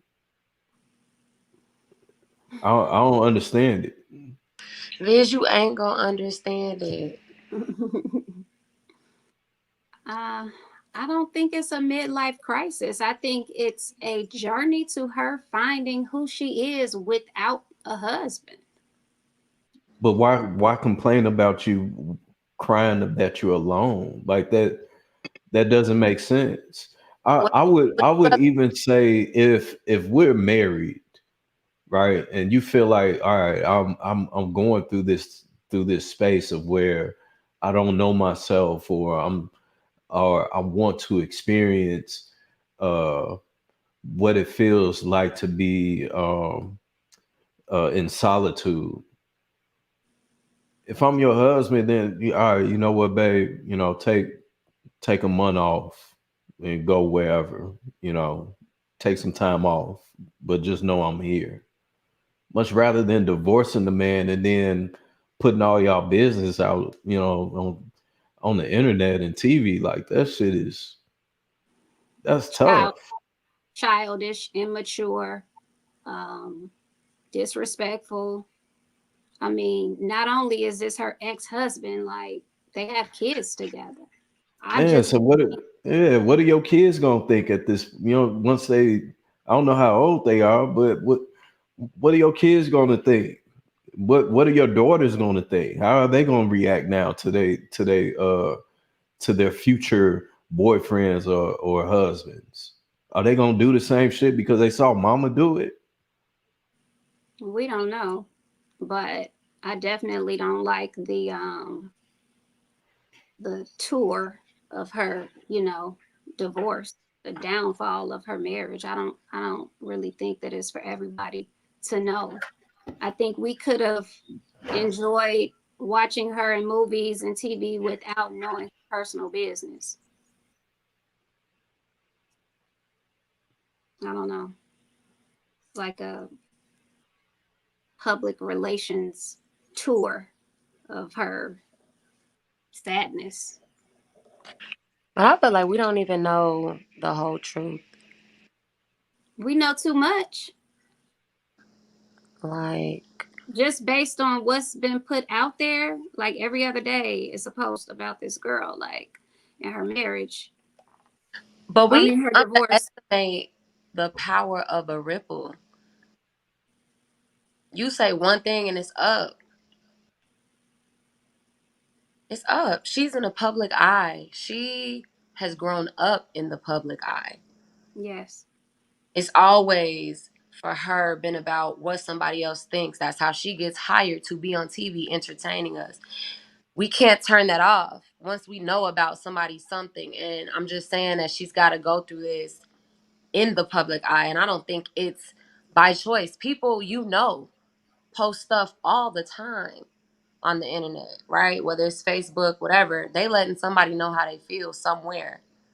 That one grain drop makes waves. So it's we can't forget that, What do you mean by that? What I mean by that is we're getting down on her for speaking up about her. All I hear right now is us drilling her always posting. It's about attention when at the end of the day, some of that she might not be able to help. Well, no, I'm not saying that she's been posting this, but there have been posts made about it. I'm not saying she had control over the post, but she has control over what she's saying in the public eye in regards to her divorce. That's true. That's true. That's very from I the guess clips you that know we what? just saw, everything that we saw was her saying it. I don't understand what you mean by that. I guess I'm saying, not I guess I'm saying, she is grieving.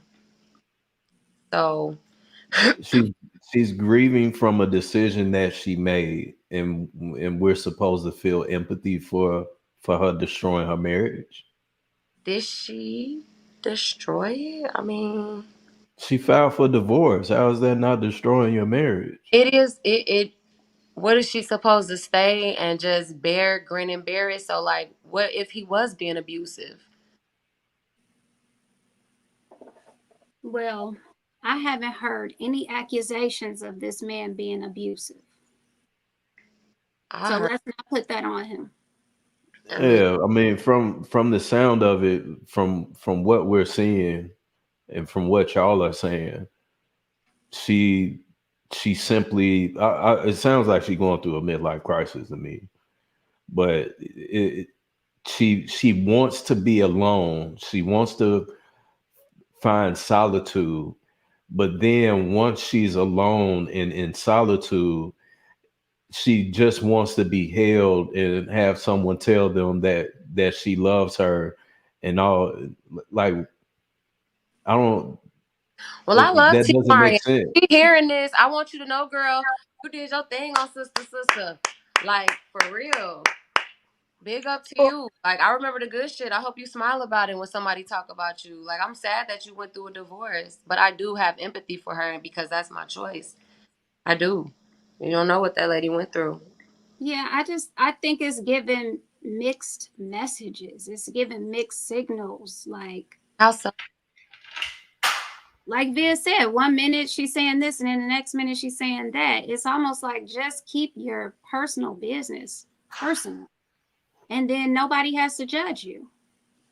Yeah, it's not like every single celebrity. We know every single celebrity. We know their business that's going on in their marriage. Like that's the furthest from the truth. If anything, we know uh once it gets out in the public eye, if somebody files divorce or if the police was called or some shit like that, then yeah, okay. But for you to willingly go on platforms and express all of these things uh and experiences that you had with a person that's still alive and could very much well turn on the television and see it. Like You know what, that's Viv? some weird ass shit. All time we forget they are still actors and actresses. Like this could be a crazy storyline that just Which would make it even worse because this is influencing other women to have this same weird ass concept. that's what media is. I mean, but I don't think people Which are is as worse. far as getting a divorce just to create a storyline. Maybe not.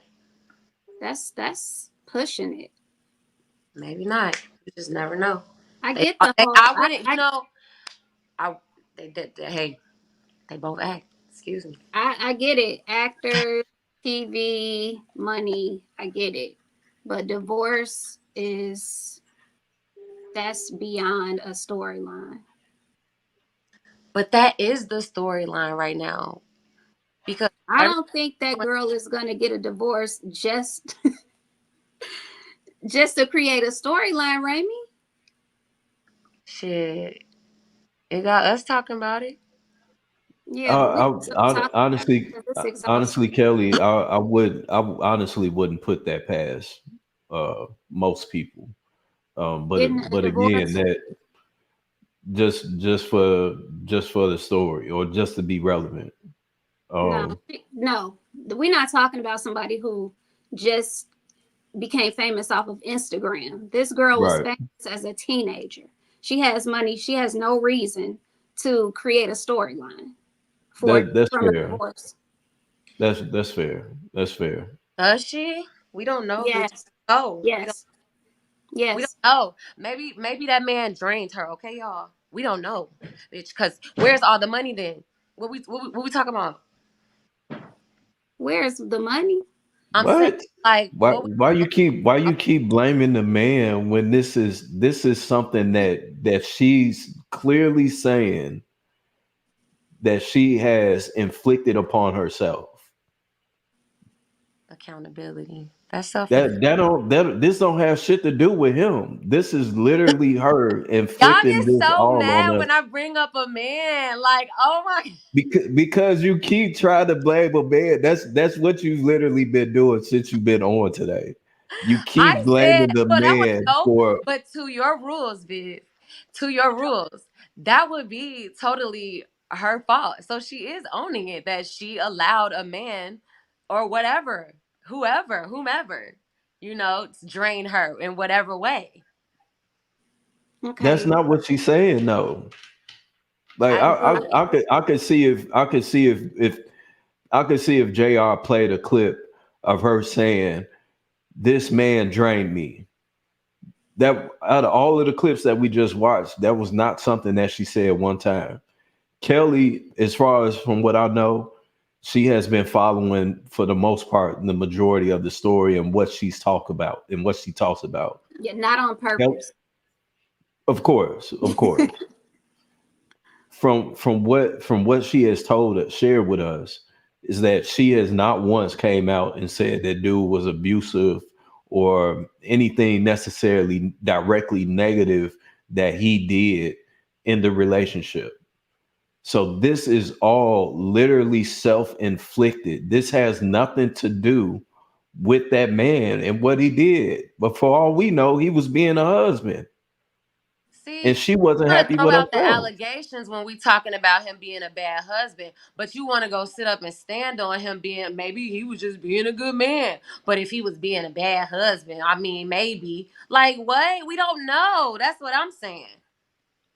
But you keep blaming it on the man, though. That's all that I'm saying. You We keep bringing it back to the man and him being abusive You are and your him partner. draining him. we don't know too much of his side, but she has given us a lot of her side. And based on that, it seems like she's missed something. And I don't think it has anything to do with him. She, on the video that we just played, she was saying she wants someone to love her, to hold her, to do all these things.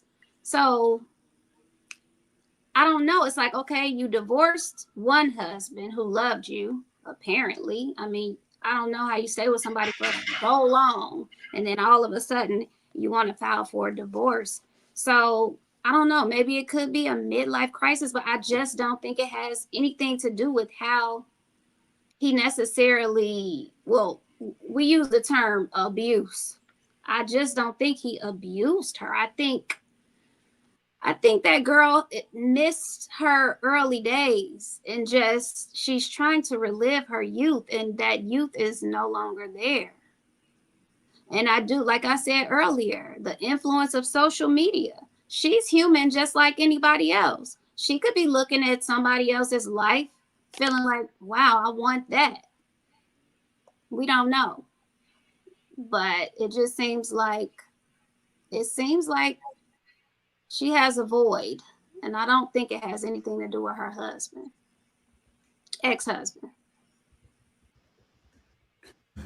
I don't think he's gonna say anything too much, really. I think because she's the mother of his children, I think that he has respect for her just because of that. He don't want to make her look bad. Now, what she decides to do, it's kind of like on her.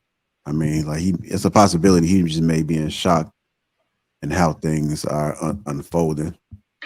Like I believe she's been in the spotlight a little bit longer than him, or maybe a lot longer than she was a child.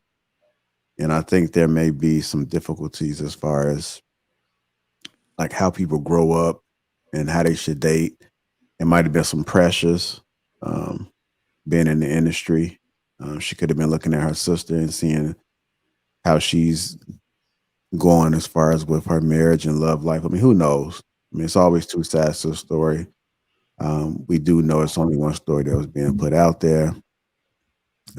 Either way, it's still a fail up on both parts, and there are children involved, which is the most important piece. So, I mean, hopefully, they're able to co-parent and do whatever it is they need to do.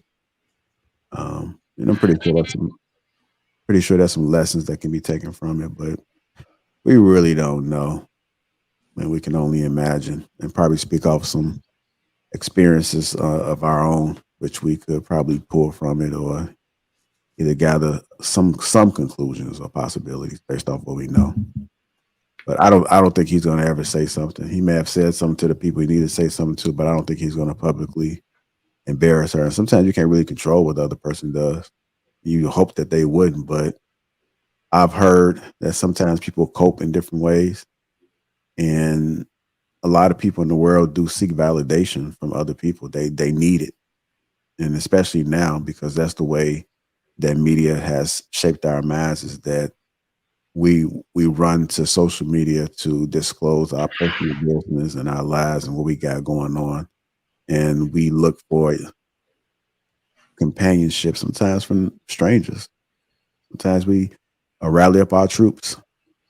You got celebrities like Nicki Minaj and Cardi B, that's how they rally up their fans, they tribe. And as long as they tribe is supporting them, and that's really just all they need. Sometimes it's hard to get that truth from everybody else. Either way, man, it's about that time, man. I think we've been on a little bit long. Well, thank everybody for tuning in tonight. Appreciate you, Ekene, for pulling up. As always. You're my brother. Right. Like, I'm gonna have to get that outfit, man. Hey, that one right there. That thing been sitting. That one been sitting there for a long ass time, Ekene. No, I haven't changed it. But you know what? I'm going to change it tomorrow. Thank you for saying that. I'm going to change it to